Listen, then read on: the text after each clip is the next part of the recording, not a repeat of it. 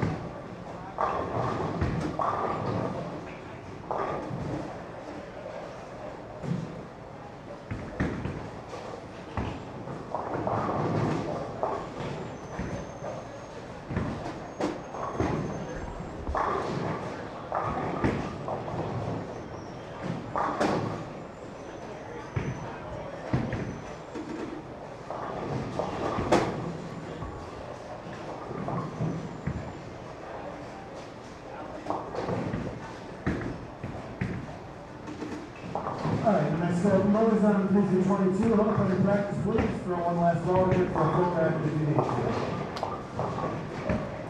Ball is 3 through 20. Practice time, like the Mariners season, is over.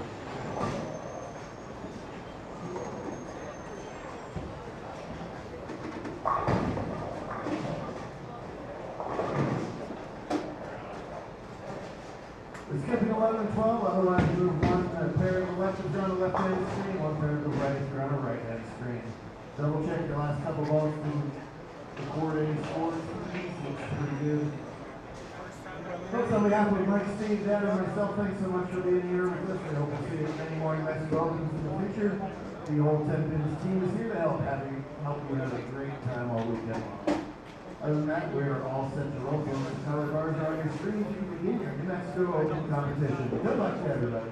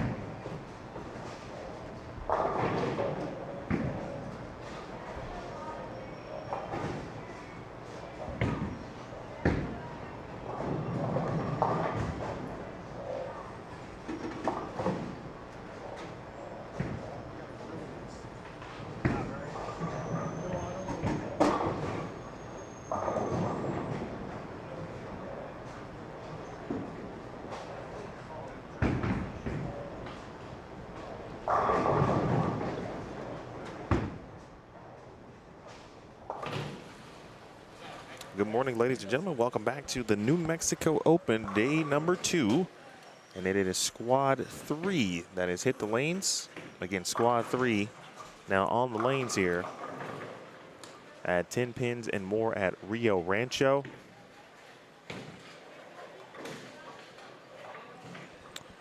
Emil Williams Jr. here with you as we get you underway just past the 7 a.m. Mountain Time hour here Already a couple of frames, of course, gone by. This is game one.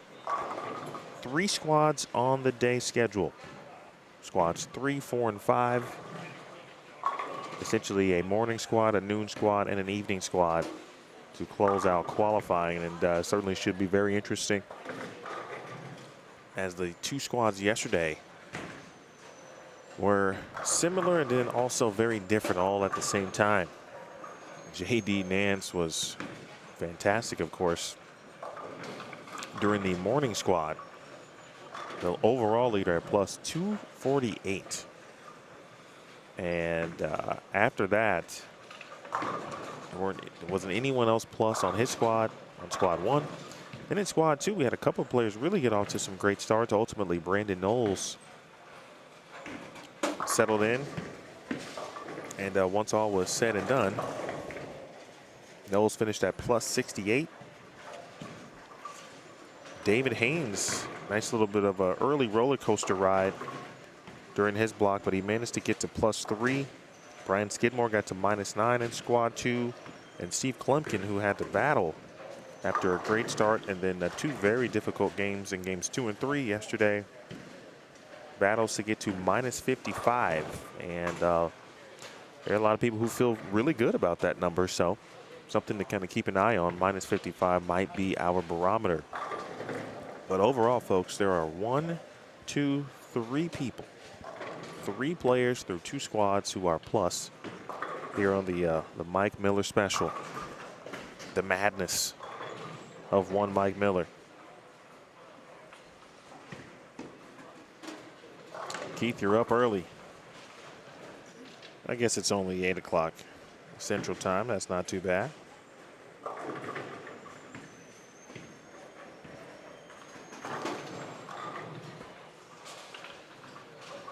Got some players, of course, on this squad as always in front of us. We got Steve Gallegos, Mason Edmondson, Timothy Baribeau, Deshaun Manning,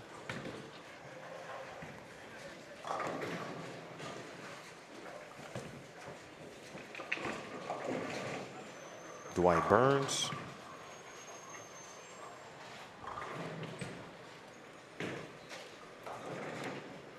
let's see who else is bowling on this. Just on this squad, Jacob Buttroff is on this squad as well. Michael Fitzgerald over on 9 and 10. He's actually at the bottom right of your screen.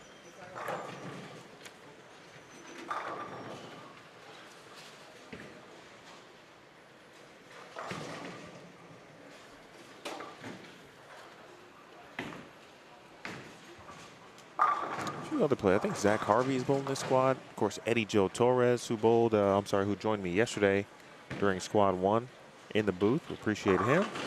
Adrian Hare is bowling. Adrian, of course, went to Nebraska Bowl collegiately.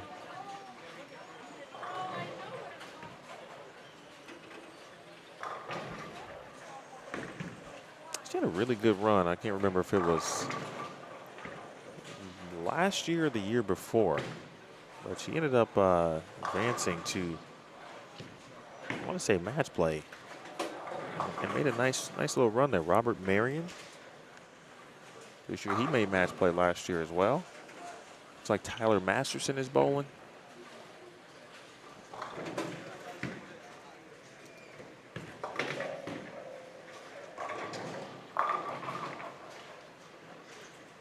Wendy Christian over on 5 and 6. There is at least 3 women that I see bowling this squad here this morning.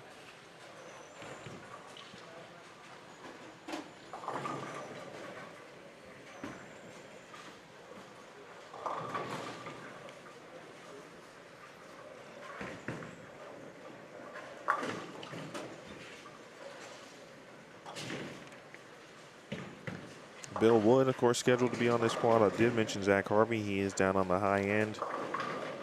Robert Marion, as I just mentioned. Keith Dahmer is also bowling this squad from Tucson.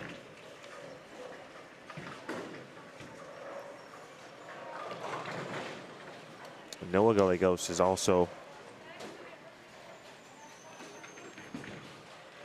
nearby as well. He's actually to the right on 9 and 10. Kyle Ponzo from Chandler, Arizona in the building.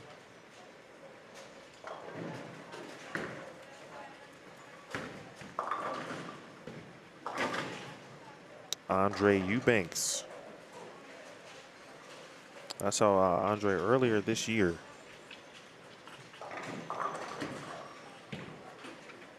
See him back out doing his thing.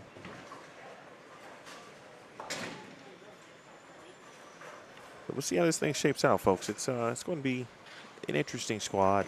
I think what I've learned the most through two is, well, one, the likelihood of someone repeating or replicating what J.D. Nance did, whether it's his on-lane performance or the actual score portion. Kind of difficult. He was, as we mentioned, right out the gates, he was probably going to be on an island himself. And, I mean, he just set up shop, bought himself an island, camped out, and never really had to face any significant trouble, which, you know, is always what you'd love to see in an 8-game block. Urethane was in play on the gutter on both sides of the lane yesterday. There did seem to be, especially in squad 2, more players got out of it, I would say, a little quicker, but not without trying, and trying to stay in it for as long as they possibly could. A couple folks out there, especially from the righties, who started to look pretty solid as they moved in.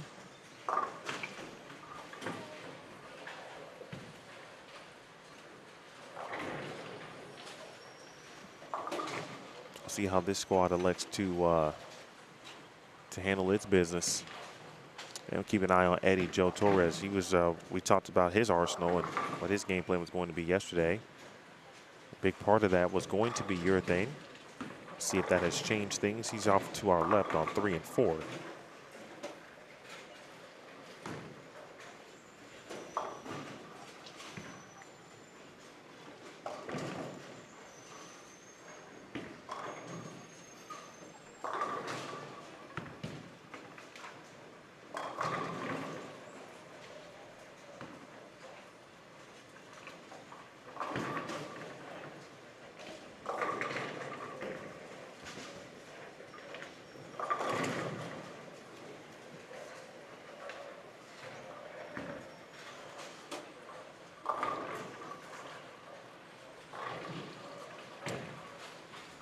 Yeah, Mason, good shot there.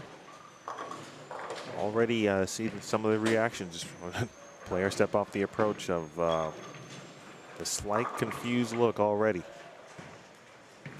Maybe expecting something specific to take place and not being rewarded right now. Shot there from Tim.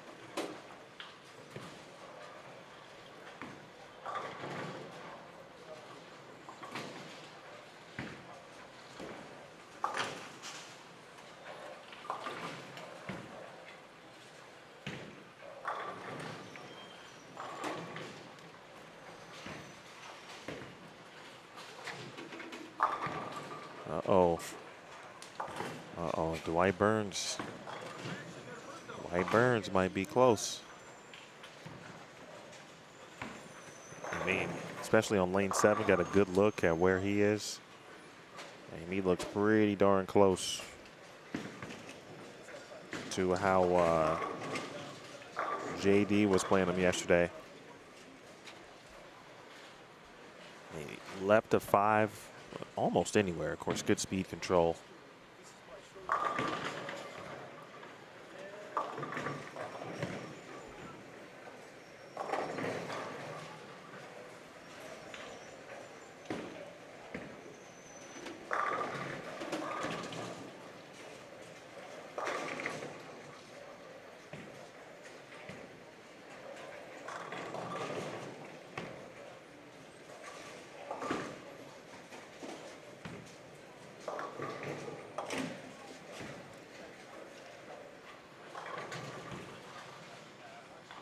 Already seeing a few left. We got 3 just right in front, actually 4. Nice spare by Steve.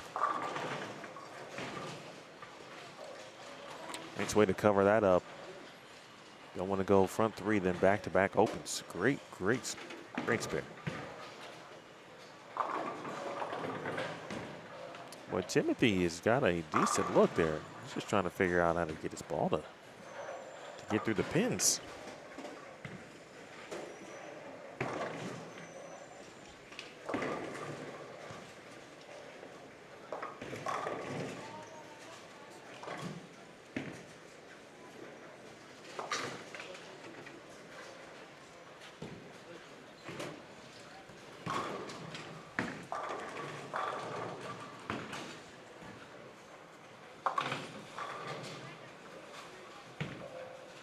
It is easy to toss one in the channel. That's happened.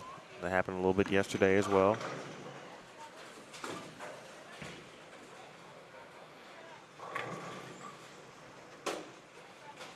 Slow moving over there on 9 and 10.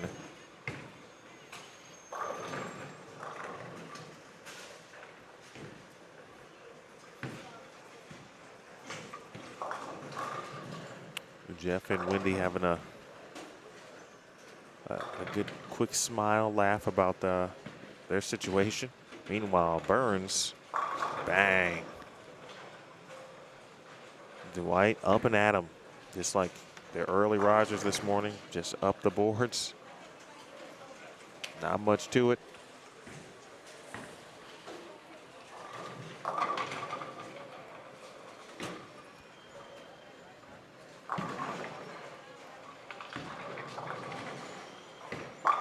All right, Mason. Much better shot too. His angle is just slightly different than Dwight.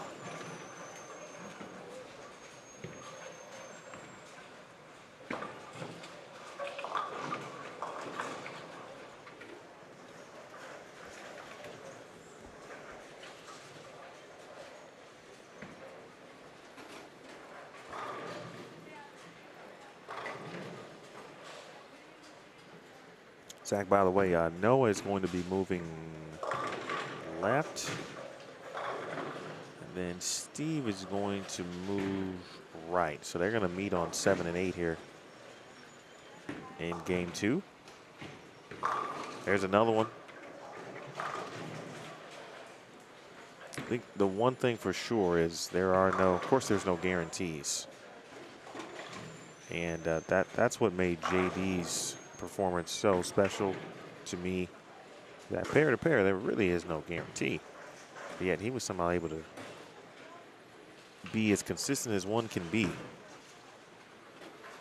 And we watched other players get off to great starts in the same squad and even in other squads, or I should say squad 2 yesterday. The pair to pair situation for everyone else got really squirrely and tricky. Brandon Knowles was about 90 over, I think, prior to the last game. But he was in more than enough, good shape to be all right with a 170 game on the end.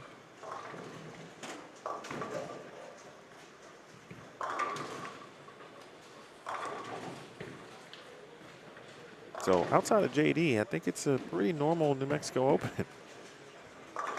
to this point. Looks pretty grindy out there. I'm anticipating now squad 4. I think that's the squad to me that will be able to tell us some additional information. What I mean by that is, the pattern's difficult, but if the majority of a particular squad kind of plays them in a similar fashion, will it get a little bit better?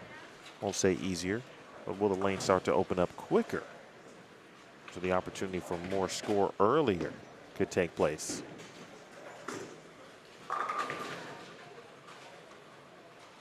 And that squad is pretty darn good. Defending champion's going to be bowling on it, Francois Lavoie.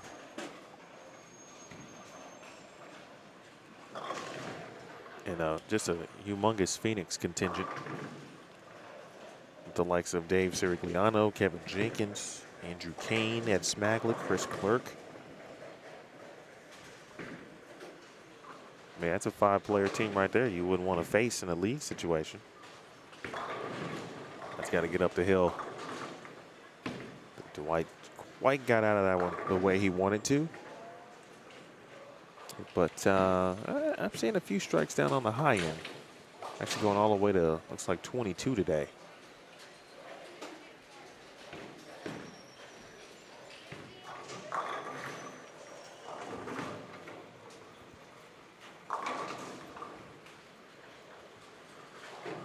That's where rev rate certainly helps. That one was looking like it may not even make the corner. Starts to make its move, makes the charge, and then the light mixer. Other players on squad 4. Eileen Linares, I think she made a run, if I recall correctly, to match play yesterday. I'm sorry, last year. Jacob Gill, who was here watching just about both squads yesterday. D. Ron Booker, of course, the USBC Masters champion. Get a substantial round of applause from the participants during last night's Pro-Am, and certainly he should. On his pro shop at Starlight, just up the way. Let's see, Brad Harvey's going to bowl. Tim Eichhorn, also from Phoenix. Brad from Amarillo. His brother Zach's bowling now. Marcus Medina, if I remember correctly, he always throws it pretty well. Dennis Brown, Alex Benton, Keith Fung also bowling. He is from Phoenix. Kyle King, of course, from Phoenix. Troy Blickenstaff from Mesa. Mason Robinson's going to bowl. Gary Hadley, David Tolson, James Hastings, Michael Ars, who was in the chat watching earlier. Hunter and Chris Mays are going to bowl. Nathan and Zachary Trujillo.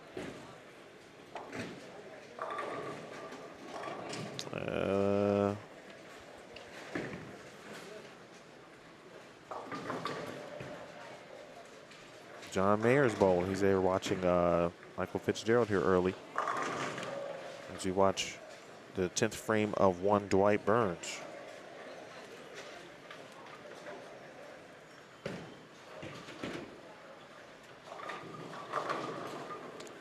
Well, area 2 for Dwight. He got that one to 2-ish, 1-ish pretty early. I'm trying to look at what ball he's throwing. It looked like the label gave me a weird look, like it was an old natural.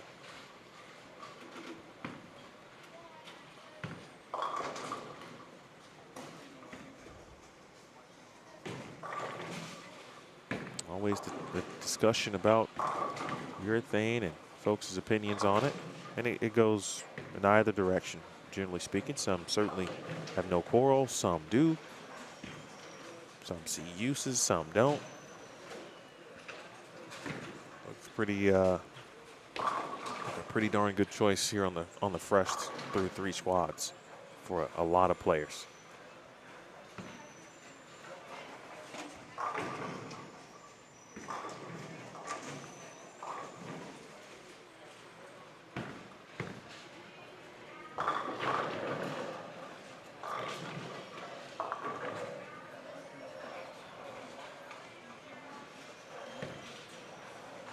So Dwight's going to be in the 230s.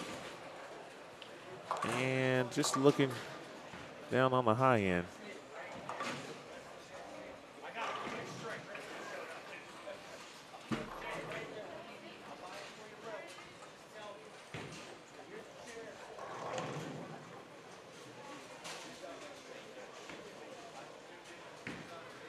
Seeing a few strikes, but none that look like Dwight Burns.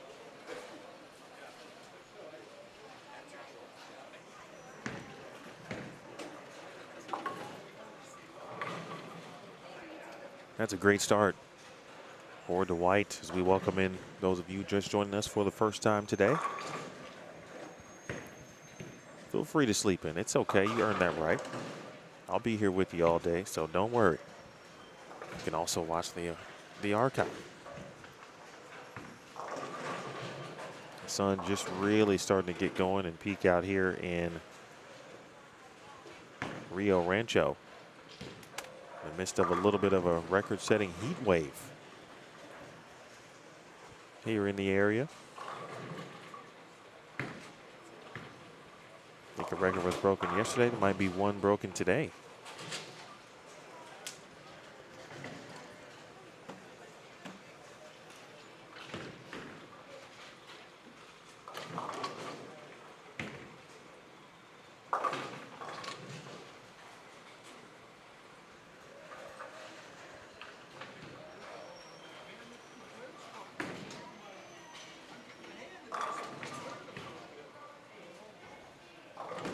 I think Dwight was throwing what looks like a black hammer based on the logo.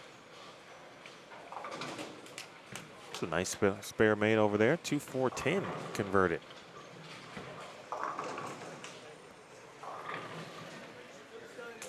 So quick look.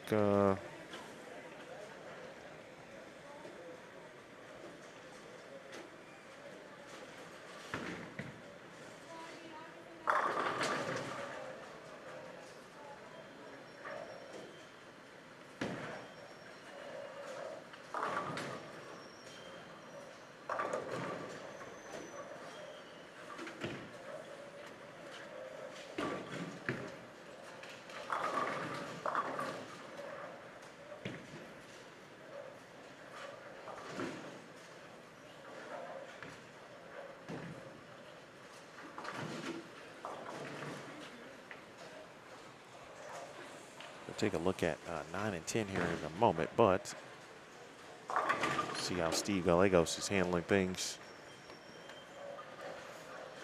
Went front three, open. He made the super washout and split in the sixth.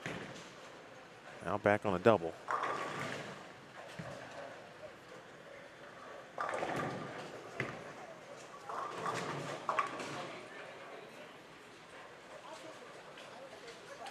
Michael Fitzgerald. Tough game to start, 154. That was a tough pair for Steve Klumpkin over there, too. 7 and 8 was as well.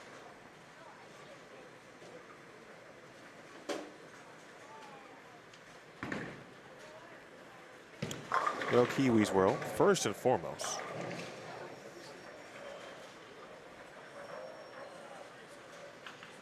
We appreciate you tuning in because I know it's early.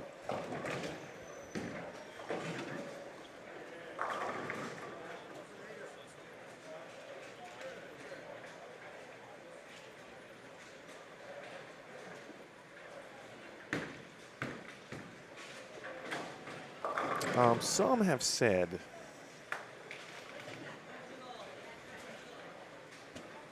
that it could be better. At the end of the day, though, at this tournament, man, I'm just looking back like, okay, so Francois, Cortez, Dylan, I think Dwayne, Chris Barnes, Vern Peterson. There's at least one player I don't know whether they're right or left-handed, but the last few winners have been right-handed. Doesn't mean that the lefties may not have success, but I do think first JD Nance is just very good. No one really knows him because he doesn't bowl a ton anymore, but he is a local favorite, and of course, you give anybody with center knowledge and opportunity, and they're good, they'll take full advantage. But JD did the same thing last year. He didn't go, I don't think he went plus 248 for qualifying, but he essentially has ran through the bracket the last 2 years and has finished second 2 years in a row. And the pattern is also hard. So the look on the right yesterday, I thought to start, was really good too. I think this is a situation where that's why I think squad 4 is really important to watch. Because you get a lot of really good bowlers in one squad. See how they elect to break things down. Michael Fitzgerald, he just put some urethane on the rack on 9 and 10. He was in reactive to start. I'm sorry, on 7 and 8, I beg your pardon. He put the reactive on 7 and 8. And I think you got a combination of really good bowling from JD Nance, house characteristics and the understanding of those from JD as well. And then the pattern is very difficult. I think someone can get to 150 over on this. I was expecting at least 3 people to be 50 over or more during last night's squad.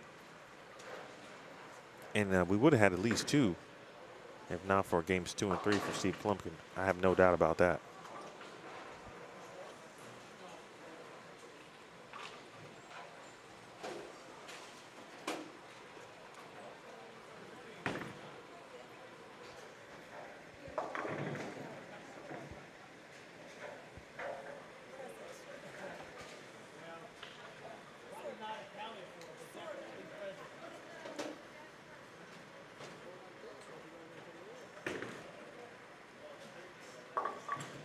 Virginia is up early. Of course, she's got every reason to be up.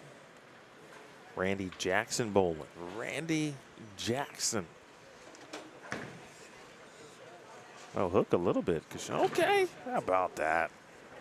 Deshaun Manning. How about that? That was nice.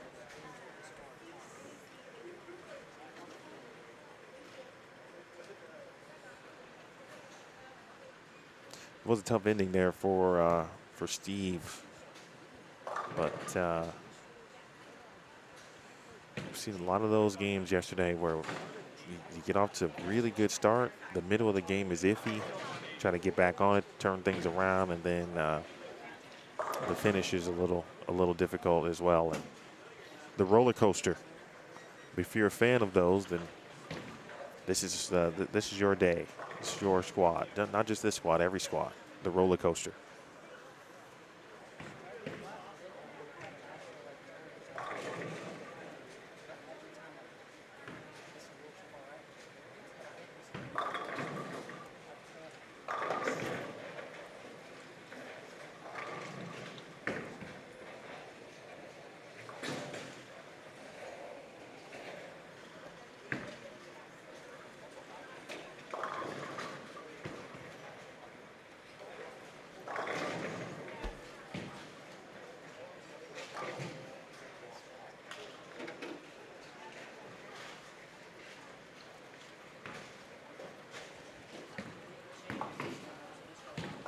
Wendy will take care of her spare. Jeff is trying to finish up as well. Dwight Burns just moved over to 9 and 10, and he starts with a strike.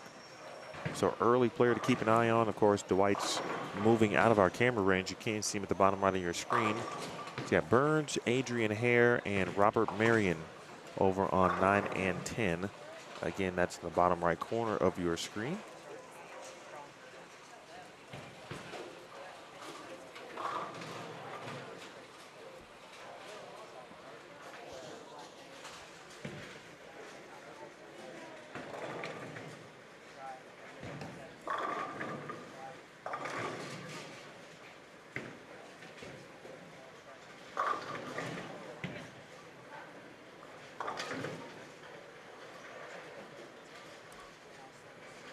See how Michael Fitzgerald likes to play this. Based on his ball choice, or at least the ball that he put on the rack, that suggested that he's going to throw urethane. Fitz, as many of his closest comrades, likes to describe his role as voodoo-ish, if you will. But whatever it is, it's great. Doing this thing on the regional scene. Talked about his goals on that circuit. That is urethane. And I'm going to guess that he can work with that. He can work with that look right there.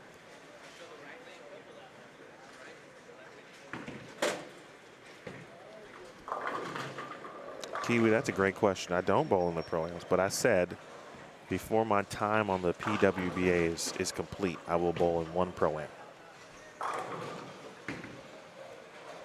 As the amateur, of course. No celebrity sightings over here for me as a pro. That's a no.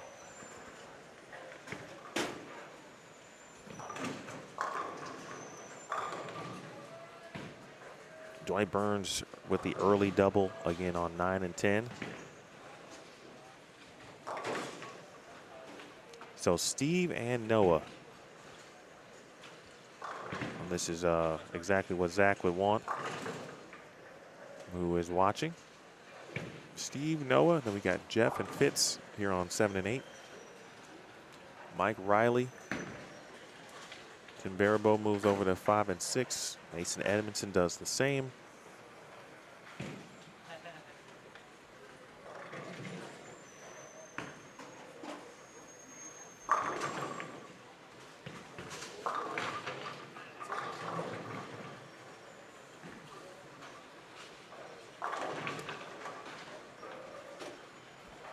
There's a gentleman over there by the name of, I believe it was DJ Knight, who I'm unfamiliar with. Oh, how about that look from Noah?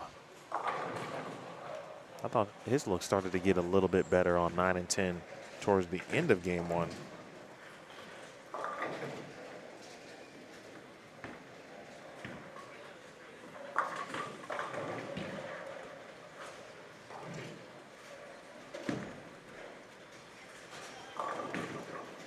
I want to give a shout out to our guy Jeff here. Remember the tournament director, won in the JBT tour for, he said this is season 29 for him. And I learned that their 2,000th event is upcoming. 2,000 events, JBT. That's pretty impressive. Longevity of a tour like that. Congrats to all of the tournament staff over the years. Certainly Jeff, of course, all the alumni, many of whom have probably bowling right now, actually. In fact, I just talked to Fitzgerald. Fitz said he bowled, I think he said he seasons 3, 4, or 4 and 5, something like that. Not to date Fitz, of course. He said it, I didn't.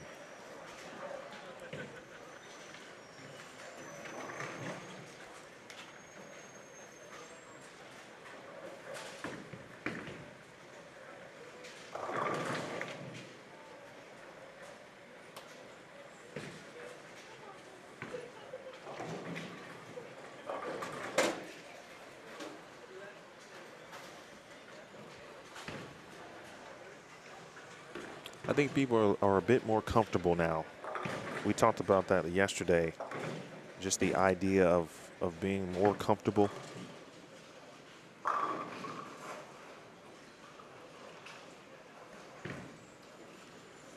After a couple of frames, game one is under the belt. That can be a thing too. I went through that when I was what I would call a bowler, tournament player. It was very difficult for me to calm down during game one. Extremely difficult.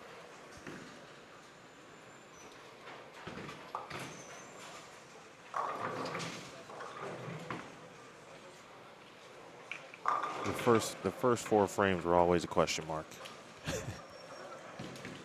Even if I struck, it was like, It's like once you make a spare, then you, at least for me, you felt like, all right, you can go conquer the world.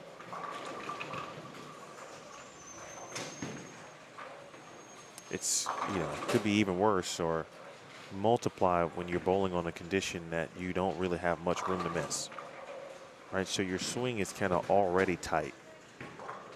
And then you're coupling the anxiety or your own nerves. Dwight Burns with 4 in a row, by the way. DJ Knight, big double to start on 3 and 4. Have to keep an eye on Kiwi's info, though. Talking about the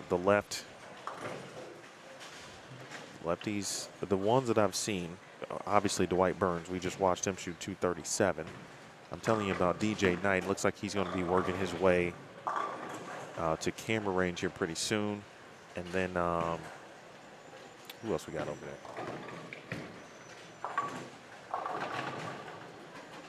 there? Mason's look is getting better. Of course, Steve here still. And then there was one more player I thought. Well, don't forget about Jacob Buttriff, too. We haven't even seen Buttriff. He's just great. So we always got to keep that in mind. All right, Fitz.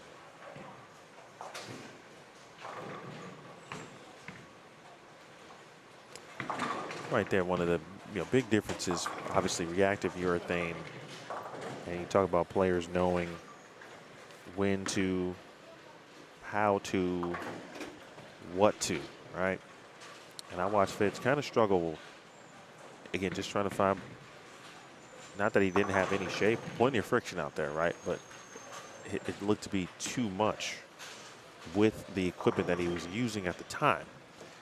So moves over to the new pair, puts urethane on the rack, with an understanding, of course, that no matter what, more than likely he should be able to have better control over what's going on. And that he can manipulate with hand. But you do still have to be accurate through the front part of the lane. That's important. See if this 4-pin is going to be picked up. And it is. Great, good pin setters. Dwight Burns leaves a 6-pin. So Burns 237. Out the gates, front 4, now 6-pin to start game number 2.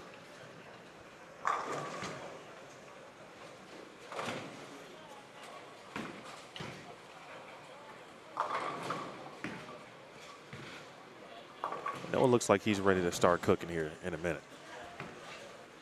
I like his vibe too. I like the glasses.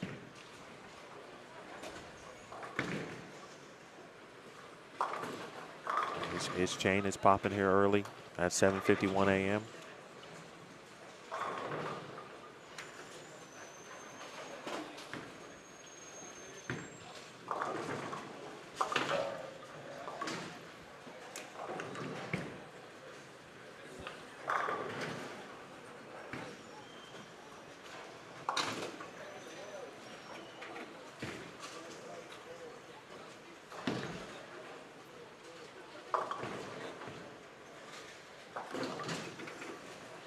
By the way, Kiwi, because you got to remind me, because I do forget a lot of things. In Vegas, did we meet at the Queens? Does that sound right? Or do you also run a business? Does that also sound right?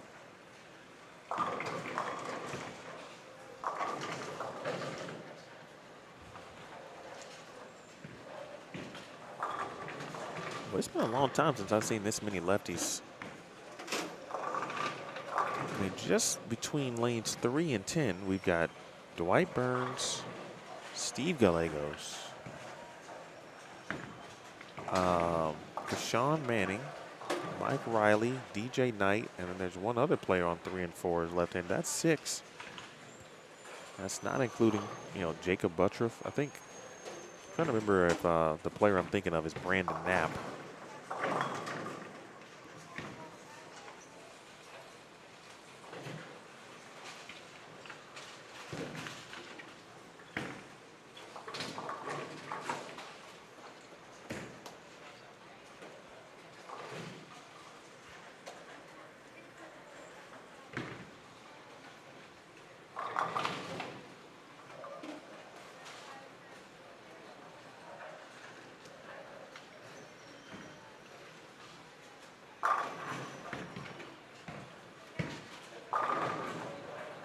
Fitz got a little bit of room out there with his urethane.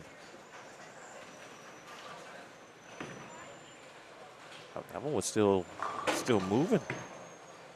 That was almost high flush. Like the 7 almost was late to go, as well as the 9.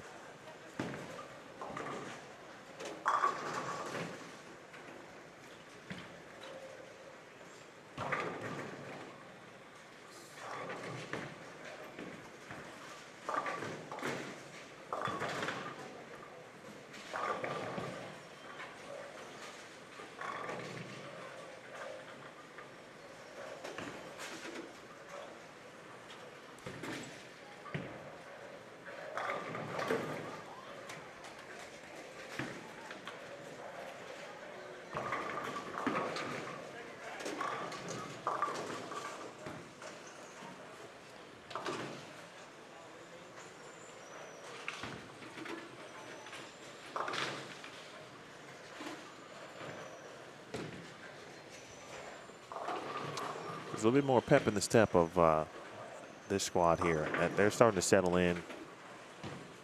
And I think for the most part, as a squad, game 2 already looks much better. Again, live and learn. Oh, wow. Now, if you joined us yesterday, Steve Klumpkin was on 7 and 8 in game 2. And he was coming off a 241 game. Okay. Now, we talked about lane 8, and Steve was talking about it as well, Steve Mack. How lane 8 on the right side specifically, is a bit more hang. Lane 7 tends to hook a little bit more. We've learned this over the years. Of course, Steve obviously knows just about everything about every lane in the building because it's his place. But and we've learned this during stepladder finals on 7 and 8 as well. But that was a bugaboo for Klumpkin. Now, for Fitz, it could have just been a miss. His reaction kind of states that it was a miss. But if you throw it good on the right lane and you're right-handed, and the ball maybe struggles to get up the hill, it could be just the lane. Something to kind of keep an eye on throughout the weekend.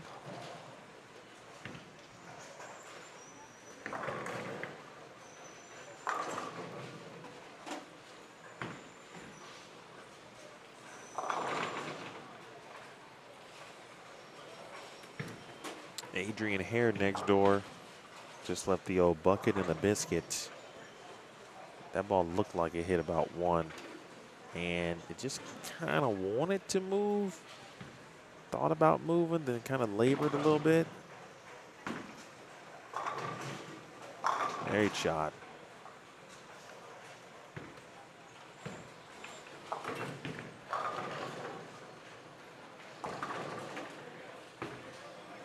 Shane Muller,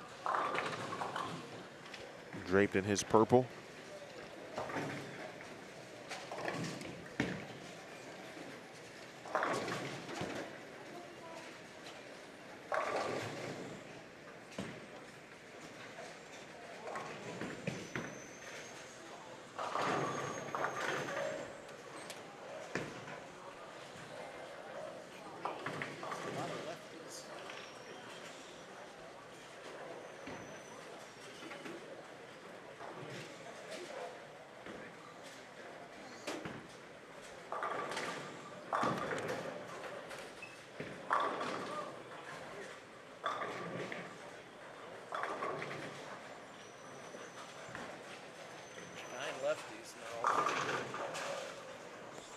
Jeff Hamer just recognized something I just mentioned about the number of lefties in the squad, and just a rough count, he gave the number of 9 total.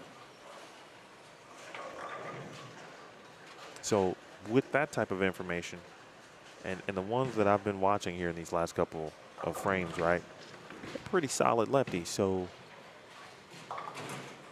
you know, if 9 lefties and, you know, more than half of them pretty good players, chances are that they might make that side of it look even better. Will anyone still be J.D. Nance? That's hard to duplicate. Much better shot there from Fitz. He and Noah kind of discussing what they're seeing. Both in urethane and obviously in the same part of the lane.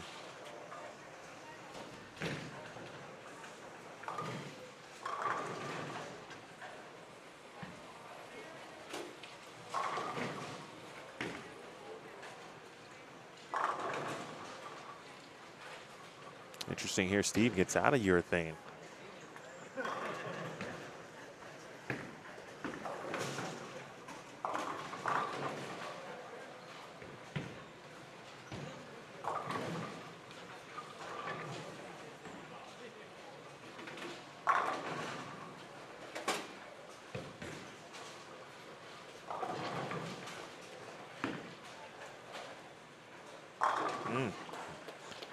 All right, big double there for Noah, his first of the game.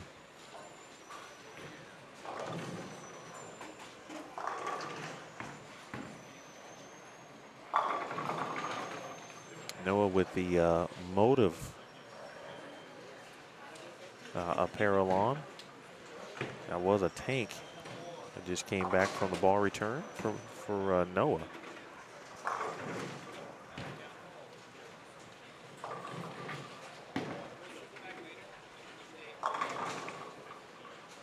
But quietly here, Jeff is kind of showing an alternate route to the 1-3 from the right side. He's got something shiny. Looked very ocean vibe-like-ish, but I don't think that's what it is. It just looked like it.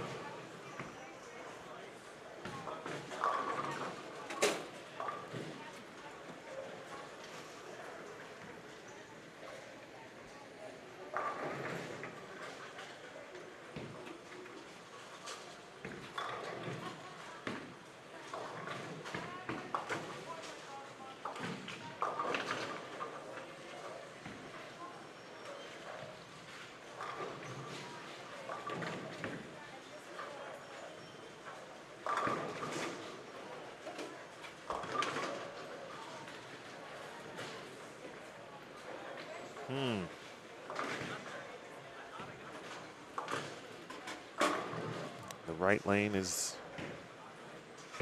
definitely the bugaboo. This is between Fitz and Noah. You know, just really discussing kind of what's happening on these lanes. This pair. Fitz said he thought he got it there.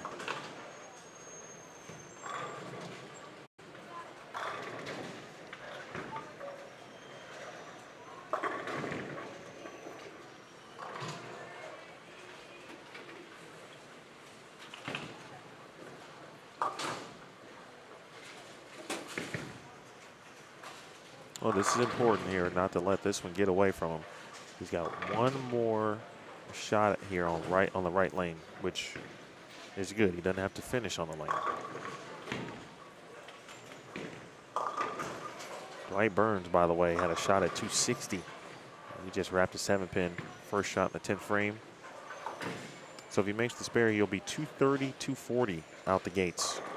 Speaking of scores after one, as you saw, Dwight Burns, 237. Robert Marion, 214. Andre Eubanks, 213. Andy Byer, 206. Eric Vanderlip, 204. DJ Neifel. That's DJ, I thought it said Knight, it's Neifel. 203. Adrian Hare, 202. One improvement already in regards to squad 3 as opposed to the first two squads. In each of the first two squads, after one game, there were 5 players who were plus. Squad 3 sees 7 players who are plus. Minimal improvement, certainly, but I think it does go with kind of what's trending here, where out the gates, it looks like the players have a pretty good idea on what they wanted to do, or if they didn't, or whatever they decided to do in game one certainly didn't seem to be the best, like Michael Fitzgerald here, moving to urethane. Starting to make some strides.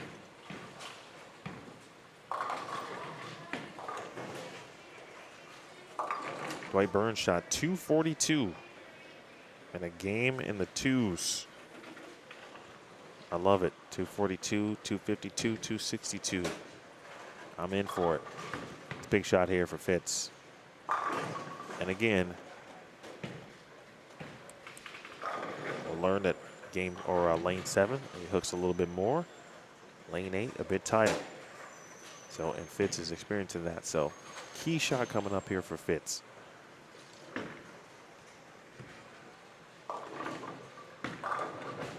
That's got to peel, and it does.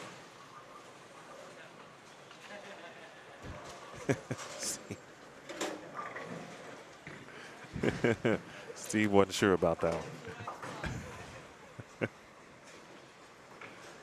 He said it hit the right spot. That's great. All right, let's get you those scores here. After every game, folks, appreciate Jeff Hemer first and foremost, but I will update you here in the chat on the top 10, and if there's a player that you're looking for who is not in the top 10, just let me know, and I'll tell you where that player is sitting in the standings. So for those of you who will be in and out, of course, from the broadcast today, that's the way it will work.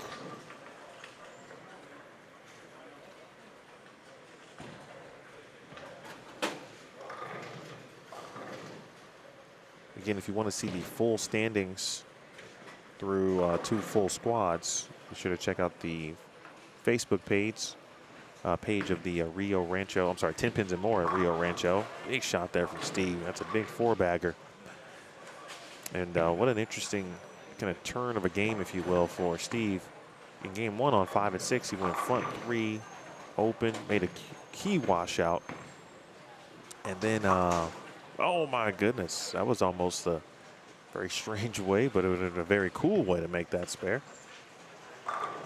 Jeff trying to give us some highlights early. But, and now, of course, 5 consecutive spares and then a 4-bagger. This is good stuff here from Steve. Now, big shot here for Fitzgerald. His last 2 times on the right lane, he's left, I think, 210 and then a 2-8-10. All just kind of laboring on this right lane. I think he got a little closer to it. Bang. Well, that's a good shot. Great adjustment. I think he got maybe a little closer to that one. As in closer to the friction, close the angle up a little bit. See, he can send it a little bit more on lane 7. He can't do that on the right lane.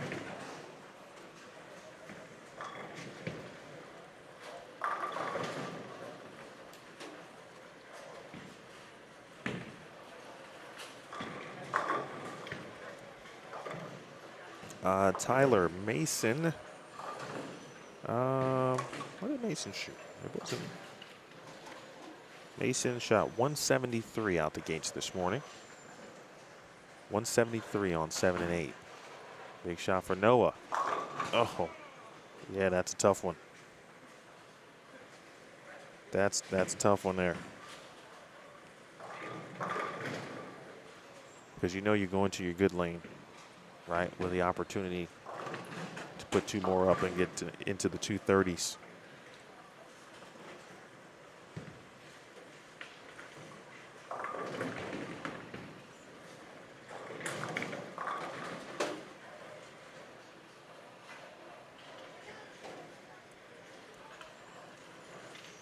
Thanks to our early chat viewers who are up and at 'em. Keeping me company this morning.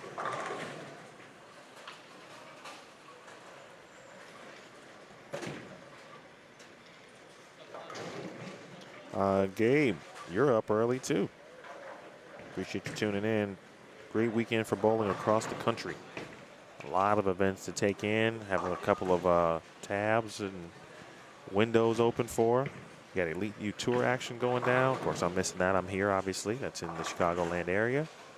Mexico Open, 11thframe.com Open in Iowa. Fitz. Oh. Fitz. Well, he worked so hard to strike on the right lane, only to nearly leave an 8-10 on his good lane.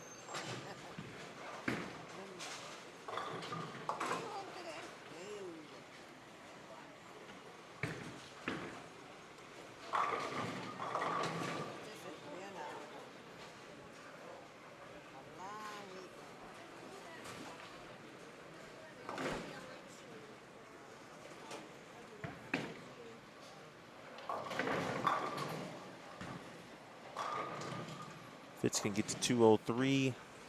Steve's got 221 left. Timothy over here is still in good business. Well, minus the right lane situation. That's not a bad 202 by any stretch.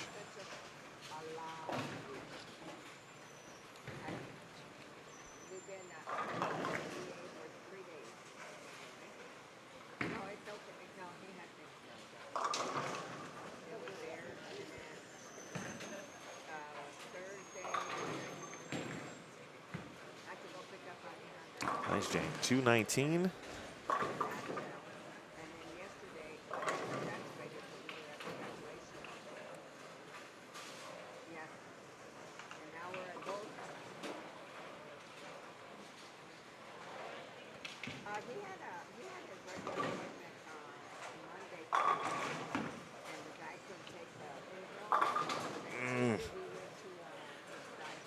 Wrapped in 4-pin for Noah. All right, Spare gets him to the 2-0s. Wow, Mason. Well, we bowlers, I love bowling, but we really give ourselves such a hard time. Noah gave that fist pump like, yeah, it's about darn time. Zach Harvey got to. Zach also shot 173 game one.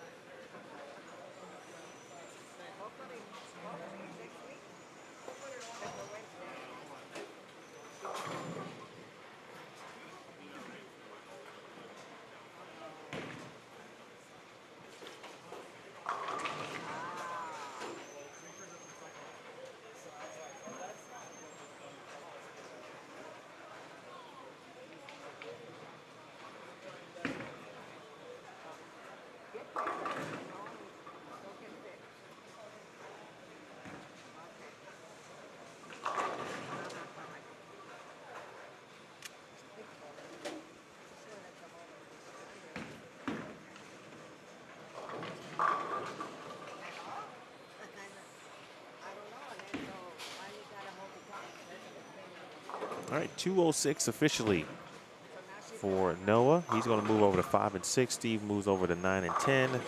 Fitz is going to move over to 5 and 6 as well as they enter now the 10th frame. 9 and 10 has been complete for a few frames. So we focus solely on 5 and 6. Mike Riley, spare strike to get him to 140. Tim Barenbow here can go double in the 10th to get into the 2-0s.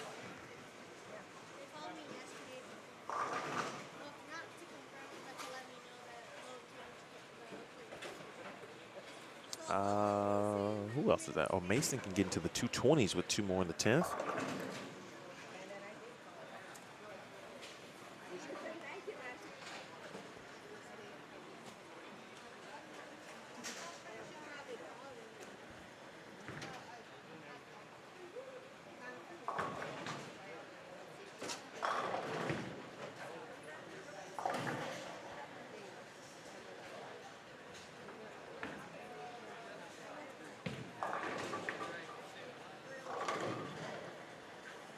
Keep it clean here, and Tim's going to be okay. We'll take 190. 190 is a very good game on this.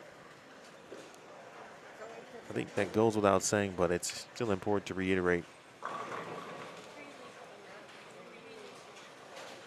Right now, the leader in the clubhouse here on Squad 3 is Dwight Burns. 237, 242 out the gates.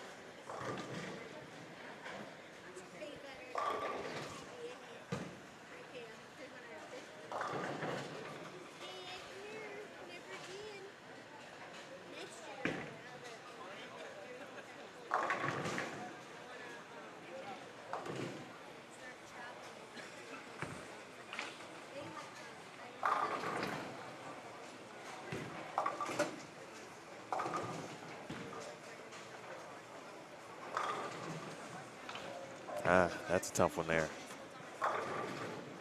2-5 is not my favorite anyway.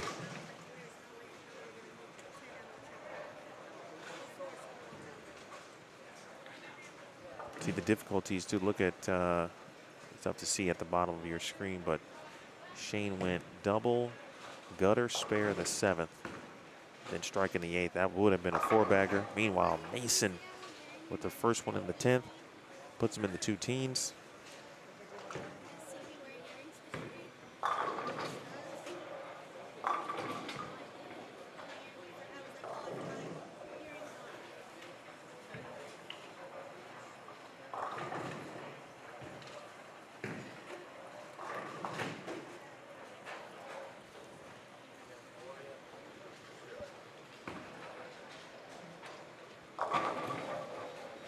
And Mason's going to be in the 220s.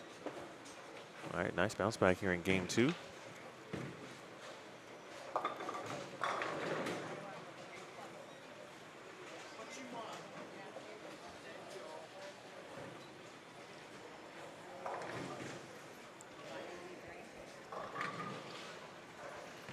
One fill shot each, and then we move on to game 3.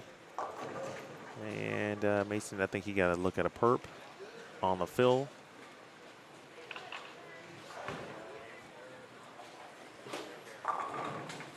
.224. Shane 180.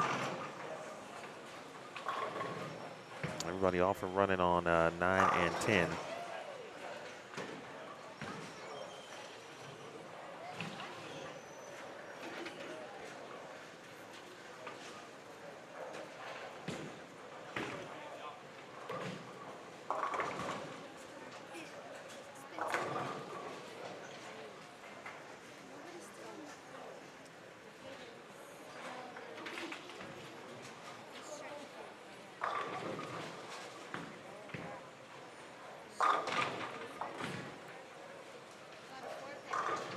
All right, game 3 is officially underway. Let's move over to 9 and 10 briefly.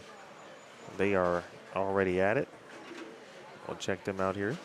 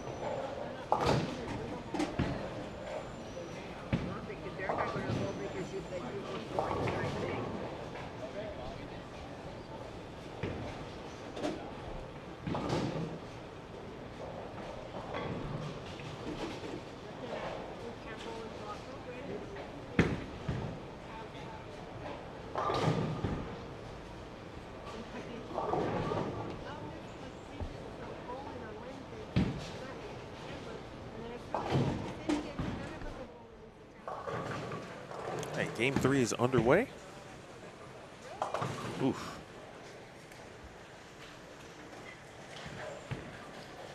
Well, I walk right into 6 off the 10.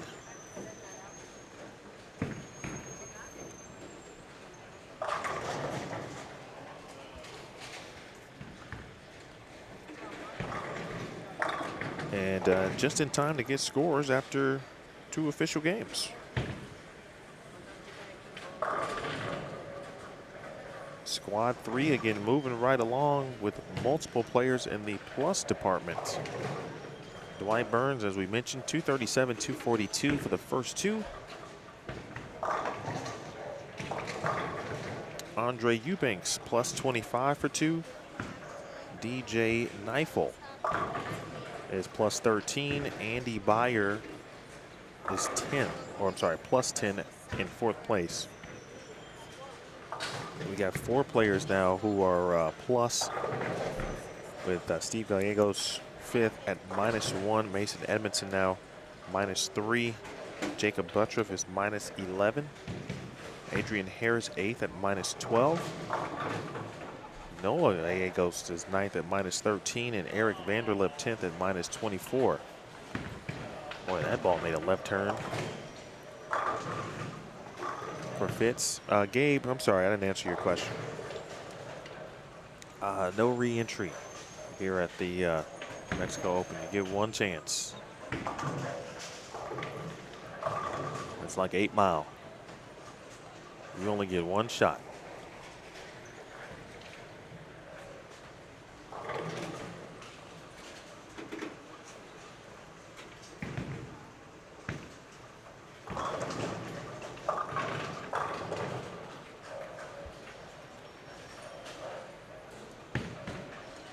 Make it?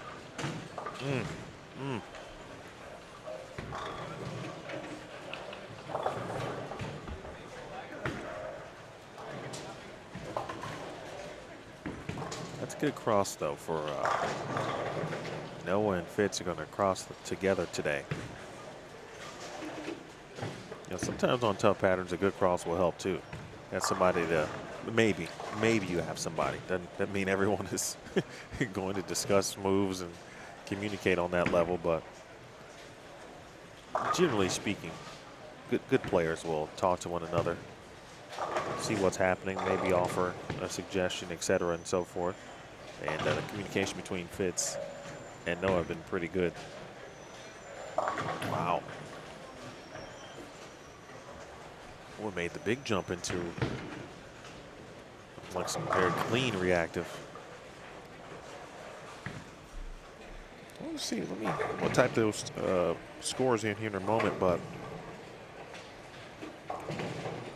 Jeff Flores, I mentioned him earlier, is given kind of a blueprint on what else you could do or how else you might attack it. And he's got something clean, not playing the twig, not fourth arrow-ish earlier, kind of threw the track at the arrows. Probably hard to tell down lane 5, 6 or so, something like that. He's got 4 out of 5 over on 9 and 10. And he's only shot 160, 170 in the first 2, but he's doing something that not a lot of people are doing, at least on this side of the center here on the low end. See if his scores can improve.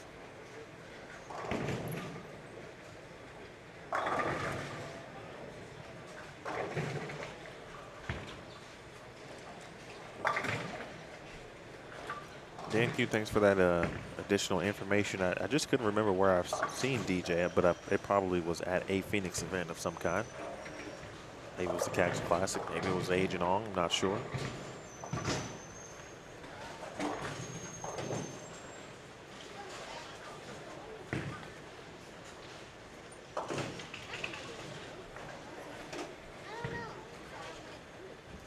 When Jeff is up again on 9 and 10, I'm gonna go to him just to reiterate, so you can see what I'm talking about in regards to where he's playing. It's a good break there for DJ. Adrian Hare, Dad Mike, responsible for this always difficult lane condition, now 20 years running. He's made a ball change.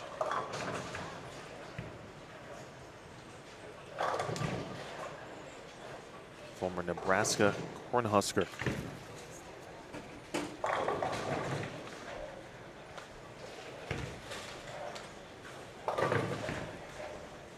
It's just trying to make something work here. He's just not find anything consistent, and that can be difficult.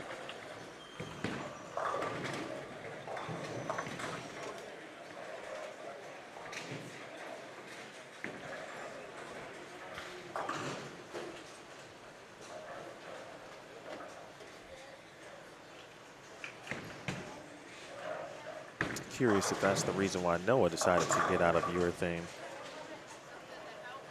It's tough when you start with reactive like Mike did, then go to urethane, have a better look, and you're anticipating being able to kind of keep on rolling in that direction, and the lanes are kind of saying, "Up, no, I'm just gonna do something different."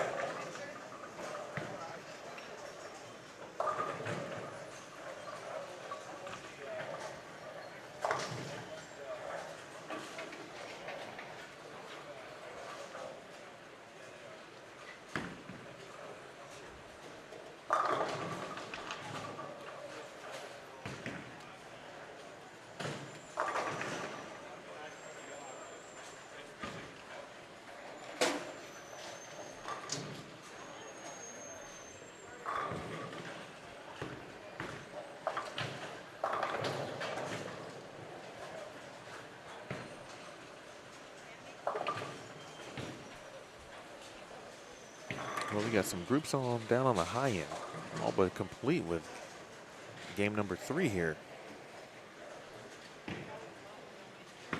Riley. That's a great shot. Wow. Just packs a 9-pin. Brutal.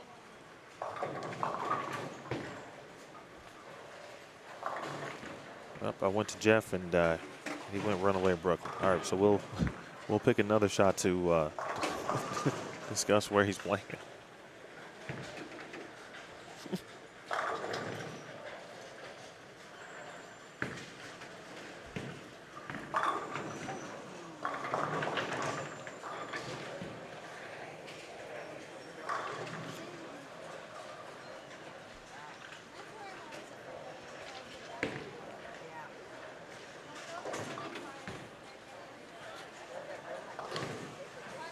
Here's that roller coaster I was talking about, trying to describe to you, right? Because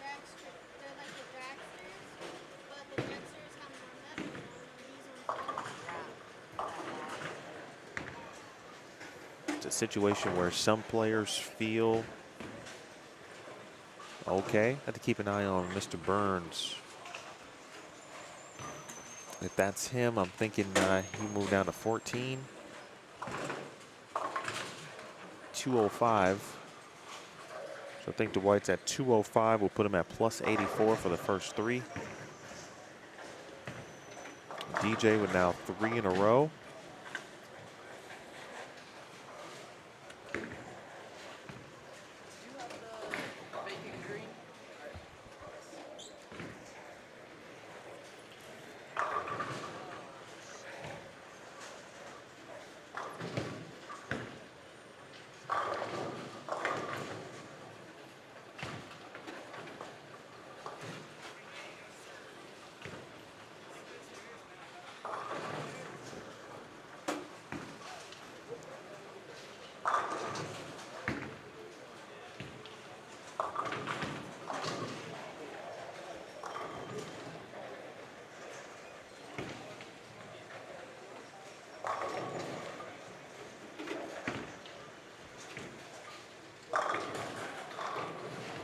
Oh, Mike Riley has gotten into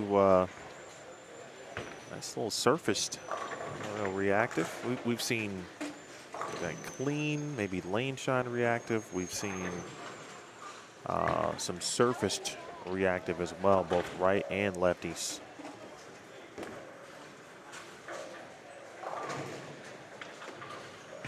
Whatever that is, it's a radical piece of equipment, though. Looks like a fresh, maybe a wet sand. Conspiracy.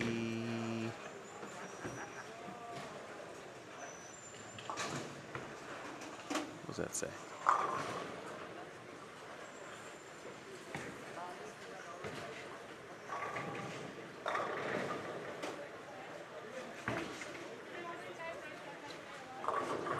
Conspiracy scheme, I think it is, for Mike Riley.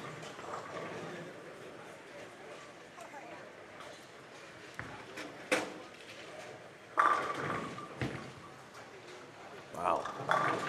Boy, DJ, you know, he's got that kind of bowling ball, and not the bowling ball literally, but when his ball hits the pins, you know, there's those players that it just stands out. It hits a little bit different. The sound is different. DJ's, he's got that kind of power. Fitz. I think Fitz might have to get a little bit closer to it. He might be 1 or 2 more. Has to move 1 or 2 right, maybe.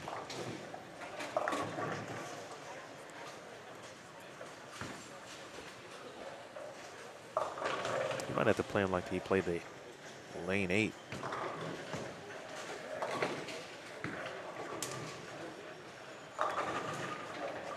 Those of you who joined us recently, my name is Emil Williams Jr. Appreciate you tuning in here on Bowlstream TV. Please hit the thumbs up if you wouldn't mind. Let's get this squad circulating across the algorithm, of course, that is YouTube. And so maybe some of your other friends who enjoy bowling can watch it as well and see it pop up in their respective feeds. So please hit that thumbs up if you wouldn't mind. And if you haven't already, please subscribe. Great shot. Yeah, that ball change is looking pretty masterful at the moment for Adrian.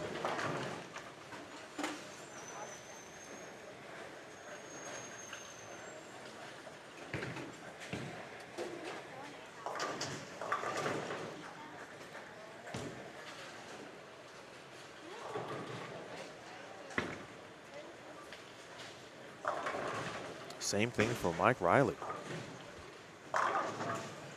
With some hook stop action for Noah.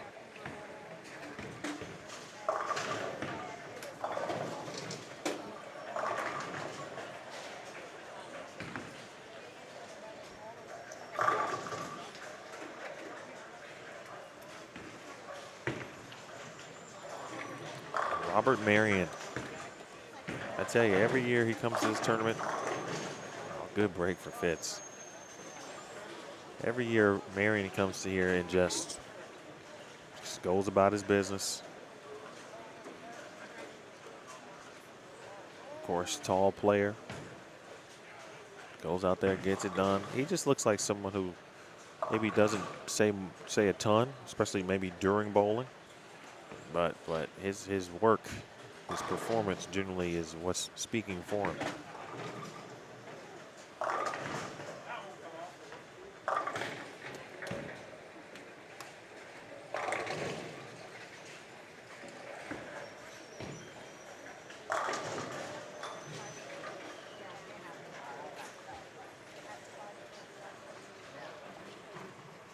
Put another one down for DJ.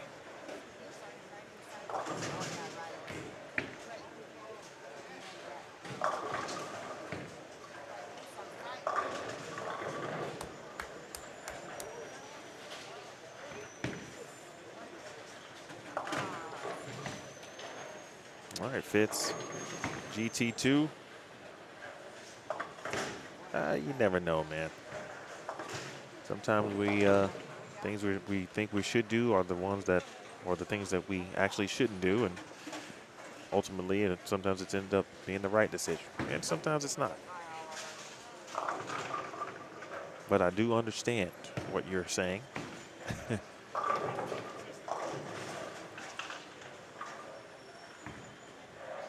Never too late, though, right? 6-hour drive. Not that you just want to go and drive 6 hours and then go bowl 8 games. I don't know if that's the best idea. But hey, anything can happen.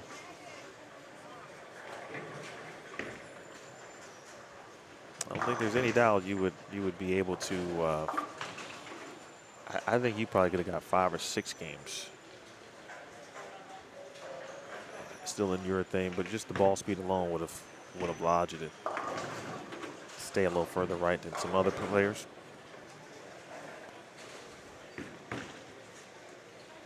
I was really thinking we would see that though during Squad 2. Squad 2 really kind of confused me.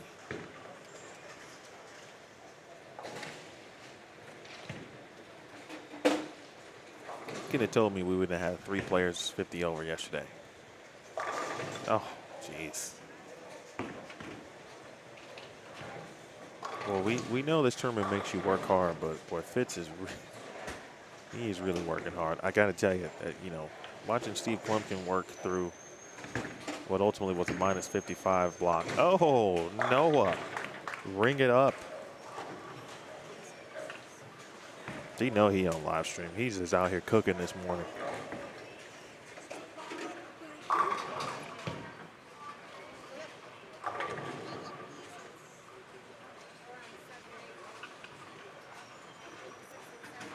My children love the latest, not the latest, because there's one coming out, but the most recent, I guess, Transformers movie, Rise of the Beast.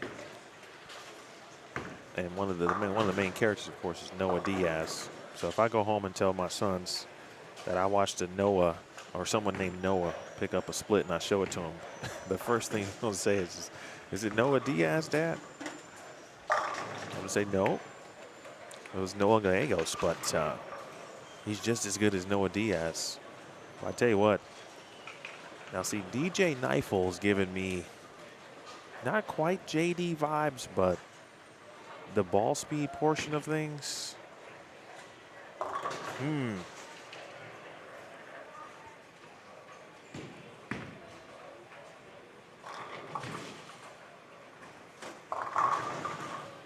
Mason Edmondson, by the way, 2 hour left. Just tossed the first one in the 10th. I know we had some Mason fans. He can throw 2 more in the 10th for 202. Ball change here for Noah. Boy, that one never saw it at all.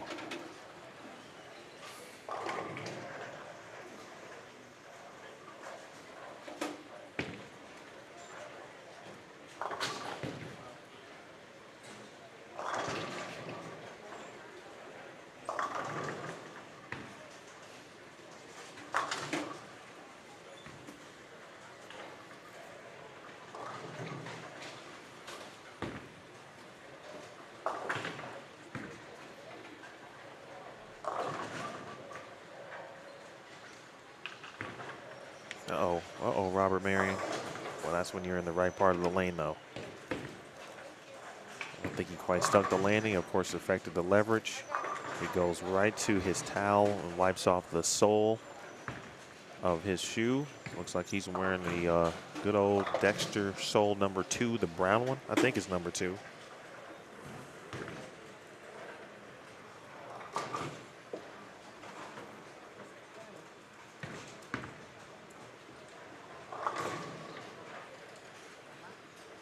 Take a quick look at Noah's split conversion there.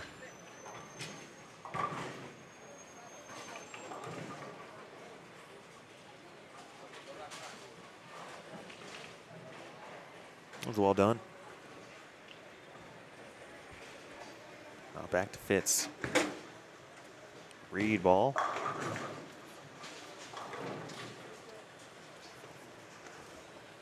Boy, Fitz has gone 154, 202, and Spare's trying to get him to 173. Edmondson did finish with 192, by the way.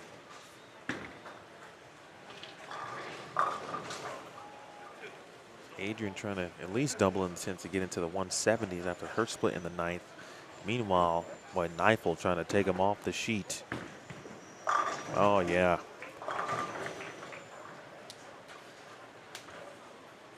It's giving JD vibes. Although Kneifel started much different, 203, 210. At this point in squad 1, JD had already shot 240. No, I'm sorry, 258, 289. Just to really think about it, folks. Like Nance went 258, 289, 234 his first 3. Game 4, 186. Then 210, 237, 201, 233. Well, not the way Mike certainly wanted to finish that one. He made a very nice ball change, and when he threw it well, he was rewarded. Unfortunately, missed some single pins. One that might force you to buy drinks, unfortunately. Kneifel through the heart. We're talking about a knife right through the heart.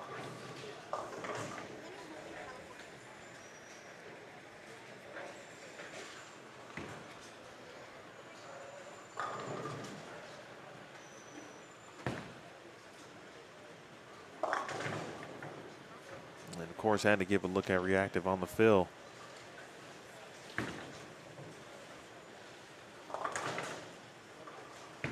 Every pin counts. Good washout conversion. Oof. Speaking of every pin counts, DJ gets 1. We were almost in for a 252 game. And he got count. The rare 250 even. We don't see that one a lot. Nice game, though, by DJ. And that's going to move him to plus 63. probably gets him into second place behind Dwight Burns, who, if he did shoot 205, which I believe he did, that'll get him a plus 84.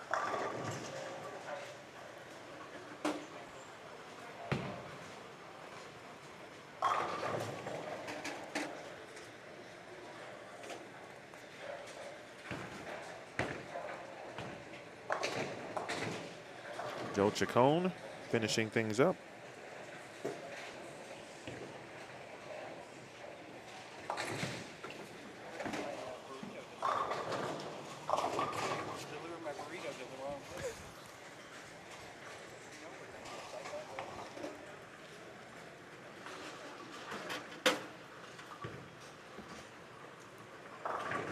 I've got a breakfast burrito here that I'm waiting to open up at the conclusion of this game. Someone said that they delivered that burrito to the wrong place. No, they didn't. Breakfast of Champions about to go down. 2-1-7 for Robert Marion. Noah looking to finish it with 187. He's thrown a couple of different bowling balls. He'll throw one more here on the fill.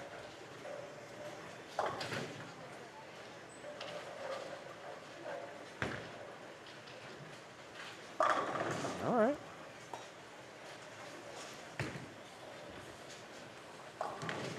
.187. We are on to game number 4.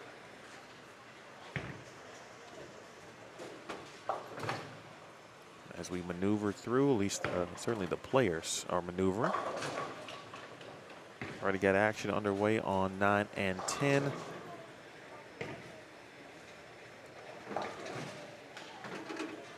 We'll start there briefly and head on back to 5 through 8 here in a moment. That's right, Steve. Tell him.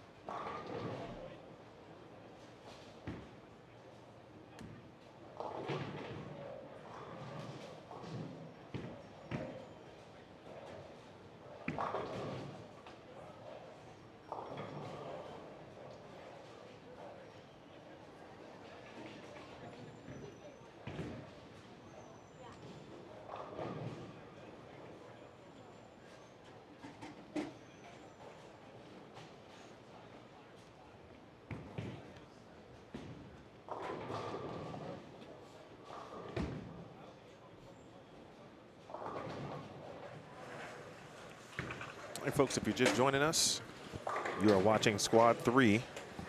Squad 3 of the New Mexico Open, 20th anniversary. From right here at, excuse me, Tenpins More at Rio Rancho. Before I went to break, I mentioned this burrito that I had that I was about to make sure I get a little bit of.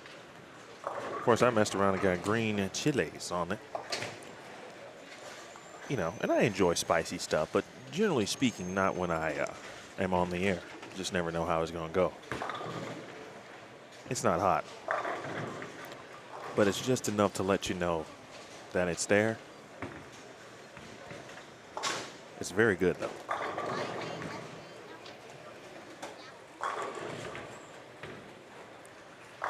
Fitz, by the way, has moved over to 3 and 4 and is working on a double.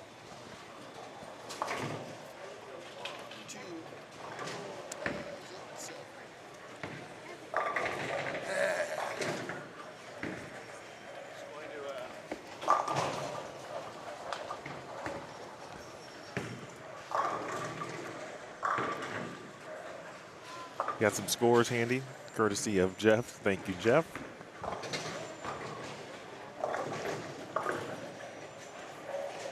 Well, Robert Marion's lay down point about 1-2-ish. And going slightly right to left. That was pretty impressive, especially for someone his height. I mean, I'm relatively tall. And he's at least 6'5".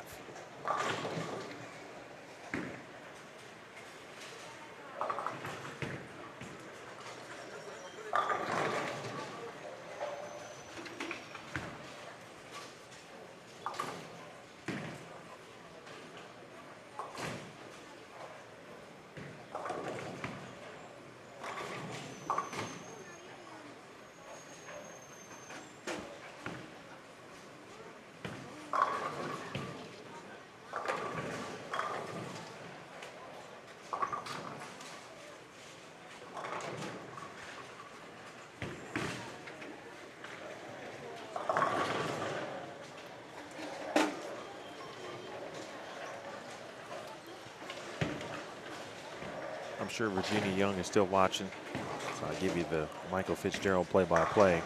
He's now got 3 in a row. It's crazy, though. It looks like he's literally bowling a different tournament.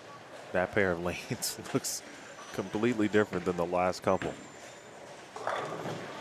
He's got 2 different urethanes, purple on the left, looks like a black hammer on the right.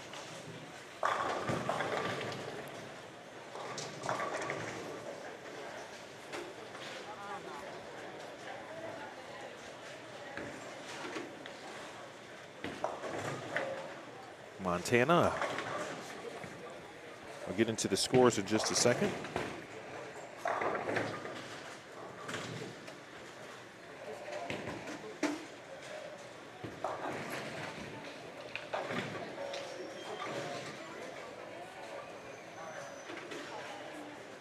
Montana DeBaca, DJ Neifel on the pair. Joe Chacon.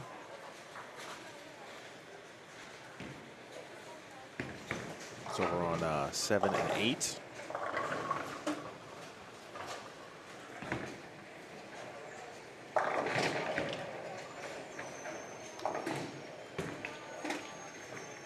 Kai Fallhaber also over on 5 and 6.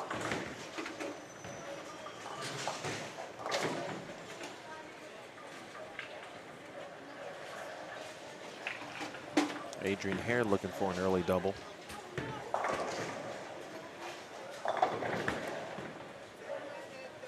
Wow, looked good for about 45 feet.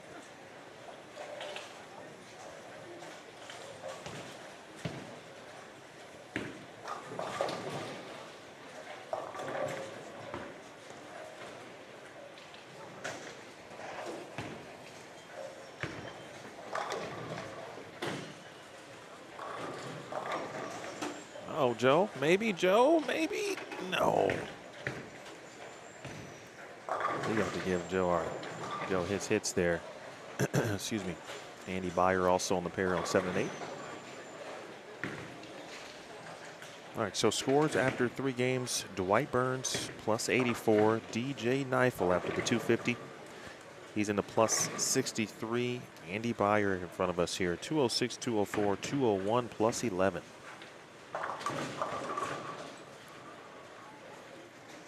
Jacob Buttroff has moved into 4th place. He's minus 7. Mason Edmondson is 5th at minus 11. Andre Eubanks shot 156, unfortunately, in game 3. He drops to 6th place on the squad at minus 19. Eric Vanderlip is 7th at minus 24. Noah Gallegos is 8th at minus 26. Actually, he and his dad Steve tied at minus 26. And Robert Marion is 10th at minus 37. Speaking of Marion, his line is 214, 132, 217. And again, that line is so easy to do. You can shoot 220, 230. You can shoot 130 immediately following. Again, if you're looking for a full squad list of the first 2 squads, squads 1 and 2 today, you can find them, or I'm sorry, from yesterday, you can find that at the Tenpins and More Facebook page. I also posted them on the Bullstream TV Facebook page last night. And that gets you all of the players, essentially the top 32 by score order through 2 complete squads last night. And of course, with J.D. Nance leading the way, followed by Brandon Knowles at the time and David Haynes.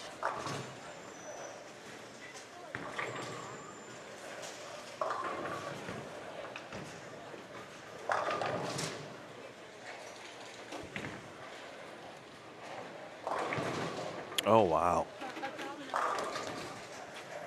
DJ.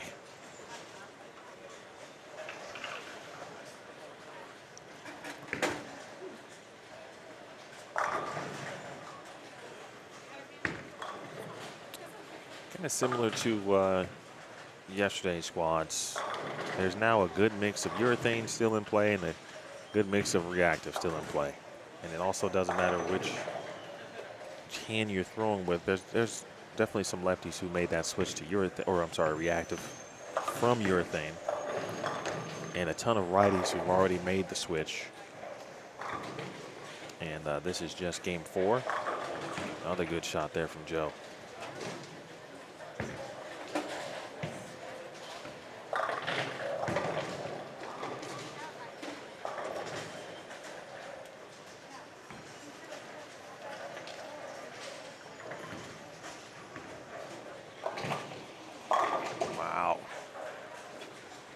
We haven't seen a lot of righties do what Andy just did there.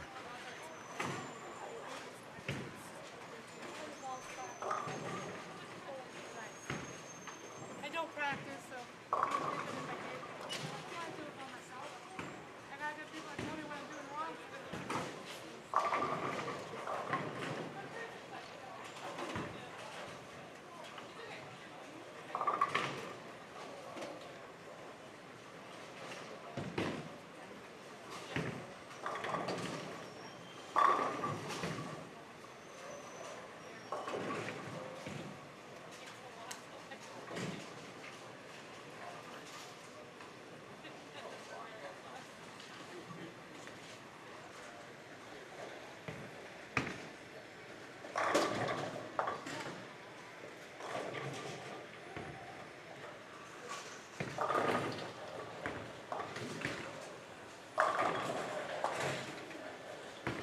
DJ's got a little bit of room to work with. You know, when Mason was on this pair, Mason Edmondson, you know, he could throw it a little bit away. Just get about 2-3 boards to the left he could work with. I'm thinking Neifel, though, wants to be a bit more direct based on how he felt about that shot, at least his reaction as he came back.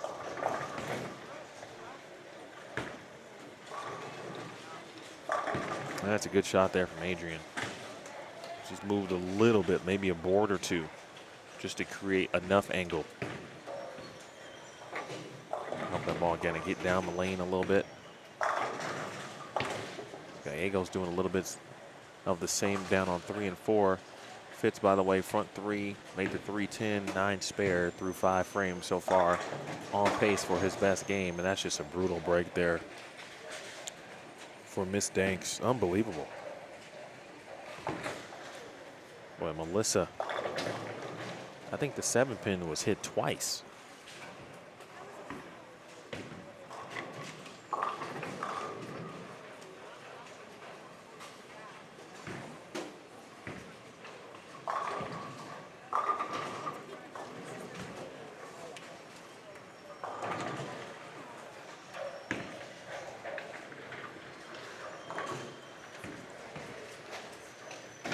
Again, if you're just tuning in, you're watching game 4 of 8. Squad number 3. This is the first squad of the morning.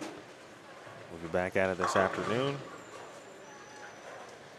One more this evening, and then we'll know the top 32 going to bowl double elimination match play tomorrow morning, or I should say starting tomorrow morning. Nice spare. That's huge. Especially going straight at that. Would you guys, if you're righty, would you have hooked at the 3, 9, 10 there? Or if you're a lefty and you left the 2, 7, 8, would you have gone straight at it with your plastic ball or whatever? Even if it was your strike ball and you're going end over end, but hard and straight as opposed to hooking at it, what would you do in that situation?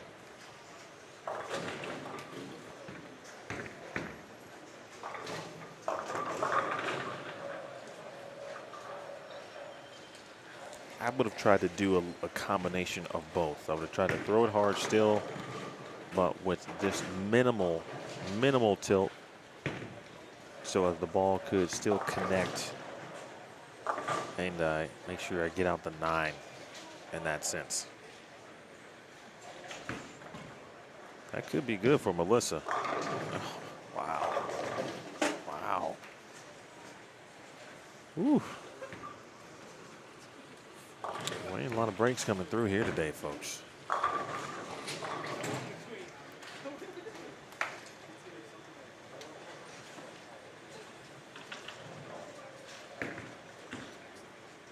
Here's Montana. That looks good. And she leaves a wrapped.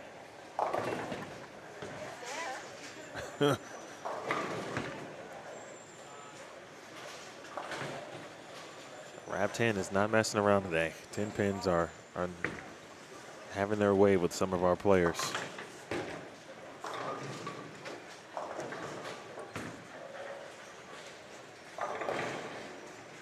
By the way, if the Novak family is still watching, I feel like their anniversary is upcoming. I know they always do the, forgot the name of it, but the cool restaurant in the mountains and such. So happy early anniversary, or if I missed it already, belated.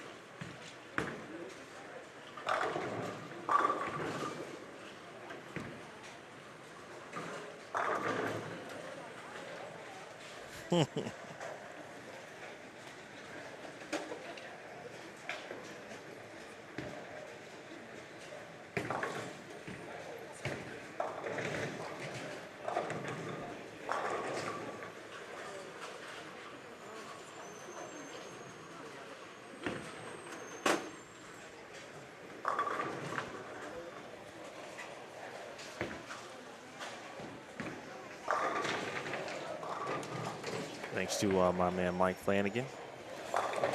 Inside Bowling, I mentioned it's a fun-filled bowling weekend. Ton of things going on. 11frame.com Open is happening. Of course, the New Mexico Open.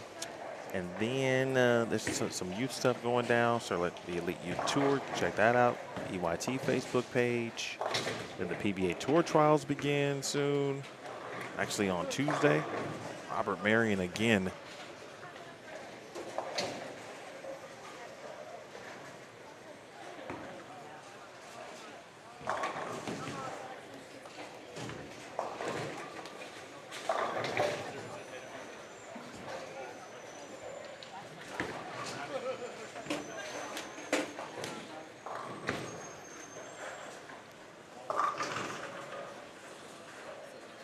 Well, once again, the high end is kind of ahead of the pace regarding finishing games.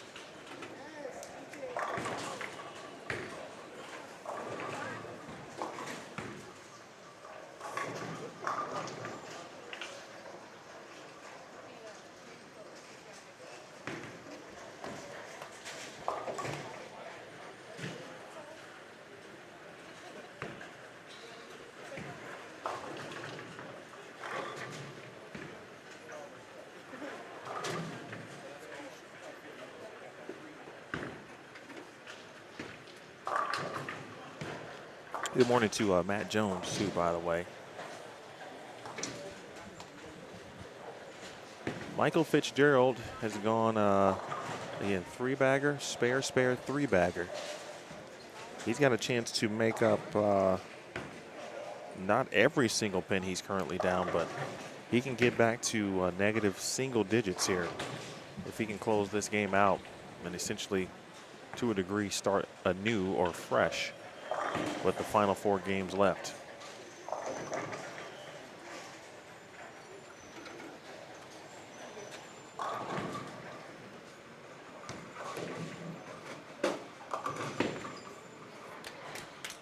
Uh-oh.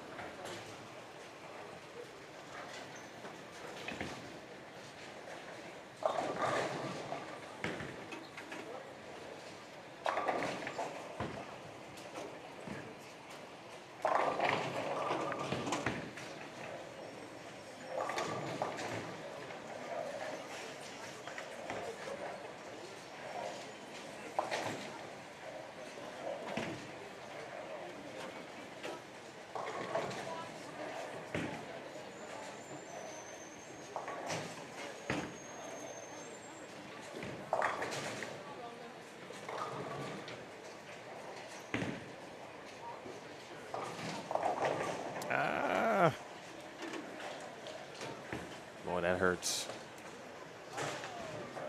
I tell you, though, Adrian's such a positive individual. Keeps you laughing, too.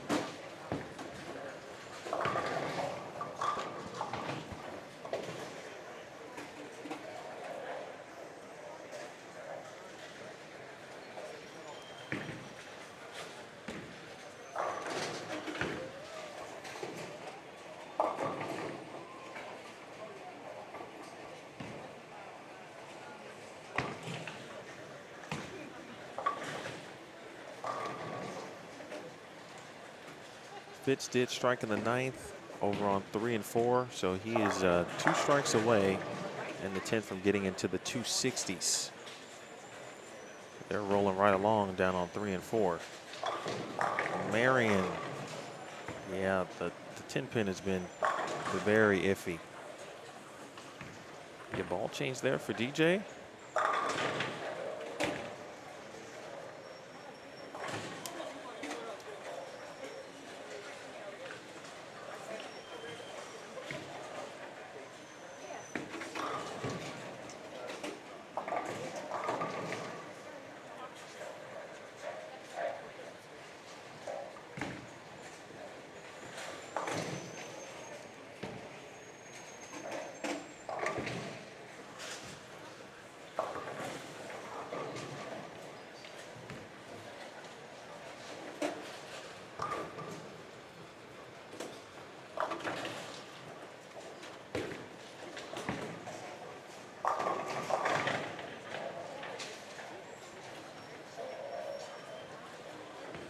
Tenpins are starting to get a lot of people.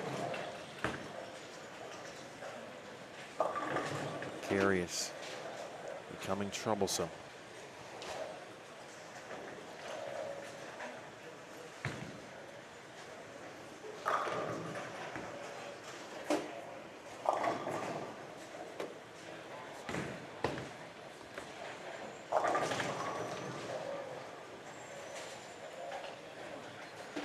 Fitz left a light mixer looking 8-pin. Flirted with the 2-8-10 probably for a moment there. Adjusted 8-pin, spare put him in the 240s.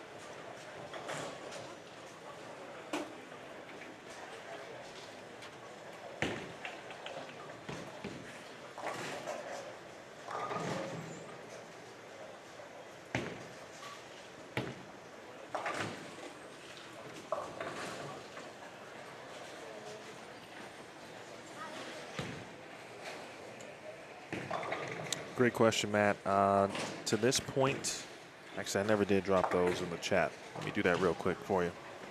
But to this point, there are 3 players who are plus to this point.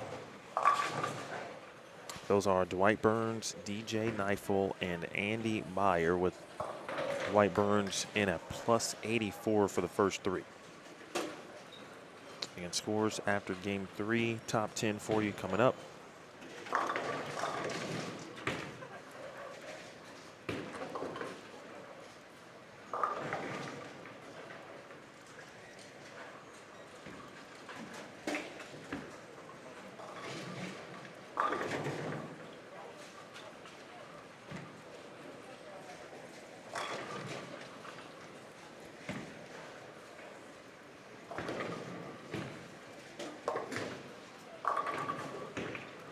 Jacob Buttrov is -7, by the way, in 4th.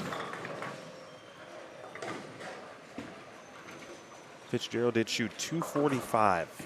Best game of the day for Fitz.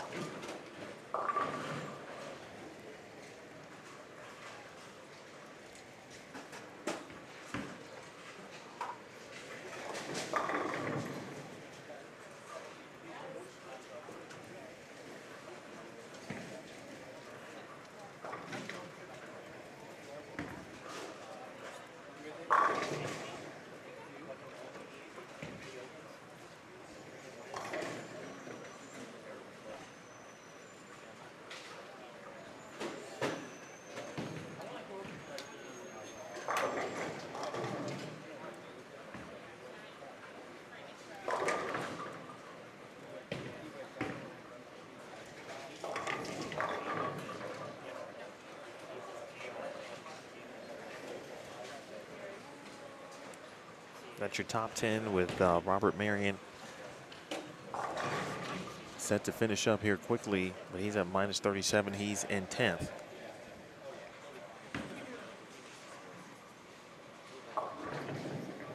Again, 3 players plus through 3 games. Burns, Dwight Burns a plus 84, DJ Neifel plus 63, Andy Meyer plus 11.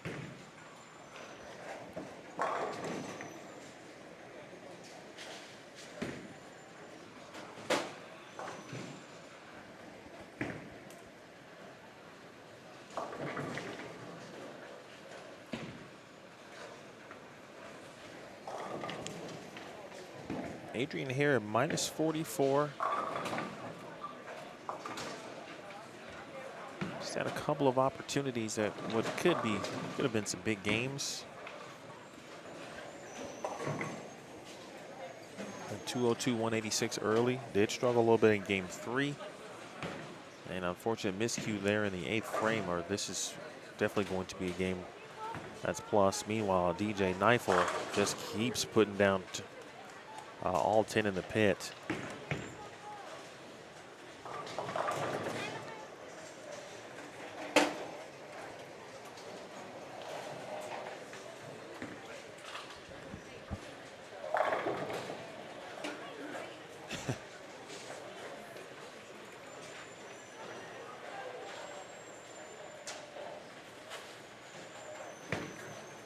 Kai.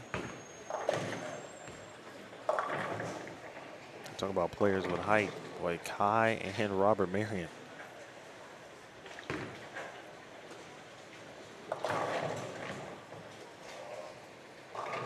Big carry there for Marion. One more put him in the 2 teams with good count. Oh, Kneifel sending pins with 5 in a row.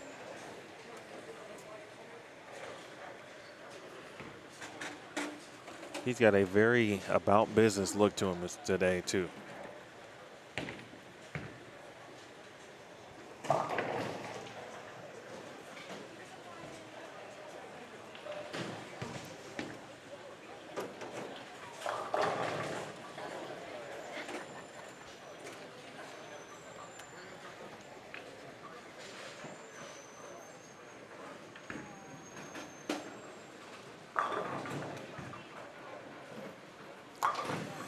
Well, Marion wanted that one. Allows him to gain a few sticks. And now he's got to make it to make sure he doesn't give 1 pin back.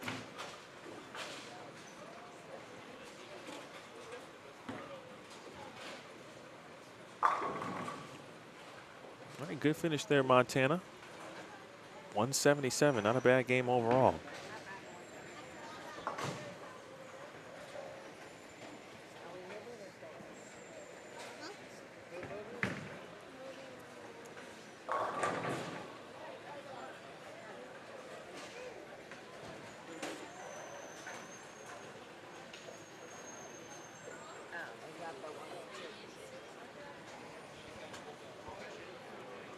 Plenty of players, or I should say spectators, have now made their way into the building here on this Saturday morning.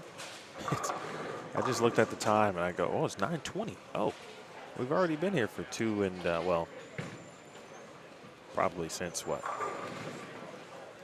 For some, 3 hours and 20 minutes.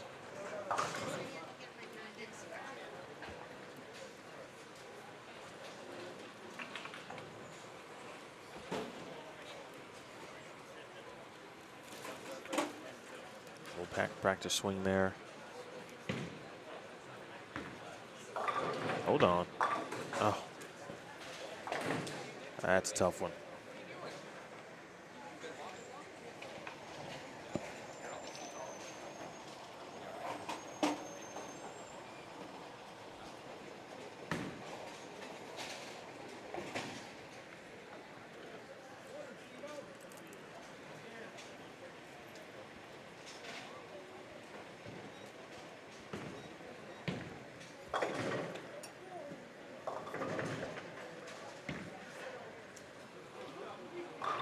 Nine and 10 has generally gotten the party started first in regards to the first group to begin competition after all is said and done.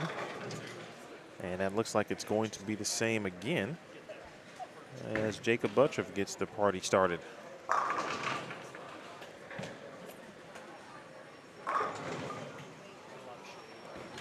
We got Buttriff, Masterson, DJ Kneifel, and Joe Chacon over there. So actually 3 lefties over on 9 and 10. There are several bowling this squad. Lefties, that is.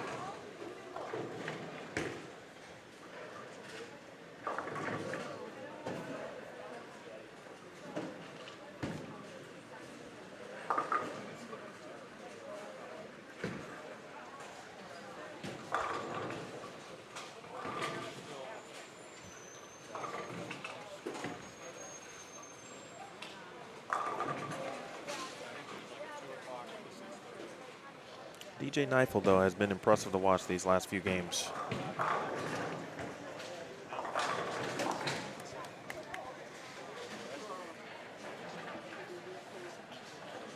Several players have made their way from the high end down to the low end, making their moves to the right.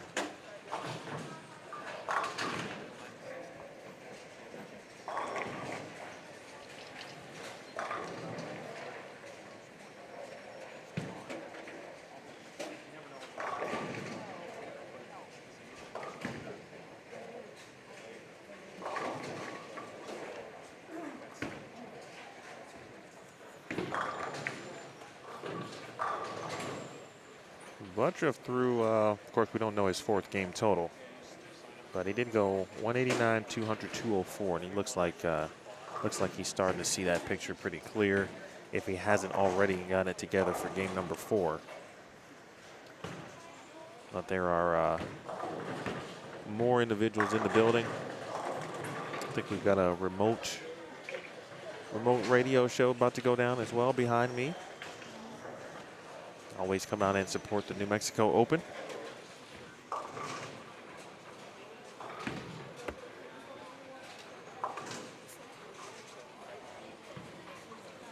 Might get back to 5 through 8 here in a moment. Watch this start here from Masterson and Buttriff here with an early double.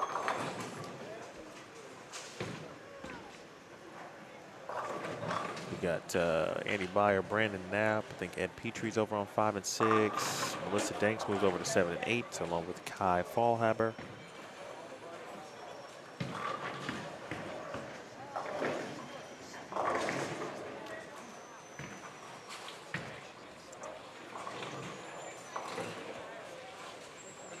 Good washout there from Tyler. He joined me last year in the booth. I can't remember which squad it was. I'm sure he'll hang out for a little bit again at some point today. Jacob Buttriff looking very official. He's either a referee or he's working at Foot Locker. Either one is good. One might get you a discount, though.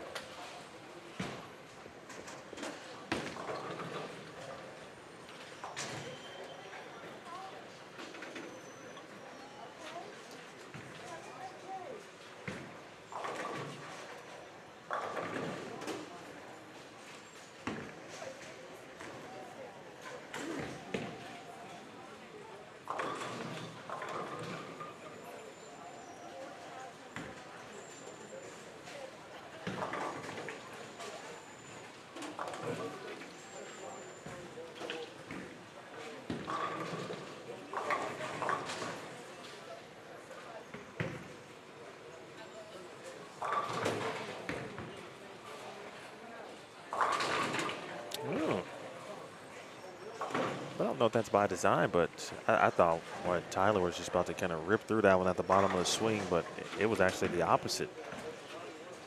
A very soft touch, just going to get right through it.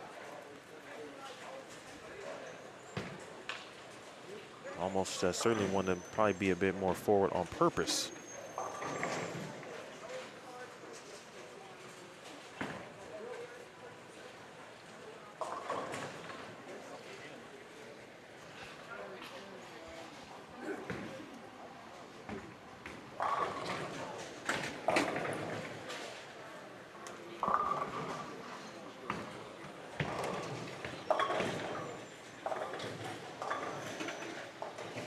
All right, back to 5 through 8, of course, with 9 and 10 in the right corner of your screen.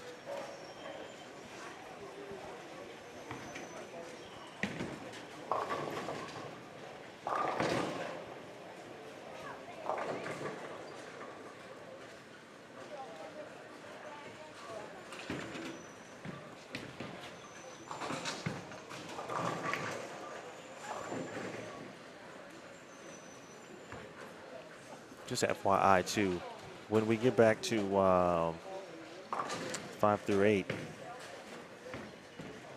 and obviously you guys have noticed this already, but the one color in particular that doesn't work or particularly show very well so far on camera this week has been pink. So it will be a little bit difficult to read.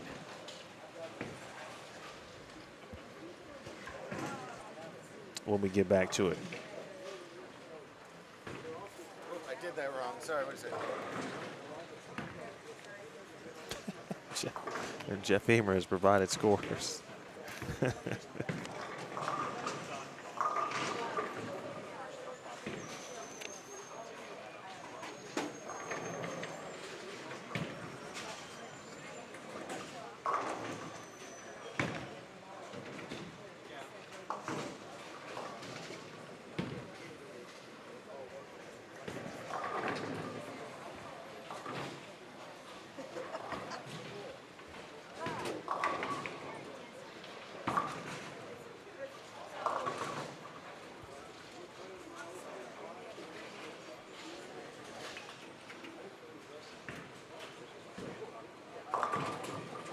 Well, 9 and 10 is just, I mean, moving. They might be done by the time. I might just stay here for a minute. They might be done by the time 5 through 8 is even in the 7th frame.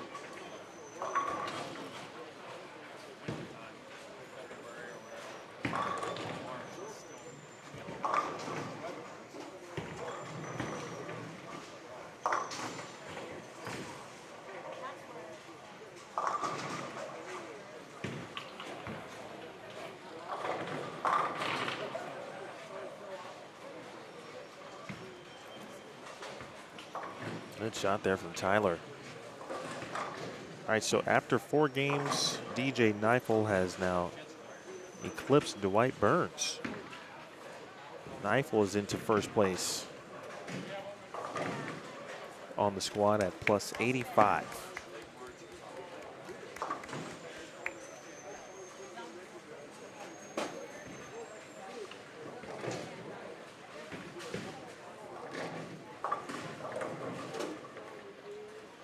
Burns at plus 77, and we've gone from 3 players plus to now 2.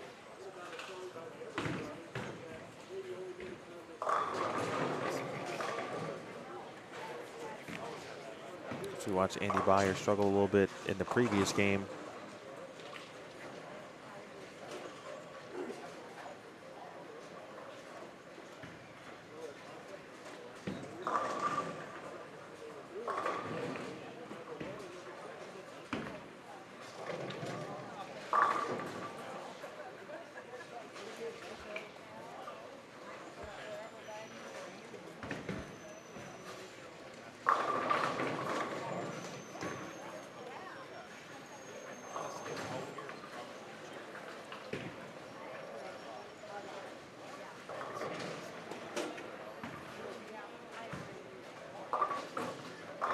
Tie for 4th with Buttriff and Noah. There he goes.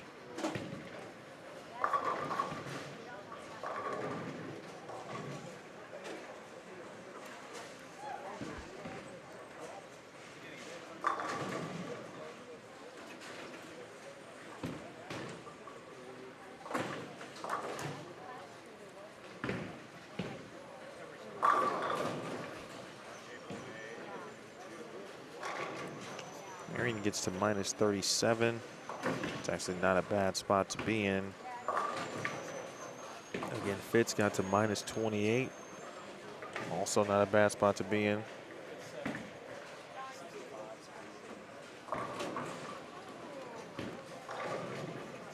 And then a tie for 8th. Uh-oh.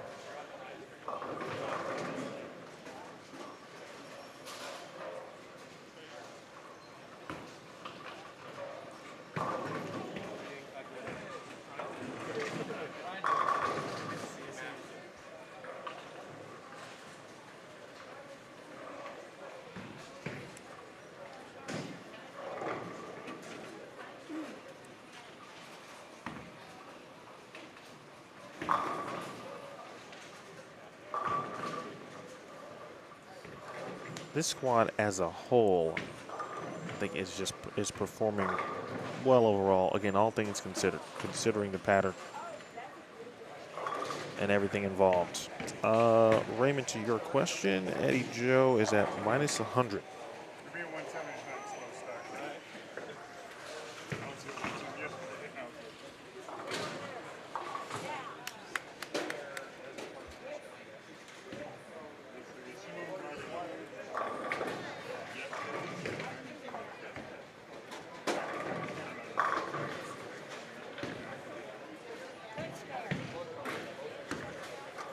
All right, one more look here at Buttroff in the 7th.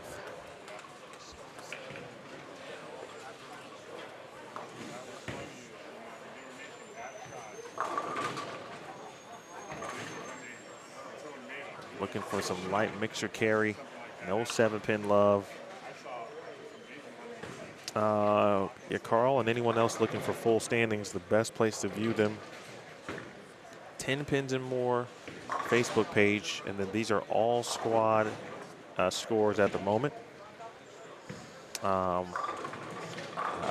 Jeff just sent me a note, actually. Still working on a particular server item with the Bowl JBT website, which is normally where he would add standings after each squad and or per game. So if you want game-by-game standings, just hang around. After each game, I will drop the top 10 in the chat. I will read them off, and then you can tell me if you're missing, or I'm sorry, if there's a player that you'd like to know about that you didn't see in the top 10. I'll let you know where they stand. And then after the squad is complete, then they will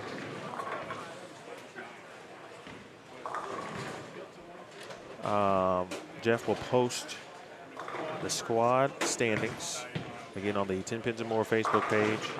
I'll post them on the Bowlstream TV Facebook page, and then he will also have an all squads number or standings list, which of course includes everyone who is bowled at that point. So that would be through 3 squads, and you'll get the real look at the top 32 through 3.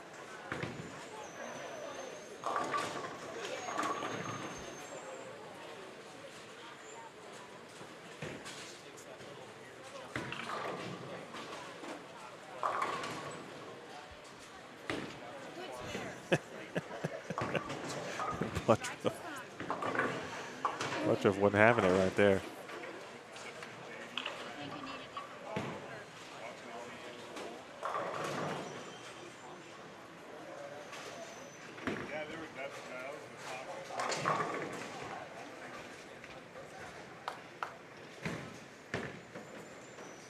What's up, Juan? Appreciate you tuning in.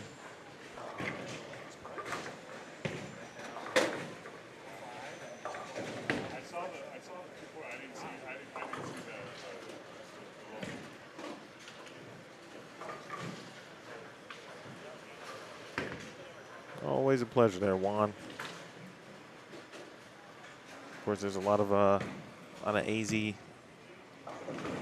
to support. There'll be plenty more here coming up in squad number 4, for sure.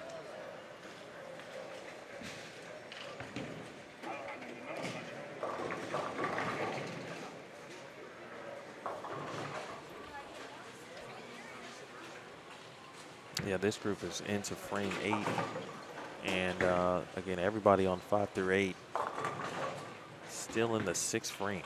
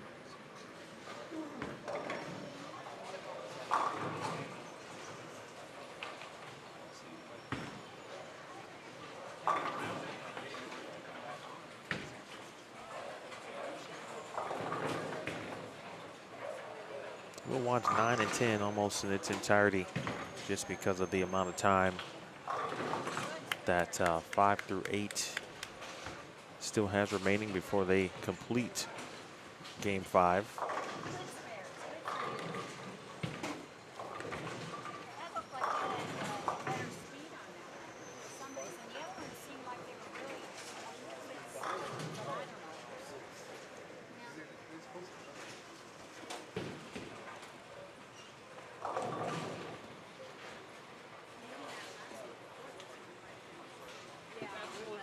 Absolutely amazing how patterned.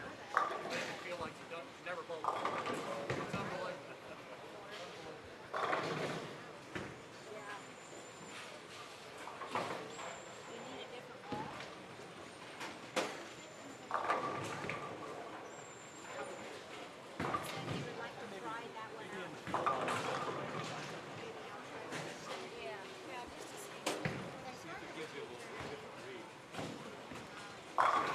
Knifel again. But DJ looks like, well, yeah, he can only get to 184, so this is going to be his lowest game of the block. Buttroff can't get a corner out on that left lane, but I think he missed that one. At the bottom.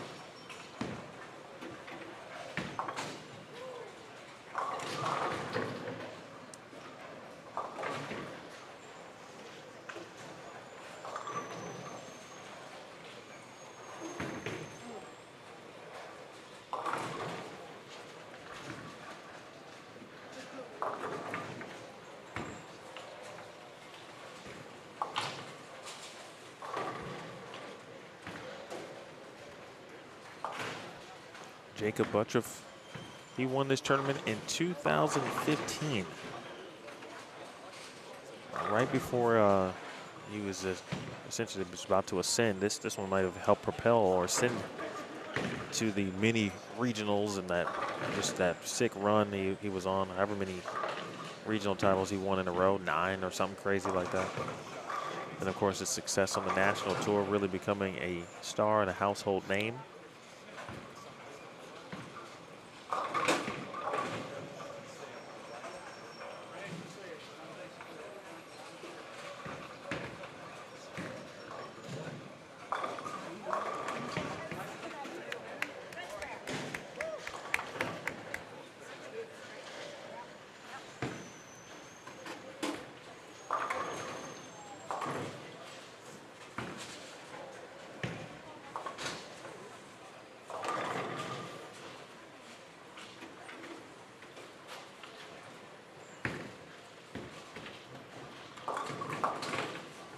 Really good spare there for Tyler. Just right at the 3-9.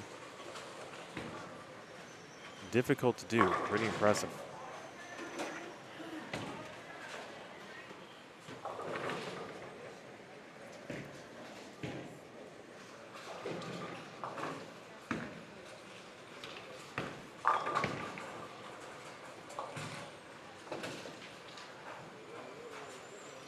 Butcher's going to be in the 2 teens. The rest of our group is just entering the 8th frame.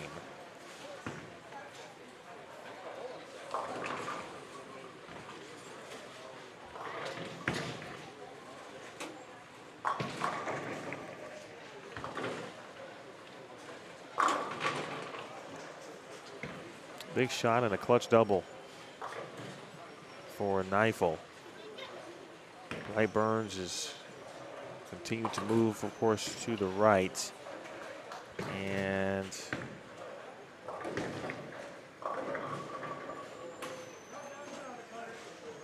let's see, game 6. Looks like he, yeah, he's going to finish on 3 and 4, so we won't see Dwight.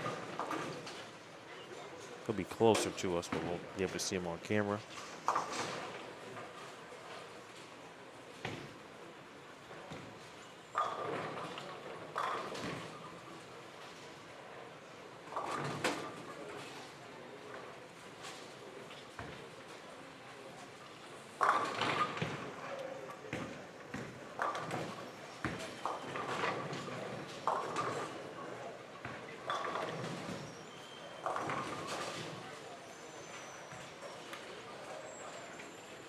Knife is going to be in the 180s with a good count. He will lose a few pins here with 3 games left.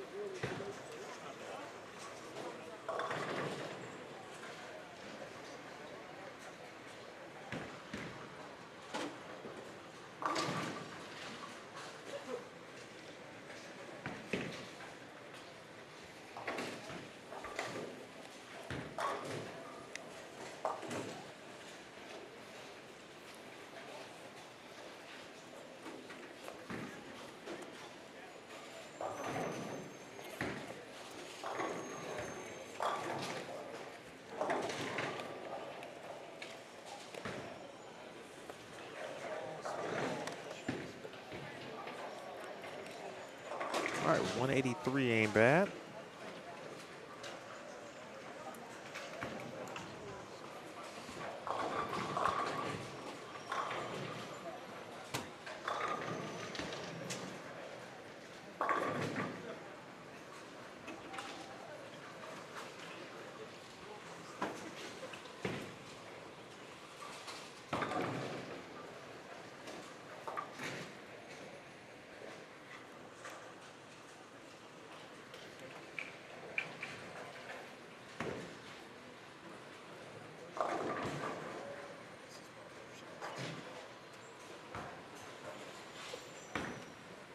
Joe Chacon is going to be in the 150s if he can make that spare over on 9 and 10. Brandon Knapp over on 5 and 6. Andy Byer, Ed Petrie.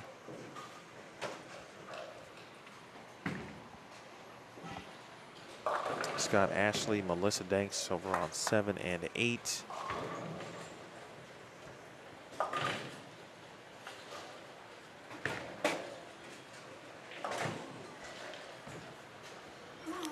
You got to be careful. He's losing a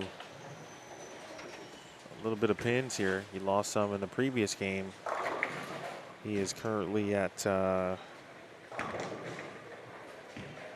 minus 41. In fact, he lost a lot of pins. And I say that the 148 game.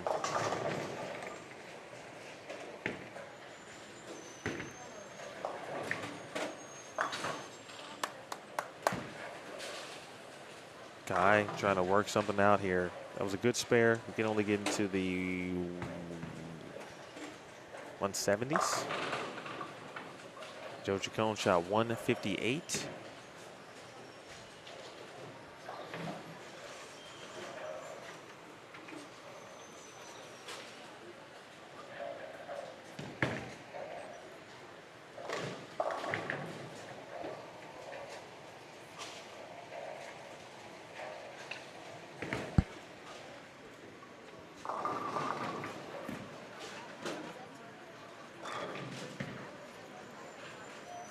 Jeff Hemer just told me, by the way, that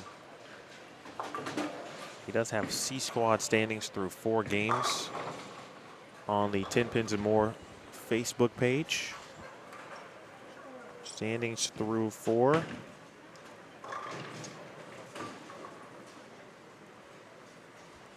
On Squad 3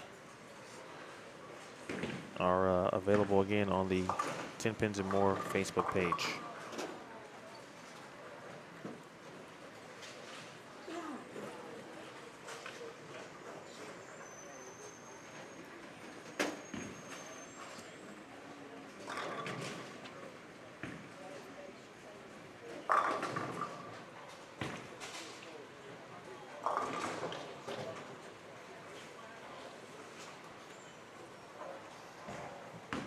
Good first shot there.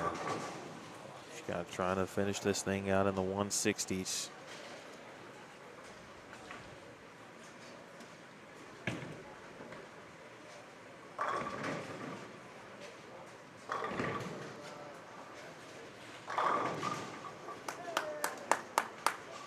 I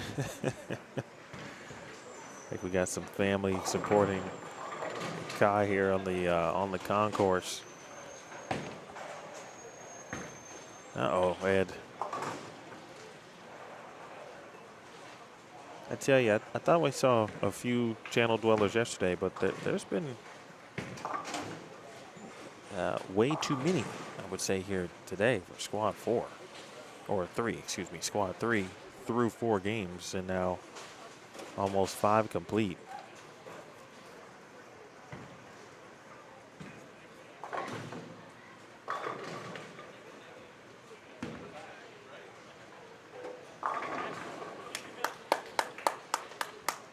Big double there for Kai.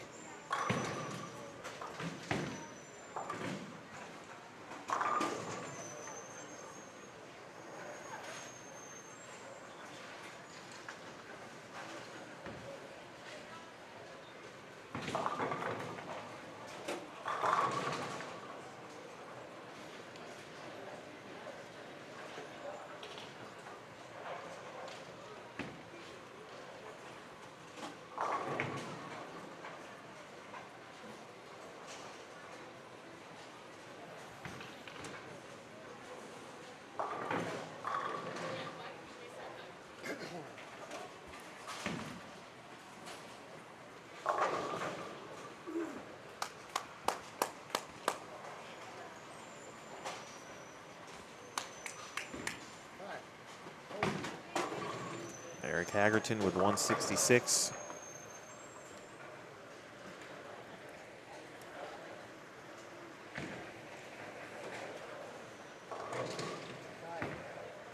Kai, where do we go next?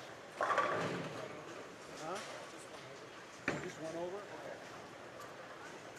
Oh, nice job by Montana.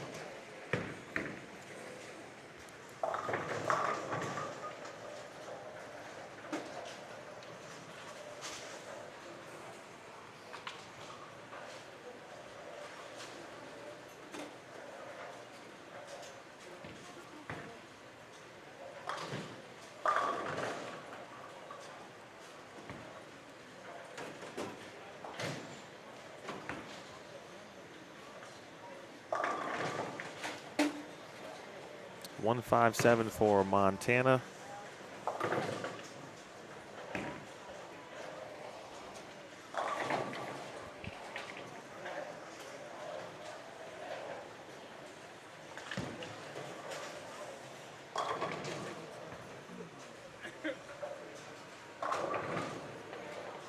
Excuse me, 156, I beg your pardon. One fill shot here for Andy, and unfortunately he's going to go 148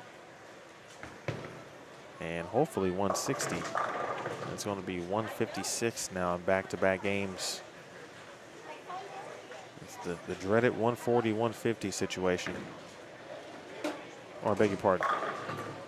Sorry, that was Brandon who can shoot 160, and he did. Andy. That was an opportunity to get into the 2-0s there with 2 in the 10 frame and the big 4. Gave it a run. He tried. 173 there for Andy. That's a, those are the ones that hurt.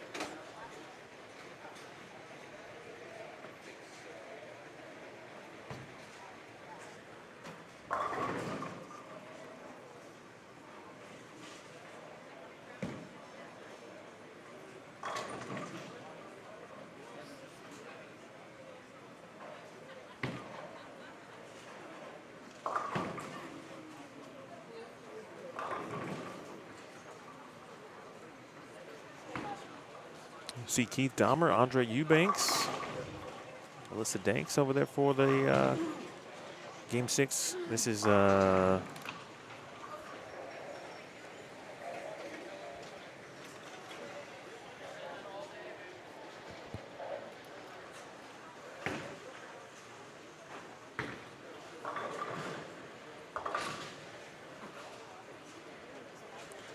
Keith Dahmer got off to a very slow start.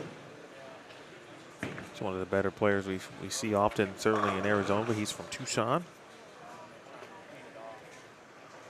Andre Eubanks was off to a really good start the first couple.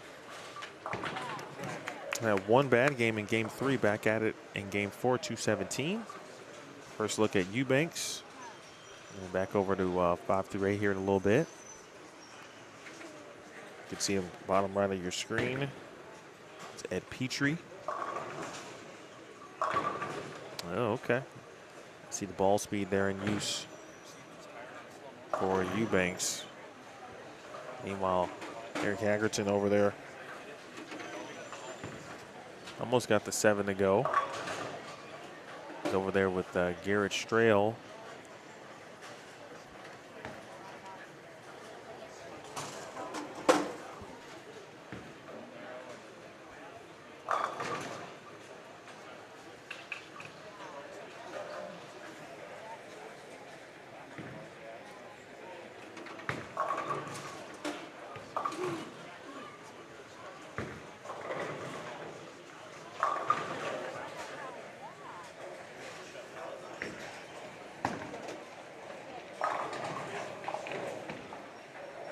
Hello, Check MC. Hello, Thelma. Again, by the way, I didn't say hello to you. I was aware that the scores were not showing. Again, on that particular channel, because of the way I've got to bring in scores, when that color scoreboard does show, it's not the best looking. So I just tried to essentially delay it, tell you what the scores were until I had to show them, so it wouldn't be too tough on your eyes.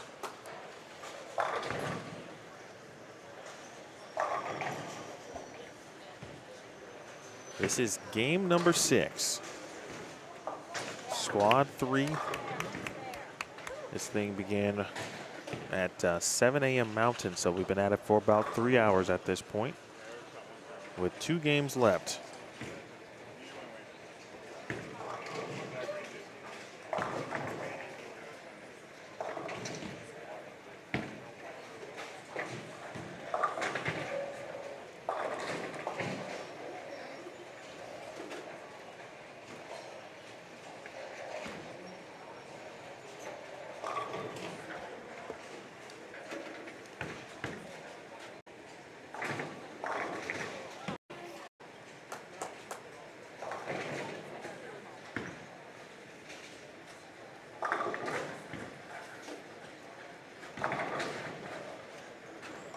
Do we have any questions on anything? If you're just joining us today, I can tell you that Dwight Burns really started hot, 237, 242.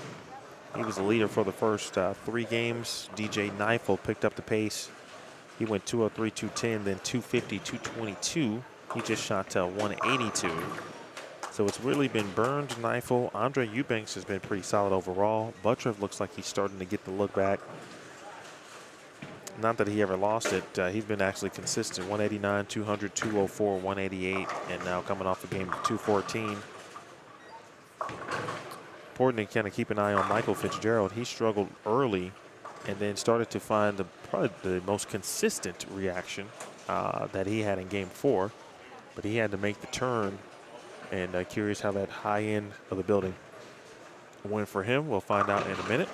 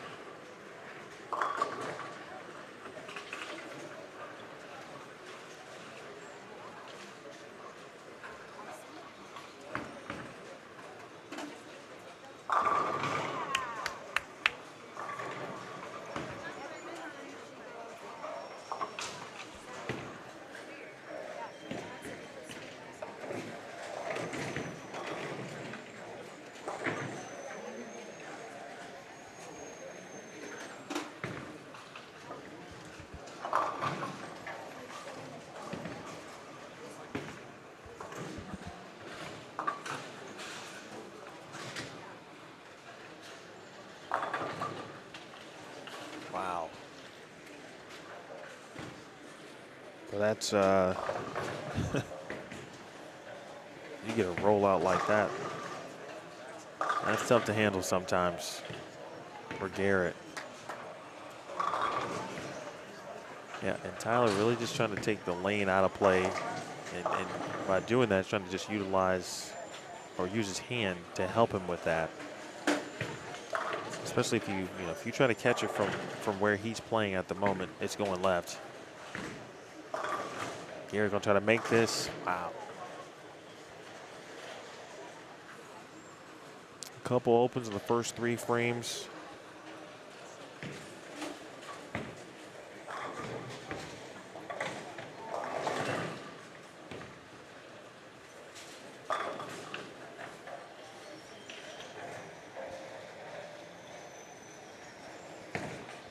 This next update should be pretty interesting. I didn't see a ton in game 5. So if there was an opportunity for someone to kind of make a move, maybe someone that was lower in the standings at that point, someone in the minus 60 to minus 50 like range.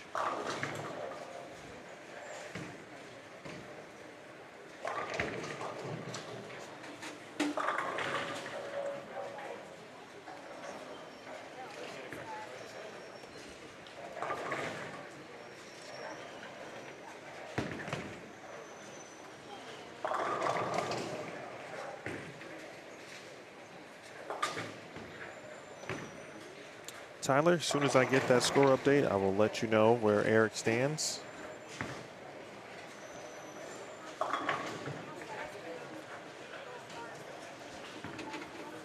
Now over on 5 and 6.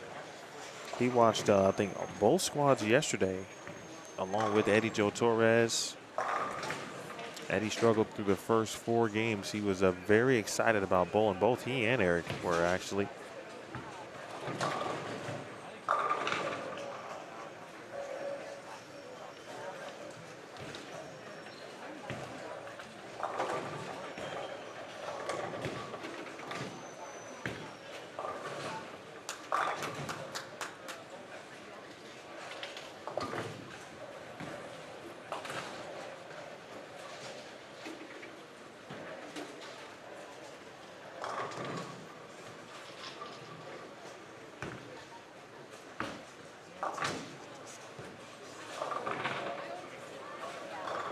Ashley trying to make something happen, but it's difficult.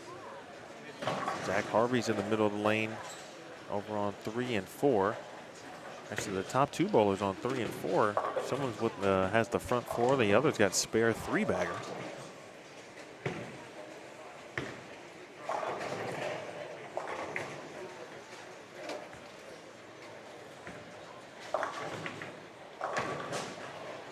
Oh, interesting note. Andy Byer has gotten out of reactive. He just switched to a purple hammer. And maybe his best ball reaction in about a game and a half or so. We'll see if that holds up.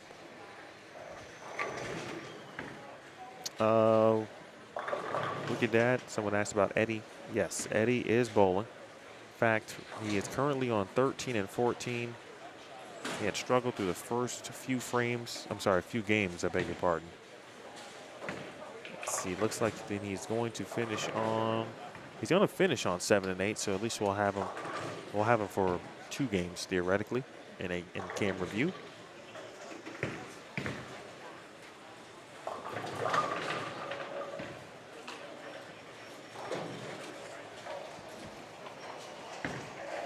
And speaking of scores, and now we have those scores. So score check on Eric. Eric is 821 for 5 at the moment.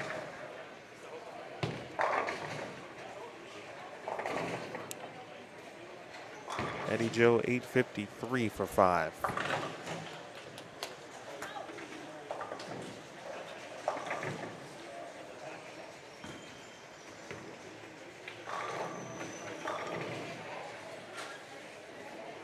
All right, let's get this top 10.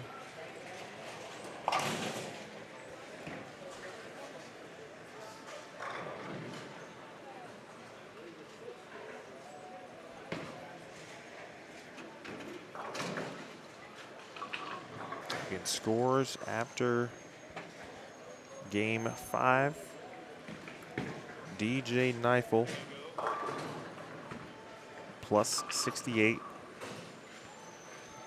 And Dwight Burns now plus 37.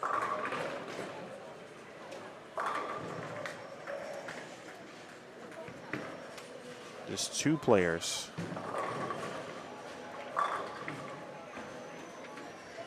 R plus with Buttriff right now at -5.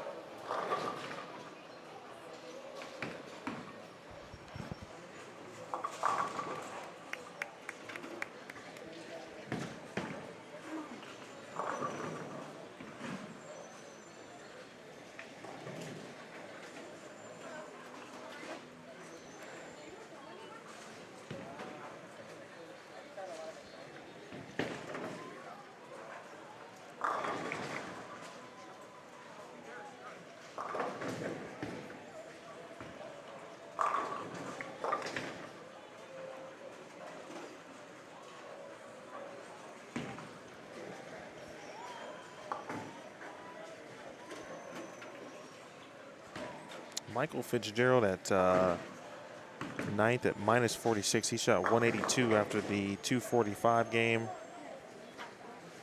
The top 10 right now could definitely see themselves, I would say at least half of them for sure. Maybe even 3/4 could see themselves making or advancing to the number. It's very possible. Based on the scoring pace, obviously. And now Buttriff with trouble again. On the left lane.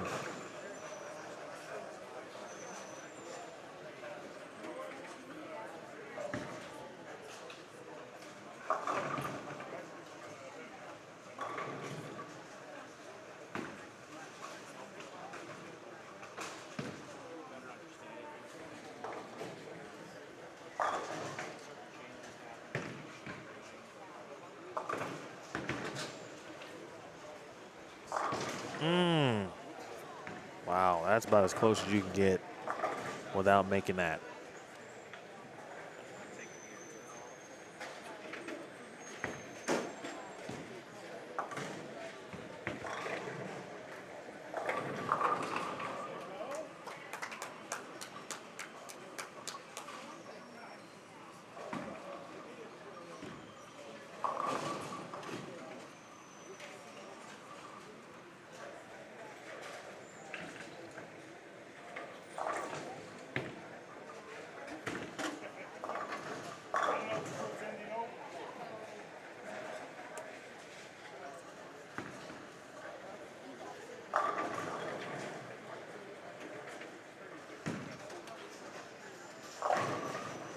Masterson can work his way into a double. He's managed to remain clean.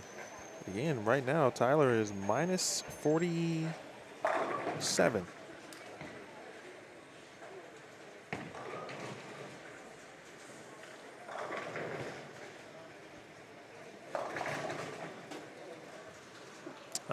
Timothy Jacob. I'm not sure where he started. I don't know which lane he started on. And I don't think we've had Timothy come across our pairs yet. I'm looking for, let me go check a couple of scorecards here.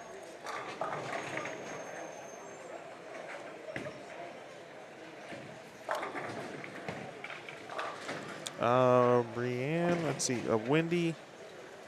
Wendy is competing. She's struggling a little bit today.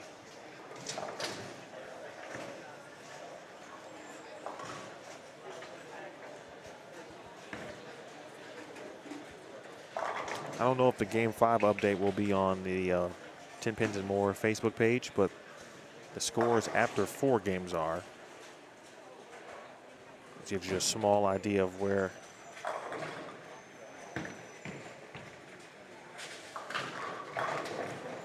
folks are.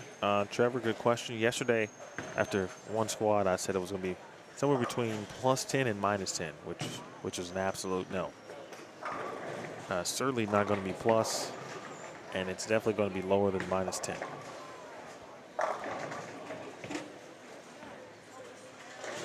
I was thinking people would be able to kind of exploit the gutter for enough games to where they could build up a little bit of a cushion and then kind of manage the rest of a block.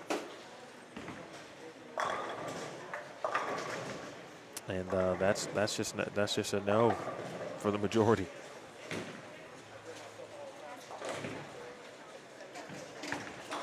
Speaking of Wendy, though, she's down on 15 and 16. I think she just started with the front 4 and got a 10 pin to work with. Wow, and Buttriff has just left the same split on lane 7. This reminds me of what Michael Fitzgerald went through earlier today on lane 8, and what Steve Klimpkin went through on lane 8 yesterday.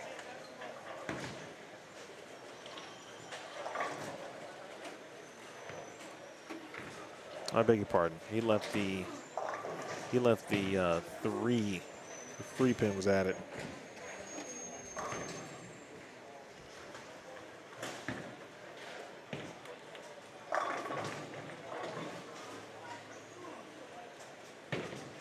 Yeah, he had the 3, 6, 7, 9. In the 4th did Buttriff. I think that is very accurate, Chad. I mentioned I think Jeff told me it was 9 lefties. So several more on the same squad.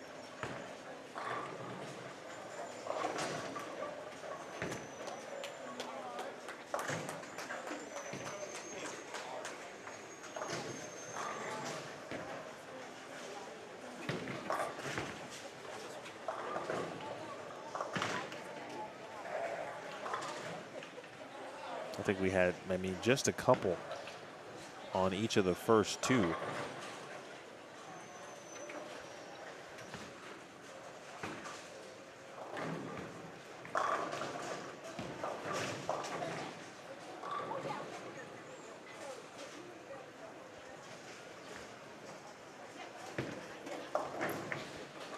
I think Garrett is trying to play kind of this rollout,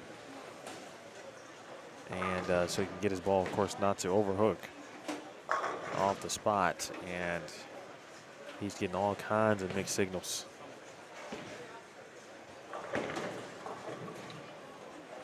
Ed has been through several different balls these last couple of games, and I'm sure he feels like, all right, I got some a little bit consistent. Then again, right through the nose.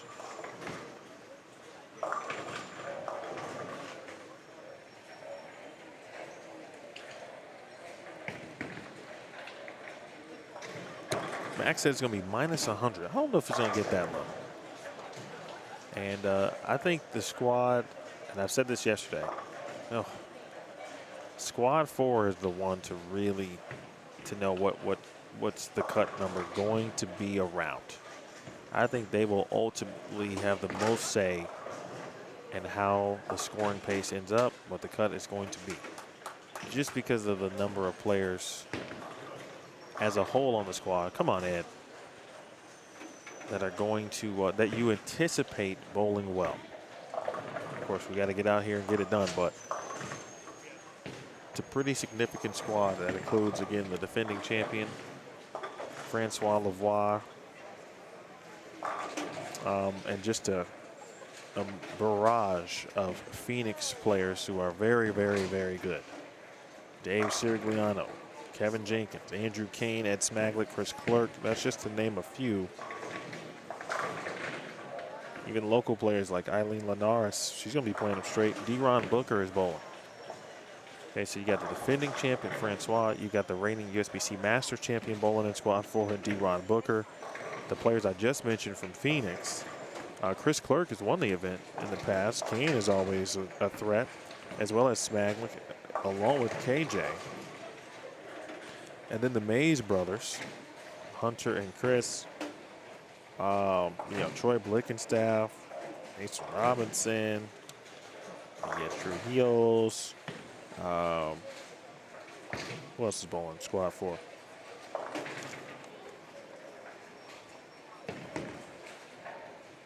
Yeah, so that squad right there is going to, I think, have a lot of say ultimately in how this cut will be determined. Nice spare for Masterson, remains clean. Clean games, are a premium at this point, which makes David Haynes yesterday. There was a stretch where David Haynes went 40 clean.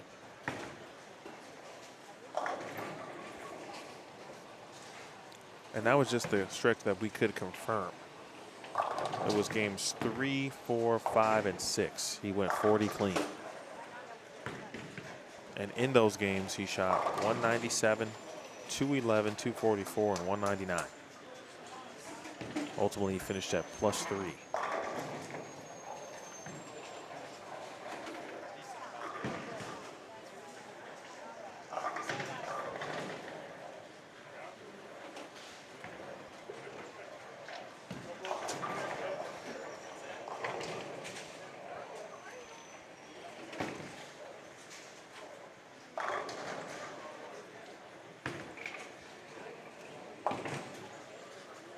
First of all, that's a great username, Lemon Hammer. But yeah, Kane, he can rifle it down there. And we watched Dwight Burns get off to a good start. It was very similar to how JD Nance was playing them, and I'm talking about just on the lanes and where they were. Ball was left of 5. Almost every single time. If you miss left, you had an opportunity still to strike as it caught the gutter.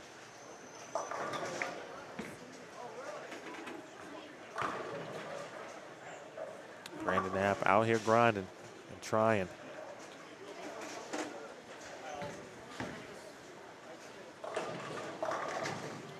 Yeah, I would think Kevin Jenkins and Andrew Kane would get out to good starts on the left for squad 4. Kyle King is very versatile. I feel like there wouldn't be a place that he wouldn't be able to play, and that's certainly if he likes to start, on the gutter.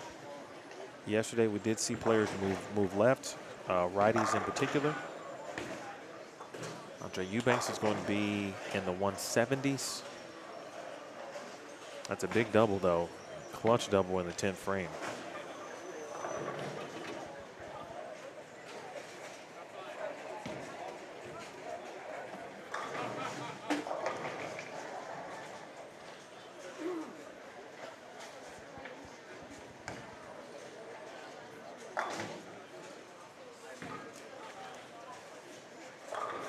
I think we counted maybe 3 lefties on squad 1. And I don't know all of the players that well to go back and look at it and say, okay, that person was left-handed. But I know JD was lefty. Of course, Callista Fritz was left-handed. There was at least one more. I think it was, no, there were 4. David McKay and I think it was Joseph Patterson. I think they had 4.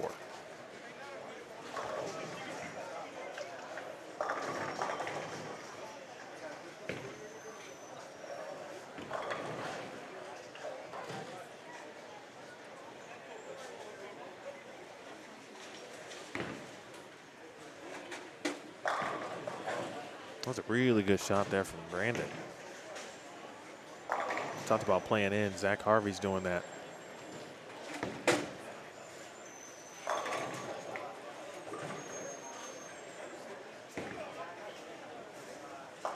There are a lot of folks in the building currently who have who are now questioning a lot of things. 1, why did I get up this early for this? 2, why did I get up this early for this?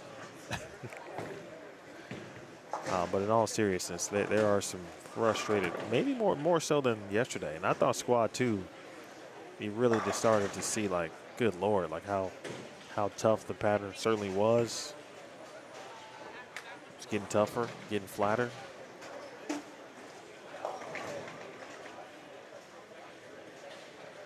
This squad has kind of got the pulling on the hair situation going on. Wow. What in the world? 7, 8, 10 just fell. Butcher was, I mean, screaming for breaks on the left lane and barely got one there.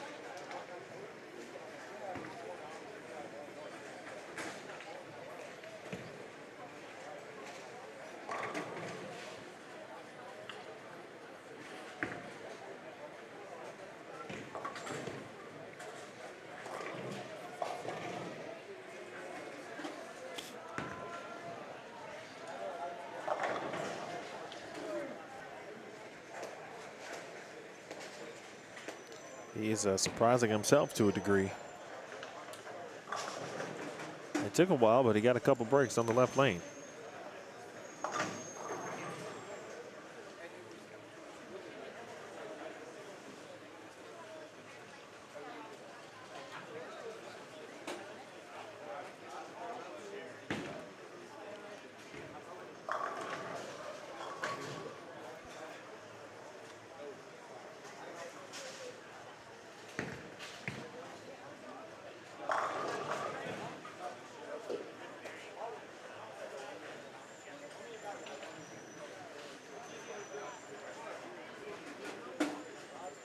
.167 there for Buttriff.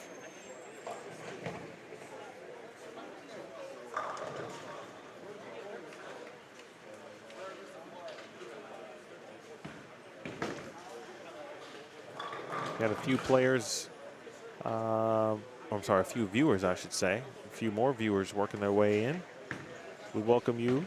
Good afternoon to you, or good morning, depending on where you are still, or good evening.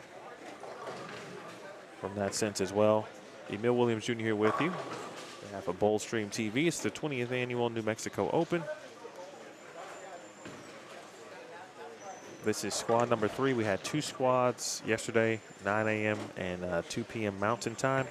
This squad began at 7 a.m. this morning Mountain Time.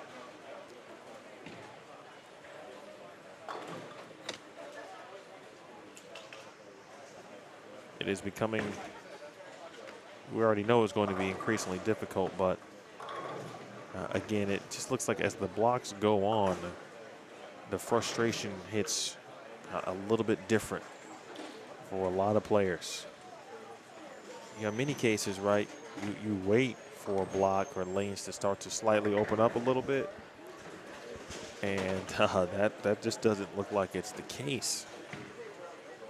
And for a good portion of the back half on squad 2, minus David Haynes, I will say Steve Klimpkin last night, Brandon Knowles certainly. Looking at other righties, you know, Steve Novak was just in between as well. For a little bit, it looked like it was starting to open up last night, or yesterday afternoon, I should say. I don't know if anything's opening up right now. This squad, man.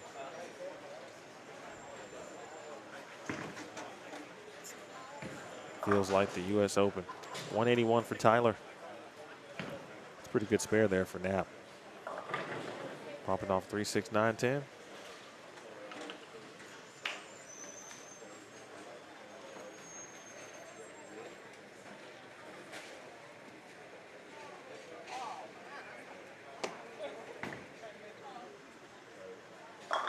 Good shot.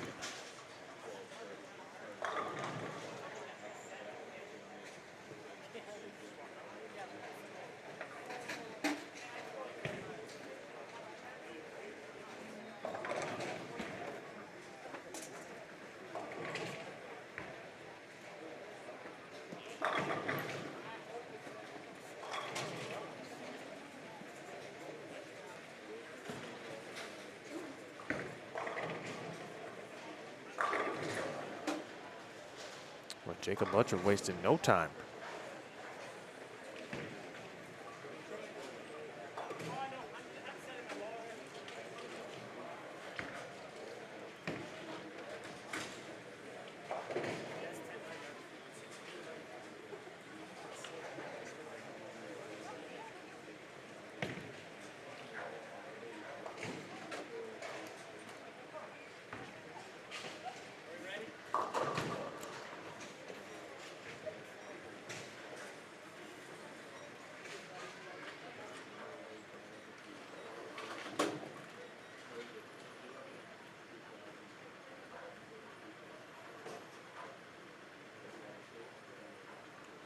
Butcher said, you know, get me off of 7 and 8. There's Zach Harvey.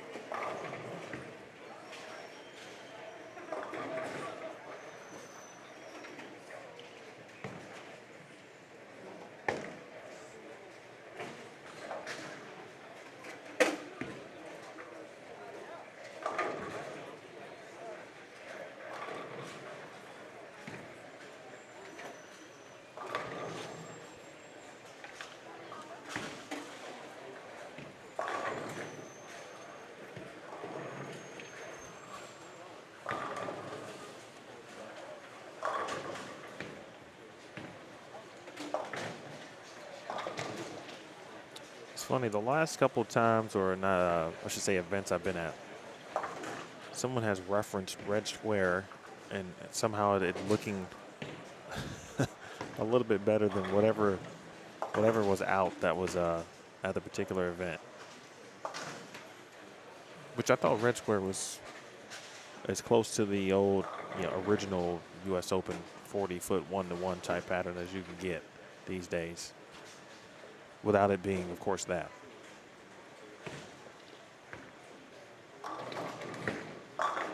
Oof, that was a really good shot there. Maybe one of the best looking shots I've seen from in. Chad Lucci was out, or was in there. He was in front of the ball return on the right lane. Later in the block during squad 2. He threw some good shots late too, and got 0 breaks.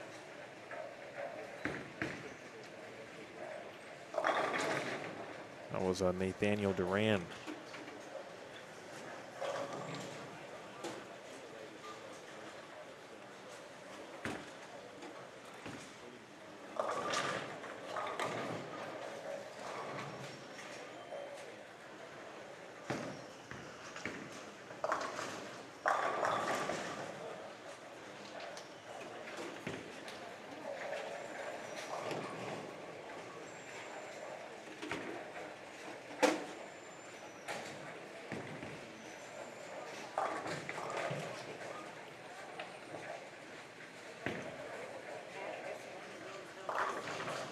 Kevin Robertson locked in at work, he says.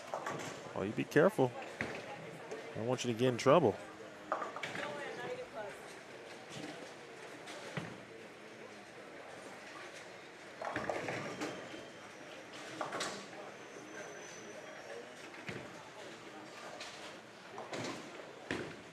I've learned that Chad Medic is the Chad I was just referring to.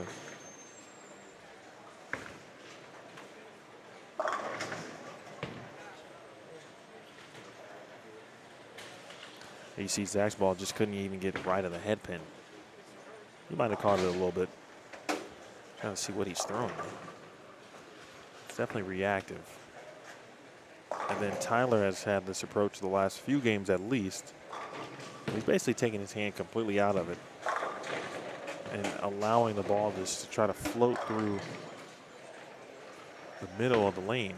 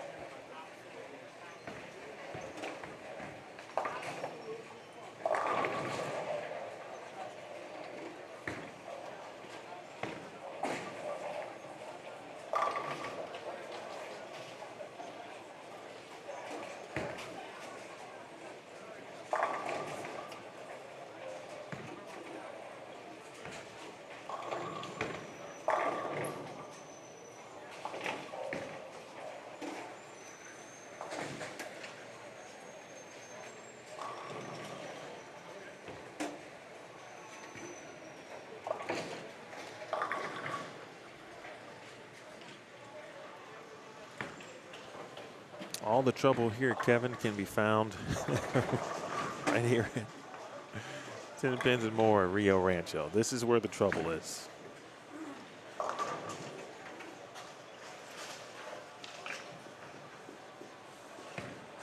It's crazy that they just keep getting grimier and grimier.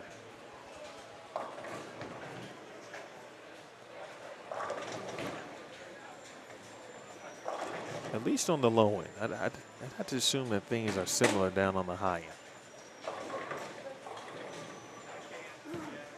Andy J has moved down to 9 and 10. He's on the bottom right of your screen. On the pair with Ed Petrie over there.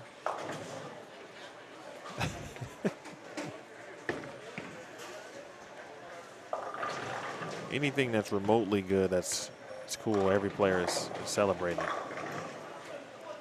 Duran has kind of figured something out. It looks like on this, the shinier your ball, if you're going to play in, the better. Chad was throwing something a little shiny yesterday. Nathaniel here is throwing a little something shiny. He kind of also, to a degree, kind of circles it through the front, so it's still pushing.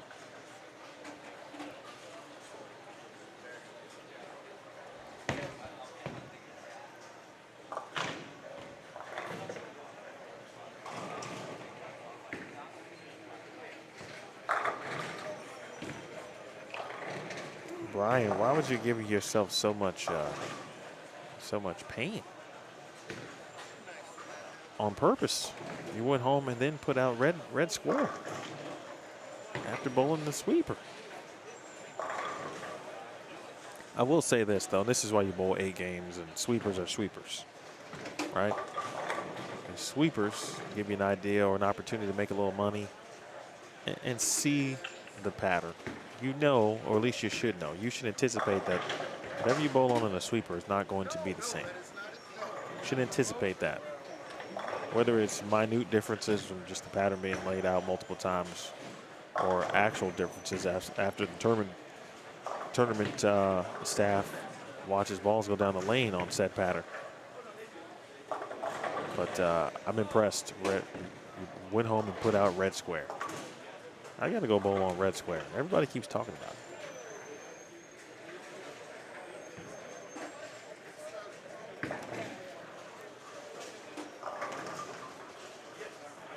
All right, Keith Dahmer. Always enjoy watching Keith bowl. Had a chance to see him a few times at the Cactus Classic. Not this year, but the previous couple.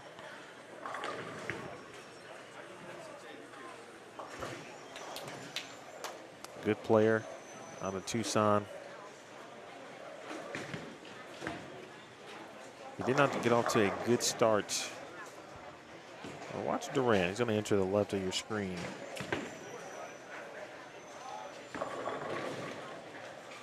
We got that one down early and around it.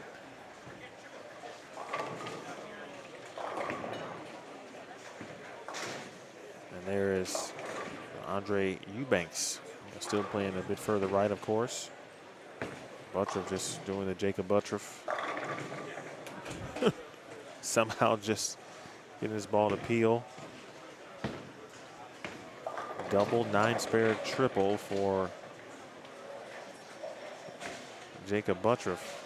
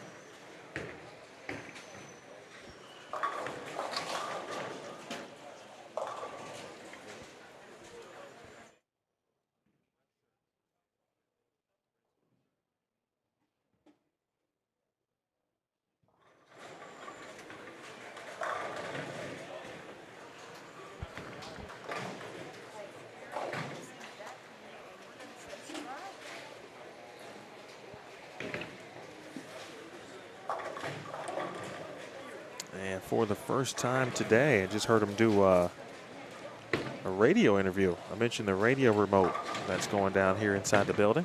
Steve Mackey, our tournament organizer, is here for get a taste of this Squad 3. Steve, how you doing today? I'm good. I had 8 hours sleep. Let Jeff Hema check this squad in. A nice change, and I tell you what, that feels a lot better than 5 hours. Yeah, I don't know how that works, Steve. Yeah, you've. I need a substitute as well. Yes. If I knew how to work this panel, I could give you a break.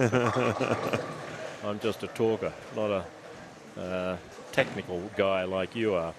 Well, some pretty good score. Oh, this is a good squad, of course. It's a little bigger than the 2 squads yesterday. We had 55 people yesterday, only 3 people over the card. Right now, we've only got 2 in this squad. But looks like Buttriff's going to make a little bit of a move here. He's had a turkey spare and a double to start. Hi, how are you? Good? Oh, good. Okay.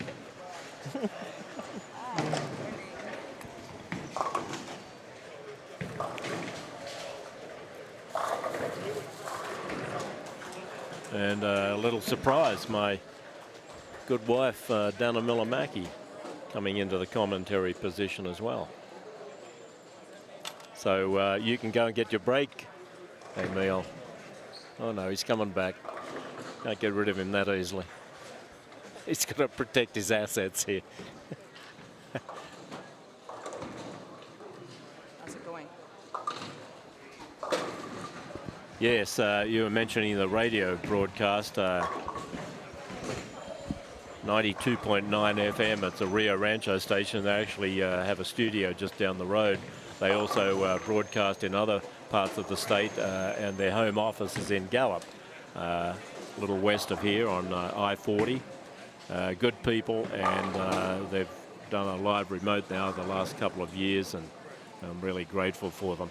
And here comes this tournament director with the very slow scorecard coming up the road here. He's Jeff Hema's He's good value, not just as a tournament director, but as comic relief. He does around here. provide humor. Okay, well, let's have a look here. Still 2 only over the card. One is 1 pin under, and we'll go through the scores there. Dwight Burns, a super senior, a very good supporter here. I don't know if Dwight's missed more than maybe 2 tournaments out of the Tucson area. He had a great start. He's not done a whole lot in the last 3 games, 193, 160, 196, but he's 1233 for 6 games. And then Neifel has 1225. He just shot a $157. That wasn't helpful to him. He's on the way down here. Let's have a look at this shot. He's going to be throwing it on lane 15. Wow, runaway Brooklyn. Lucky him. But doesn't look too sharp down there. Mason Edmondson out of West Texas.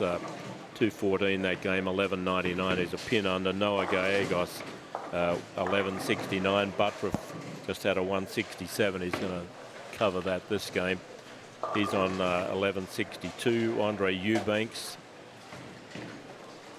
big guy right in front of us, on 7 and 8.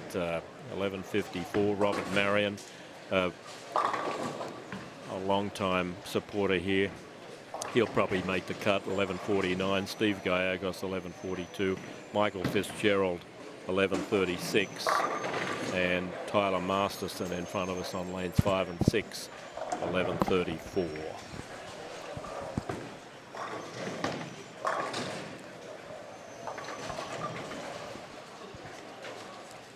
No, we got not only Steve Mackey, but really the most important person. I don't think so. Dana Miller-Mackey has joined us. How are you doing? I'm doing great. I've been enjoying the commentary, and you do such a great job, Emil. You do a fantastic job. I appreciate it. And I think about all the different places you get to and set all this up. You go to a lot of trouble for bowlers, and I just thank you for it. It was really Thank good you. of you Well, I appreciate to do it. Yesterday, I realized that I had been to 2 tournaments in the same week. Ah. I forgot that I was even in Detroit. Yeah, right. That's how it gets. That's how it gets. Where was I? Where am I today? Yeah. They've been. How they been today? A little spicy? They've been. A little spicy. You know exactly the word. Yeah. They have been spicy. Yeah. Yeah. They've been hard today. Yeah. I thought squad 2 was getting difficult, and it did. At this squad even more, and I think there's some additional bowlers who are very good. Yes. But the pattern is telling them, I'm sorry today. You know, the more, like Michael always says, you know, does all the conditions here. You know, he says the more you strip the lanes, right, you keep restripping them and then putting the pattern down, even though the pattern is exactly the same, that, you know, that affects. Absolutely. You know, it affects it. And, you know, I know the bowlers, I know it's really tough, especially pair to pair. Like, I see them have such a good game on one pair and then they move, and it can be really difficult.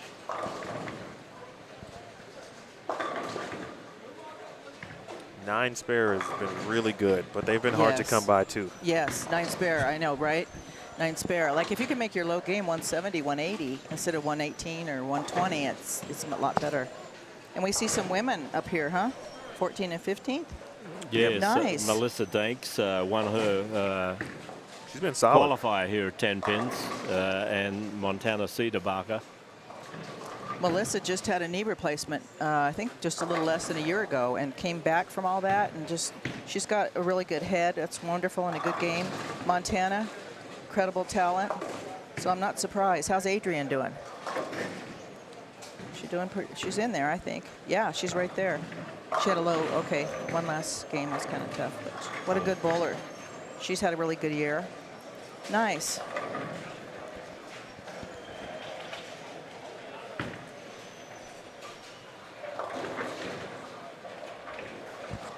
Keith got off to a tough start earlier this morning, and kept expecting him to just kind of turn it on. I've been expecting a lot of people to just kind of turn it on, but the pattern just says no. Except like Buttriff, and this has been like the first person really since Dwight Burns this morning to kind of, and then DJ Neifel to a degree, to actually get a run together and actually try to finish a run. Outside of that, it's been tough. Well, let's have a look at Buttriff now. He's coming up on lane 6, 10th frame. He's had a double spare turkey, spare double. So he could get 256, and that'd catapult him possibly into the lead, depending on what Dwight Burns is doing down the high end of the center. Keith Dommer right in front of us on lane 8. Shirt of the day. He's a fashionable dude too. He is fashionable and just had a birthday as well.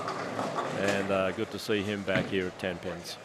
The great Dylan Taylor said that he just got inducted into the Arizona State Hall of Fame. Speaking of Dahmer. Let's see Buttriff's shot. Oh, wow. Wow.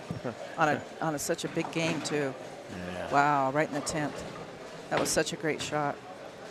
Yes. He's bowling well. He kept his low game right here, but that's, you know, still with considering the scores, he's doing good, hanging in there. Yeah. And this guy, super senior, he's leading, huh? Yeah. Wow. Well, Dwight's a heck of a bowler Yes, down he in is. Tucson and all Yes. around Arizona. He probably bowls just about every weekend. He's no spring chicken. It's Eubanks, he throws a big ball. Man, he can easily got good ball speed.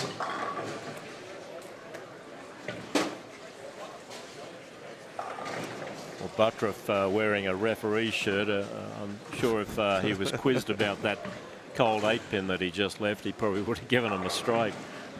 He should be throwing the challenge flag right now. Yeah. We'll challenge that. And a lot of right-handers are leaving screaming 10 pins on what would almost always be a strike on a house shot.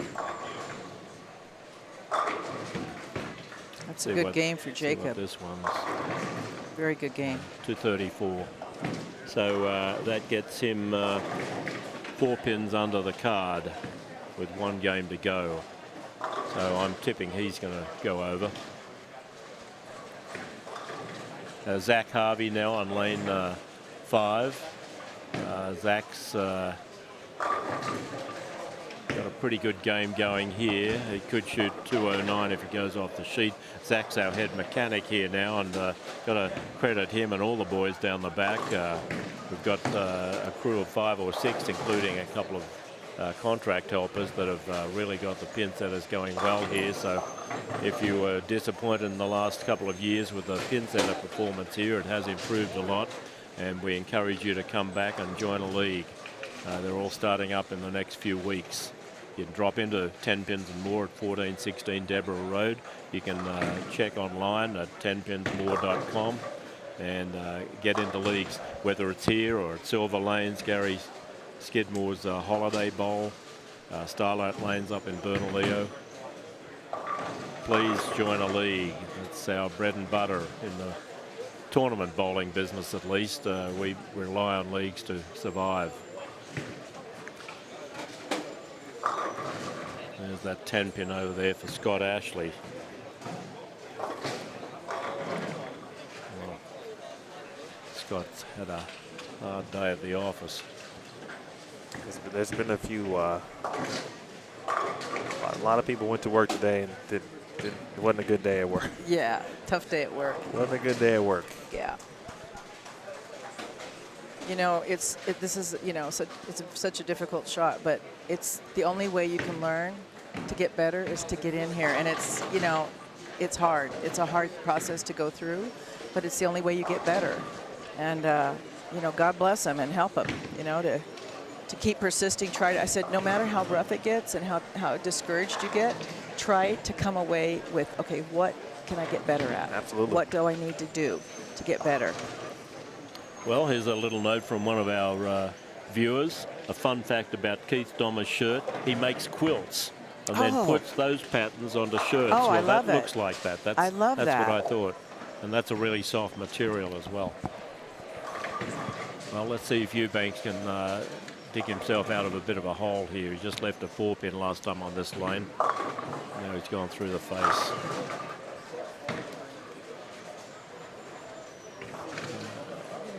Steve, there's brackets each squad, right? Someone asked about brackets in particular. There's brackets run every yes, squad? every Okay. squad, yeah.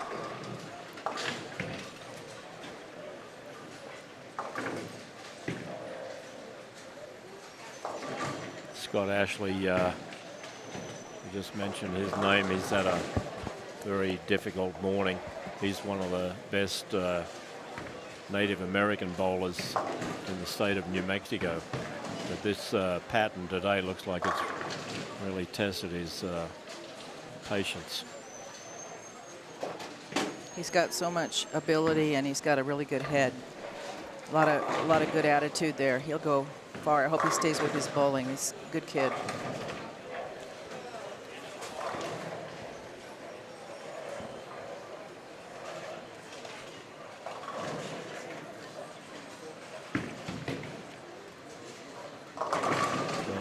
Nice shot. Dharma, yeah, 216. He's got a coming nice up for game. him. That's a big game.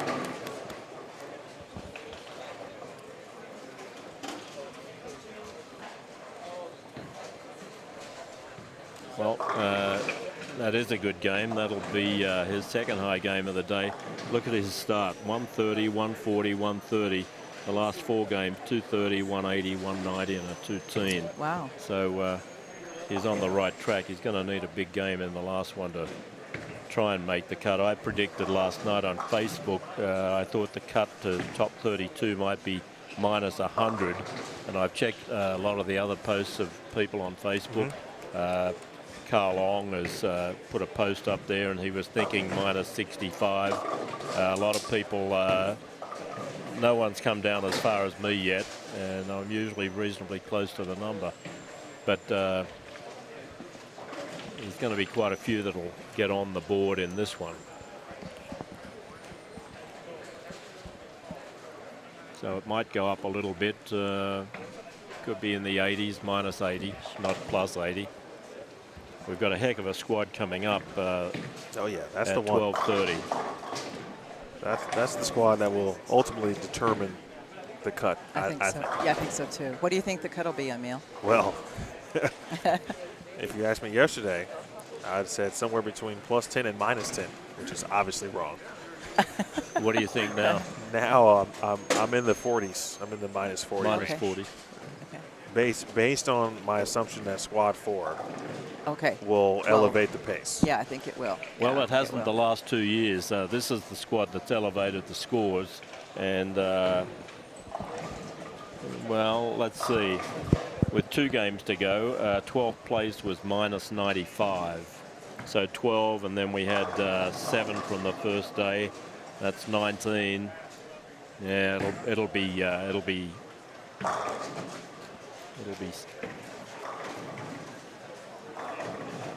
I'm way off, I think. Given this squad here, there's a lot of people battling on. What was the number after last night? I'm The first two not squads. sure. Now, statistician Emil Williams I had that number. has it somewhere. Is it 50 something? No, 32nd was like minus 200 and something. Oh, Yeah. okay. Yeah. It, Okay. something that Yeah. would not be the number. Yeah, Yeah. normally, Yeah. right, Right. normally, right. Okay. But there were only, I think, a total of 55 people that had Yeah, votes. So right. That's where I'm getting that. Yeah, right. Okay.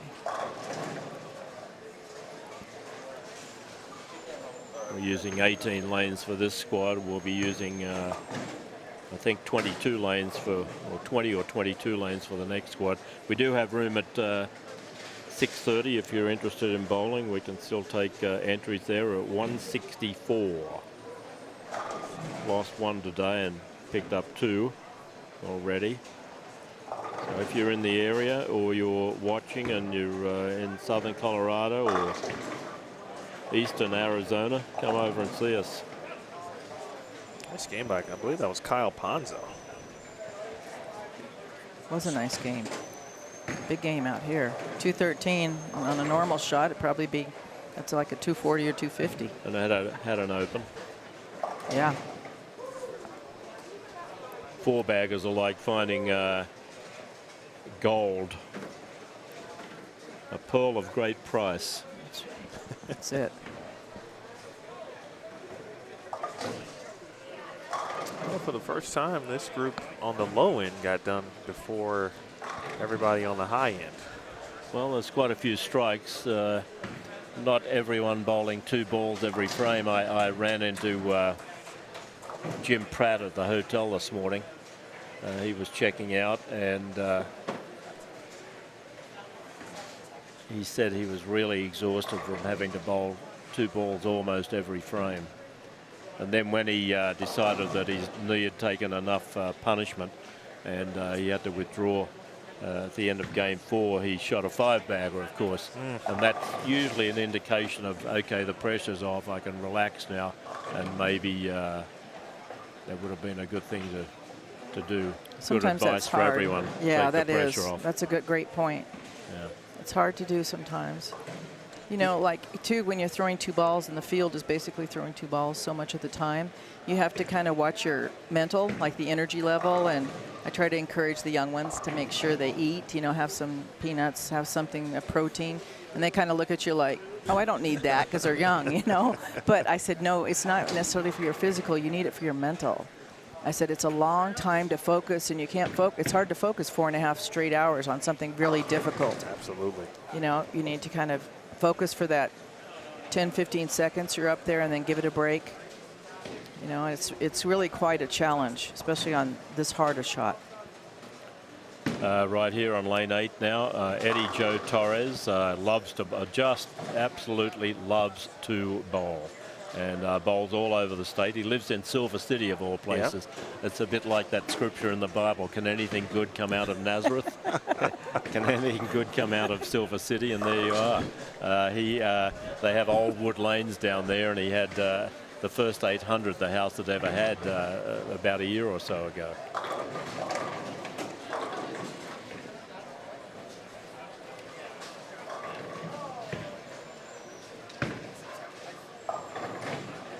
It's kind of interesting. The ones that are playing in, choose to play in and send it. They might get to the pocket if they have a good line and the right speed and all that, but it's hard to get the 10 pin out, you know, and you know, which isn't all bad on this shot, but it's hard with the heavy wood to kind of get that going. I don't see too many people sending it, playing in and sending it that are doing super, super well. Oh, nice shot by Eric. Eric Vanderlip won our last winner spot event here at Tenpins a few weeks ago. Heck of a house shot bowler, that's for sure. And a high school coach here in the Albuquerque area.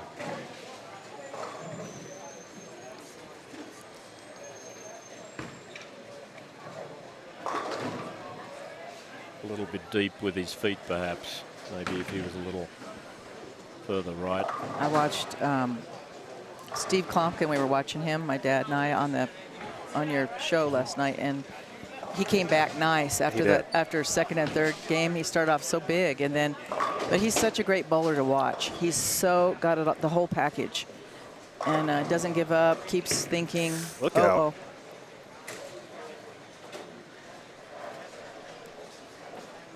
Steve was physically, well, he was definitely physically exhausted, but that mental portion you just talked about, you could just see it on his face, right? Yeah. How hard he worked to, he worked hard to make up those pins. Yeah. Like he used every frame and every shot to get to minus 55. He worked so hard to get that, and, you know, he did a great job. There's been several channel dwellers today, more so than I saw yesterday. Yes. Just this squad, there's been more channel dwellers. Yeah. Yeah, I was talking to one of the bowlers, Jacob Gill, in the back. I said, we need a T-shirt that says, make friends with that gutter on this tournament.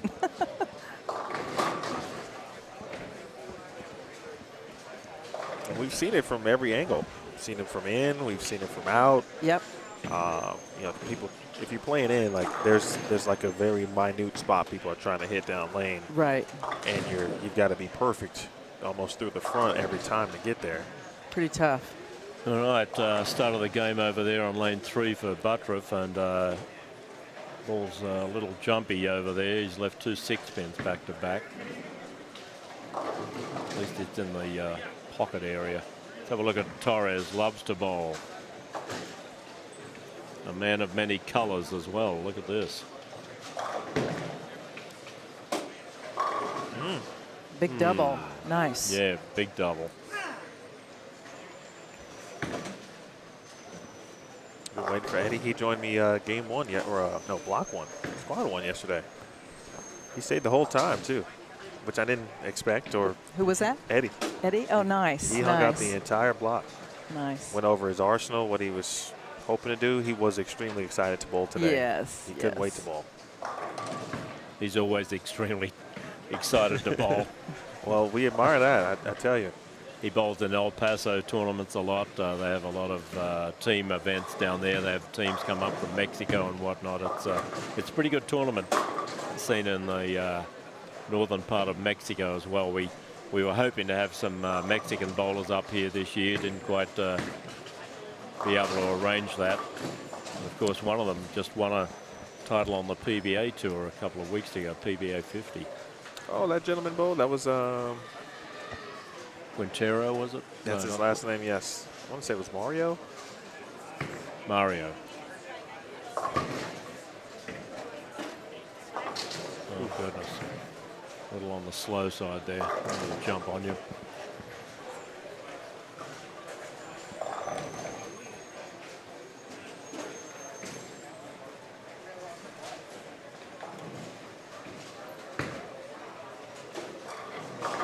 Oh, nice shot.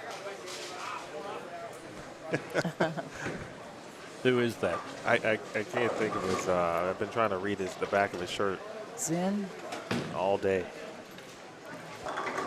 Oh, get over there. Yes, Eddie Joe. There you go, Eddie Nice Joe. one. Nice. 3-bagger.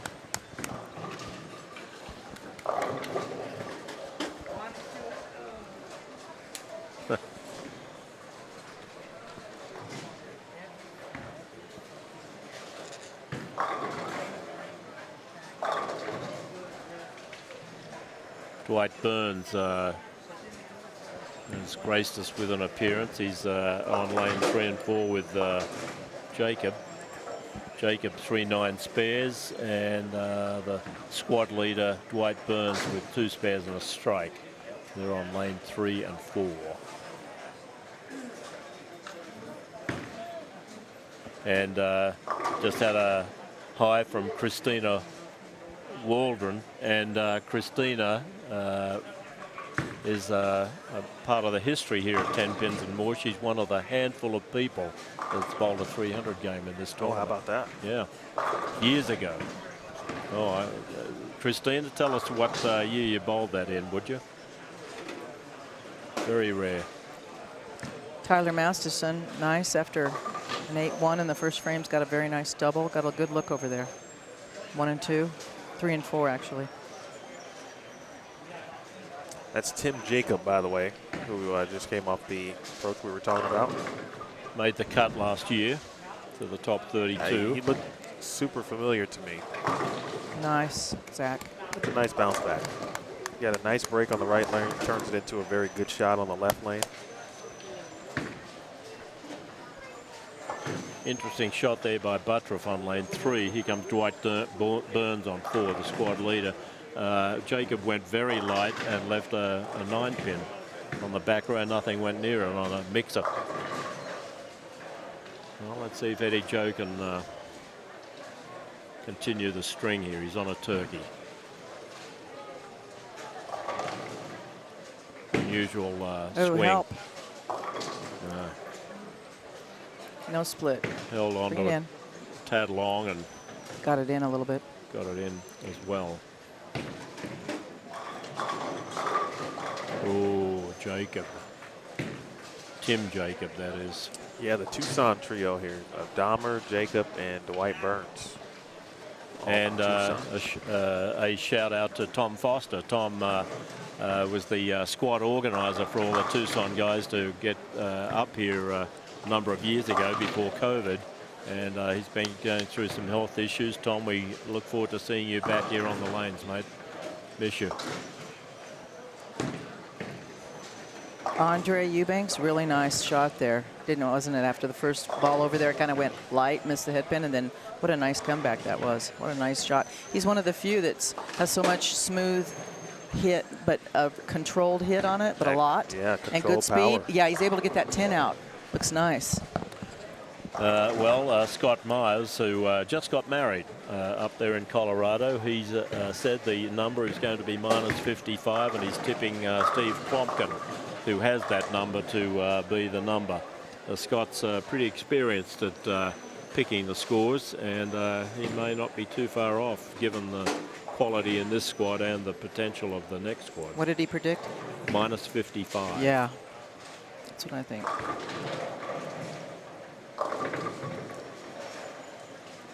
Eric said the other day when he was bowling the sweeper here in front of us that he wasn't very comfortable moving that far out. And I said, well, maybe now's the time to get comfortable with it. Yeah. You know, and that's the shot. You kind of have to open up your mind to do whatever you need to, even if it's not your normal shot. You know, a lot of people talk about their A game, and they reluctantly talk about a B game. Here, someone's probably in the E's and the F's. True. Oh, 3-bagger for Tyler. 4-bagger. Nice. 4-bagger. Perfect. Needs it.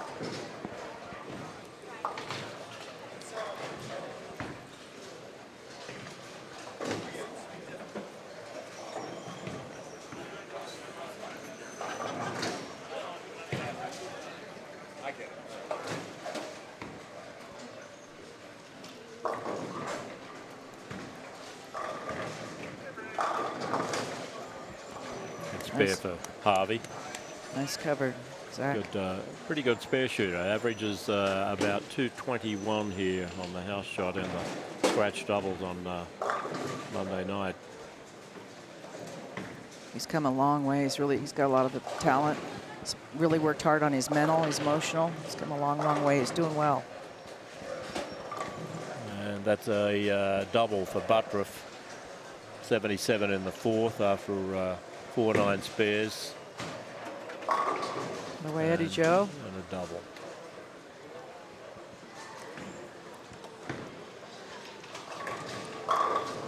Trying to finish strong. He's got that look to as if, you know, in his head he maybe thought about trying something maybe like this, maybe a little bit earlier.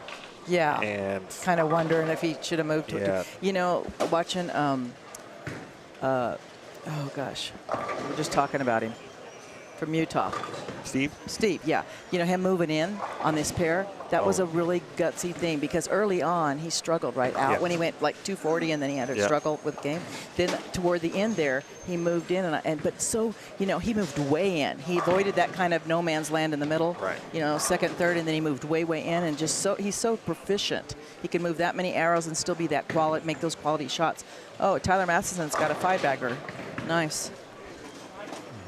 5-bagger. He's found gold. Going to take it to the assayer's office.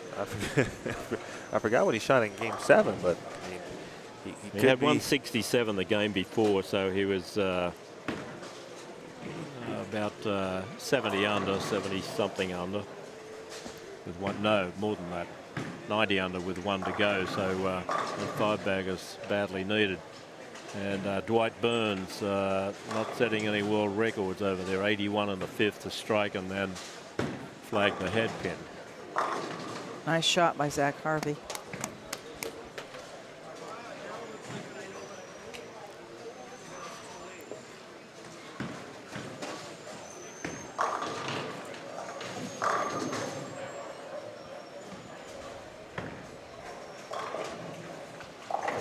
There goes Jacob. Oh, Turkey. nice shot. When he throws it and walks to the right, it's usually a strike or an 8-pin, as we just saw.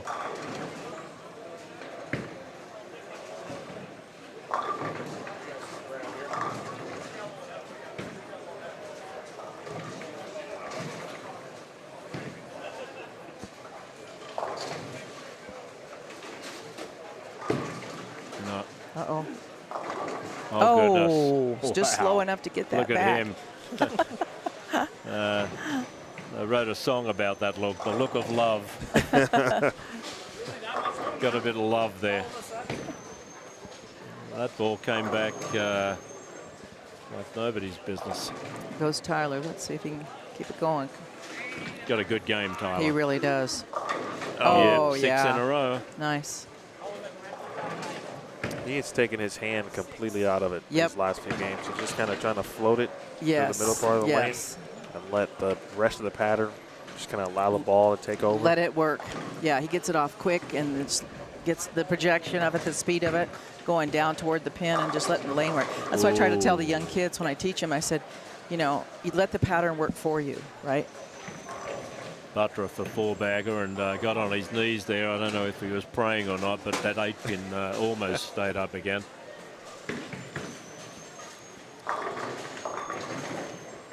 Burns looks like he's going to shoot 170 at best in this game. Here goes Andre. He had a really nice shot over here last time. That's not bad either. Yeah, nice one. Nice one.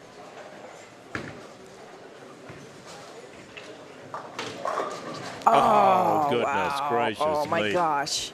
Get out of here. Blew over the top of the 7. Such a great shot by Tyler. That was on a 6-bagger as well. It's okay. Good. Bring the spare. Way to go. You know, on shots like that after a string and you've been battling anyway, better pay attention to the spare. That's a good point. Yeah. It can't be easy to Yes. slightly overlook your Yes. routine. Yes. And we've been flung a score sheet from the tournament director, and Dwight Burns has retained the lead. He had 220 at the high end, and he's in the 170 odds here. Took 14.53. Neifel.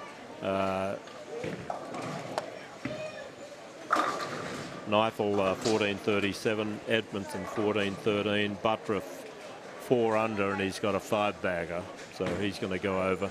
Robert Marion 52 under at 13.48. Noah Gallegos 13.29. Andre Eubanks 13.16. Michael Fitzgerald 13.13. Timothy Jacob 13.07. Tyler Masterson was 10th at 99 under.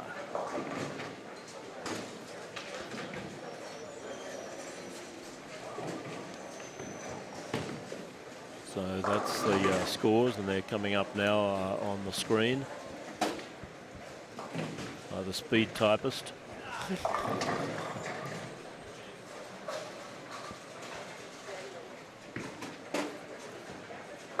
Oh, lane 5. Oh, man. Lane 5's It's got more pickup. definitely going to hook more than lane 6. Yep. Always does. Yep.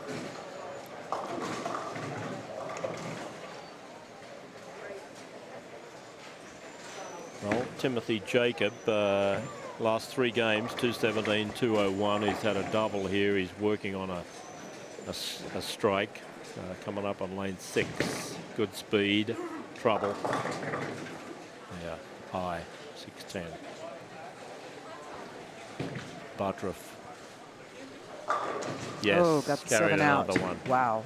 Big game. 6-bagger, big game coming up for him. May take the lead. If Dwight can't do something here. Dwight's best score 186. He's trying to get the high game. He gets a turkey. Right. Right. Can't buy a strike. Dwight's having trouble on that pair for sure.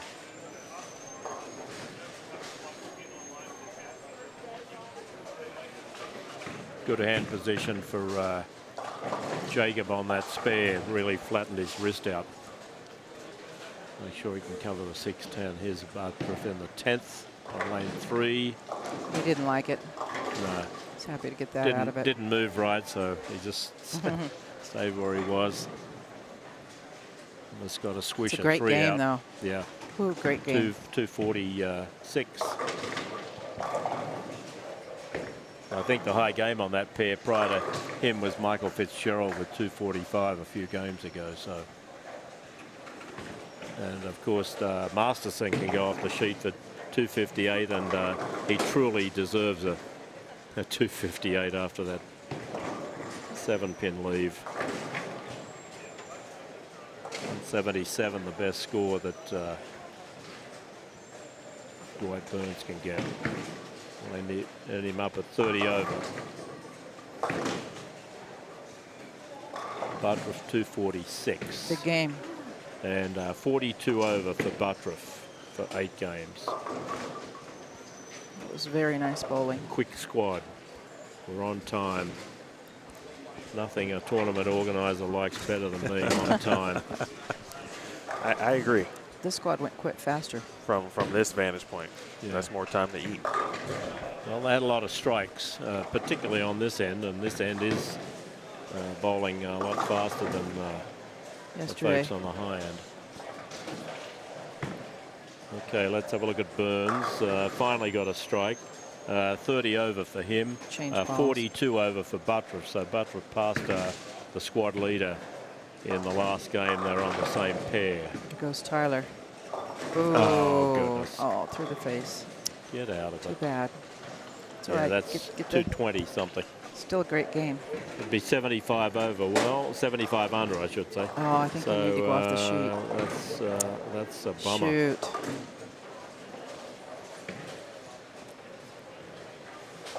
Get 2. He did. Still a great game. 226. It's going to be close.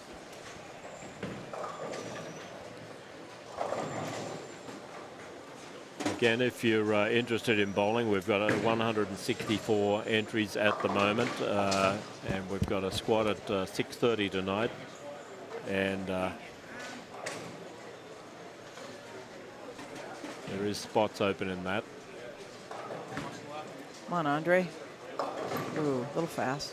A little ahead of it, maybe. He's a good bowler.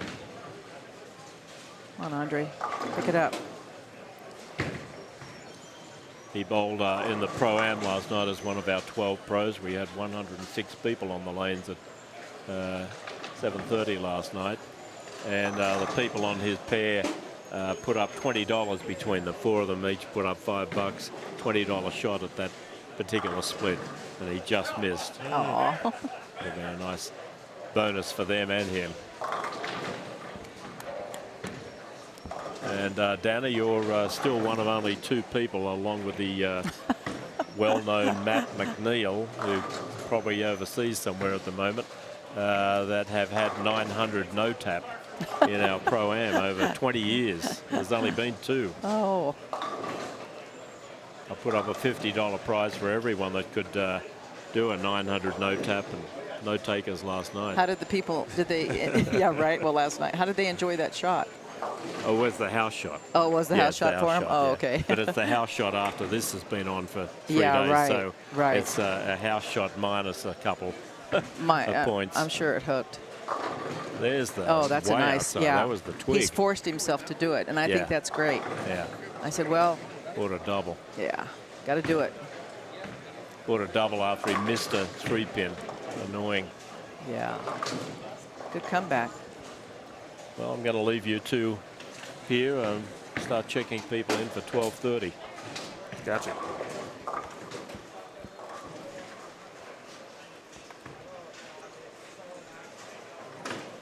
It is that time. 12:30. That came by Right. quick. That did. This one moved a little faster. That one last night took a long time, didn't it? Didn't it? It did. That's Yeah. last night truly felt like we were at the U.S. Open. Yeah, didn't it? Did you feel like I was like, whoa. we tired when you got out of here? We were tired. Draining. But watching them try to figure that, Oh yeah. it was tough. Painful, a little painful. Yeah. At some times, because you can just tell, you can tell when a player has somewhat of an idea, and you Yeah. can tell when they don't. I know. I There are a know. lot of players walking back like, I What don't is know going on here? Yeah. Yeah. Where am I? Yeah, I know. I feel for him. I've been there so many times. I know.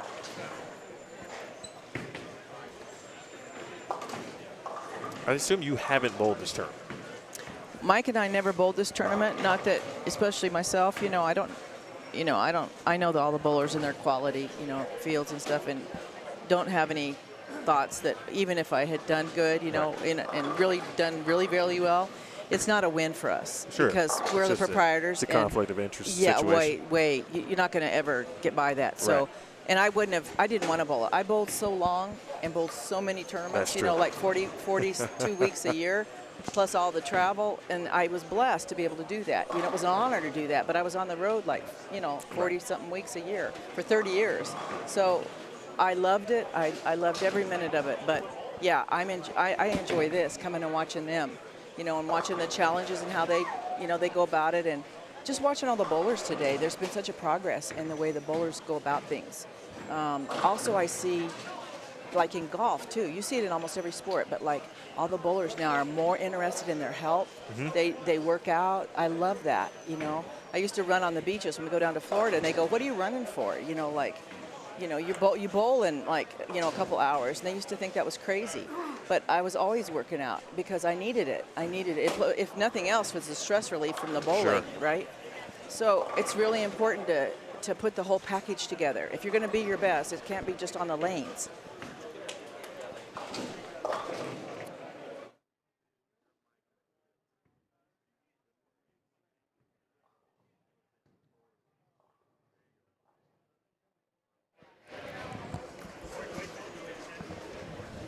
Nice job by Nathaniel Durant, excuse me, to get a little bit of a break. I understand that he maybe had some other little ones watching him bowl today. Oh.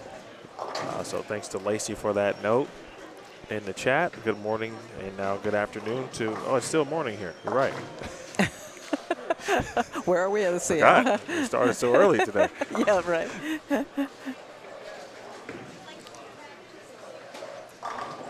The story here at the end, folks, Jacob Buttroff has taken the lead, and he's going to be the leader on Squad 3. His plus total, what did we say, 42? Got the 42 over? Yeah. Yes. 42 over. Overall, that would put him third behind Brandon Knowles. Brandon, what a great talent he is. Yeah, he bowled really well, too. Yes, he did. Tim Jacob, a little bit of a break there. I meant to ask him about this yesterday. I'll remind myself tomorrow. He bowled, he shot 300 at Junior Gold. Wow. I think it was 2016-ish. Okay. And I was there, took the video of it, and I think I maybe talked to him about it. And I'm going to ask him, does he remember that? Hopefully he remembers the 300, which I'm sure he does. I'm sure. Probably doesn't remember me talking to him about it, but I'm sure he will. But yeah, he was. You could see the potential in him then. Yes. And obviously he's really starting to reach that potential yes, now. Yes. The whole package, you know. Besides the actual physical talent, you got to have the mental. Like they say, I was watching a movie with my dad the other night. It was The Equalizer 2, and it's such an intense movie. Oh, yeah. And the guy was helping that young guy, the kid with the talent, the artistic talent. Yeah. And he said, kid, you've got the talent, but it's not going to go anywhere unless you have a brain to go with it. And that is so true, and it's very true in bowling. It's very, very mental. Who do you pick might have a good round next shift? There's so many. Yeah. I went through it earlier. I'll go through it again. You got Francois bowling. Oh, okay. So he's champ. Yeah. You anticipate that he's watched enough. Yeah. Oh, to, sure. To have his game plan. Plus he's on. Yeah. Right. And then there's so many great bowlers from Phoenix bowling the next Oh, slot. okay. Dave Sirigliano and Kevin Jenkins and Andrew Kane, Ed Smaglet, Chris Clerk, who's won the event before. Right. Kyle King is bowling. Okay. D-Ron is bowling. Oh, yeah. Hope he has a good tournament. Yeah, I mean, there's so many. Nice job by Dahmer. There's so many. But I would anticipate Andrew Kane and Kevin Jenkins. To do. Just because of they've got a blueprint firmly based on what J.D. Nance has done. Right. And even Dwight Burns today. Sure. Very similar. Started with urethane, Sure. near the gutter. And Kane and Jenkins can do that very well. Oh, very well, yeah. So that's in their wheelhouse if for they sure. don't shoot 50 over for the first 3 games, I would be shocked. Yes, honestly. right. But managing the rest of the block really seems to be the most challenging after watching 3 squads. Doesn't it? Yes, it really does. It's easy to get off to quote-unquote easy. Yeah. Tongue-in-cheek, yeah. right? Right. But you can get off to a good start, but the success or maintaining that level is so hard over 8 games. Yes. On this. And as you mentioned earlier, the pair-to-pair portion. Yes. Very difficult. It really is tough. And I Nice. think it's not because he does them different pair to pair. I think it's the topography of the pair. Oh, You know, people 100%. thinks that you know, on synthetics, a lot of, especially not the guys that have bowled a lot, but or ladies, but the general bowler that doesn't realize that even on synthetics there is a topography. You know, like in this house, even on the wood, we had a few pairs where the left lane would move more always, and so I didn't expect that when we put in the synthetics. But no, they still yeah. do it, Steve and I was thought talking that about was so odd. Yeah, so there is topography, and like Mike explained, he said on the right, way out, because they don't play way out here. They play like 7 to 10. That's the house shot, yeah, and there's just- bank, there's friction, a lot of friction out, and then there's this mound, huge mound in the middle. So they're not used to playing out, and you know they have jobs, can't travel and get used to this kind of shot. So it's like lefties playing in, you know, fourth arrow, third arrow, fourth arrow. You don't see as many do that.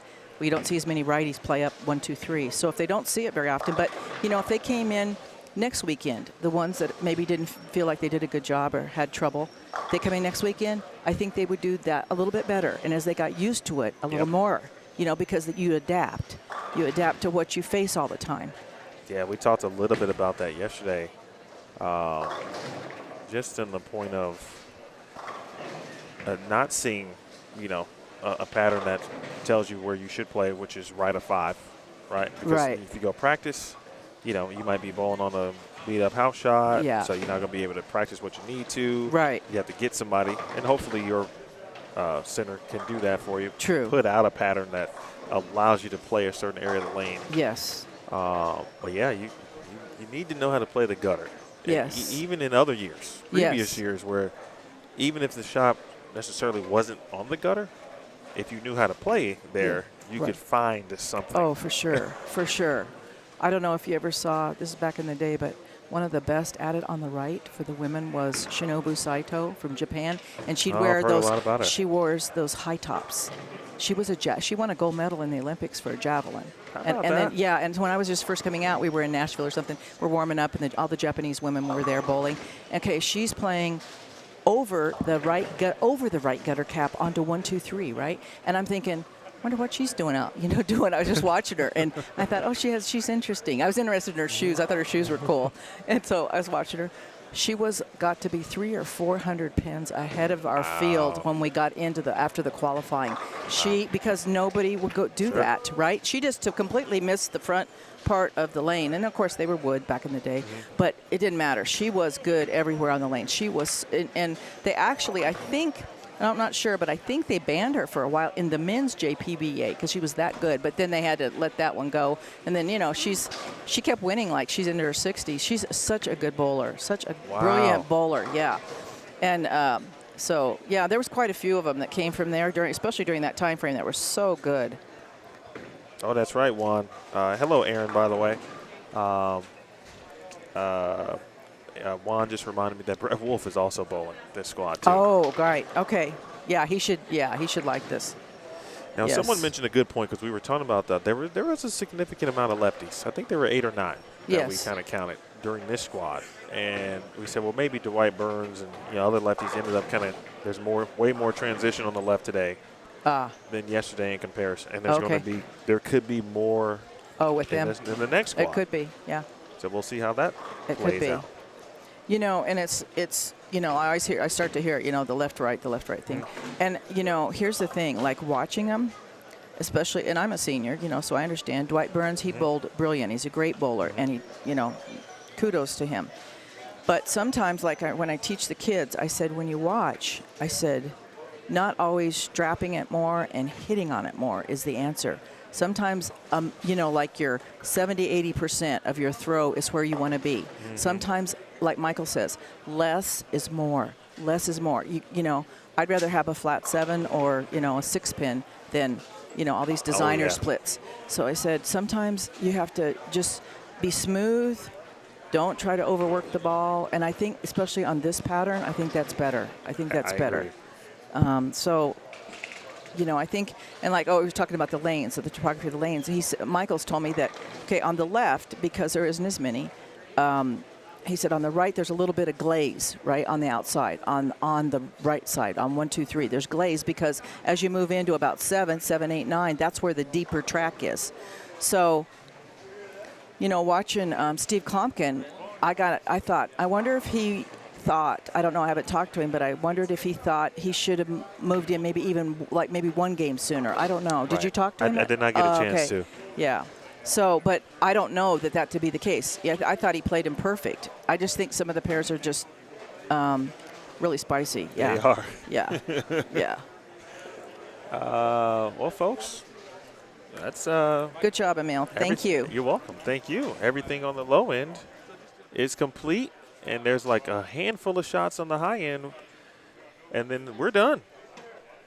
Squad 3 is in the books.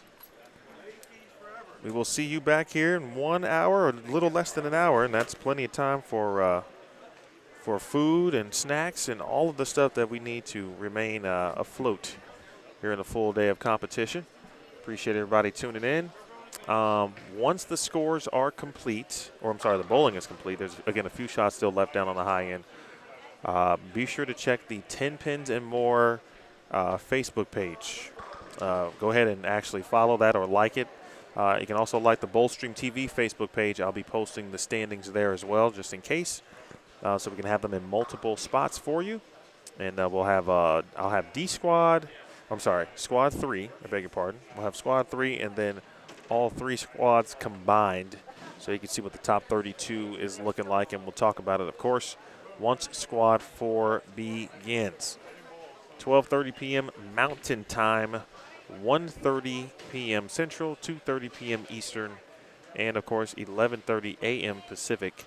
That's the time frame for you, and that is coming up in just under an hour. Good stuff there from Rick. Rick, come on back. We'll talk more about that as well. I want to thank Dana Miller-Mackey and Steve Mackey. And we'll see you in just a little bit. Time to go eat. Appreciate everybody tuning in. For Jeff Heemer and Steve and Dana and Mike, congrats again to Jacob Buttroff. Should be the squad leader here for Squad 3. Dwight Burns bowled great. So did DJ Neifel. Mason Edmondson made a nice comeback after struggling a little bit earlier. We'll see what the top 32 looks like here in a moment. This has been a presentation of the 20th Annual New Mexico Open. You watched Squad 3. You watched it only here on Bowlstream TV.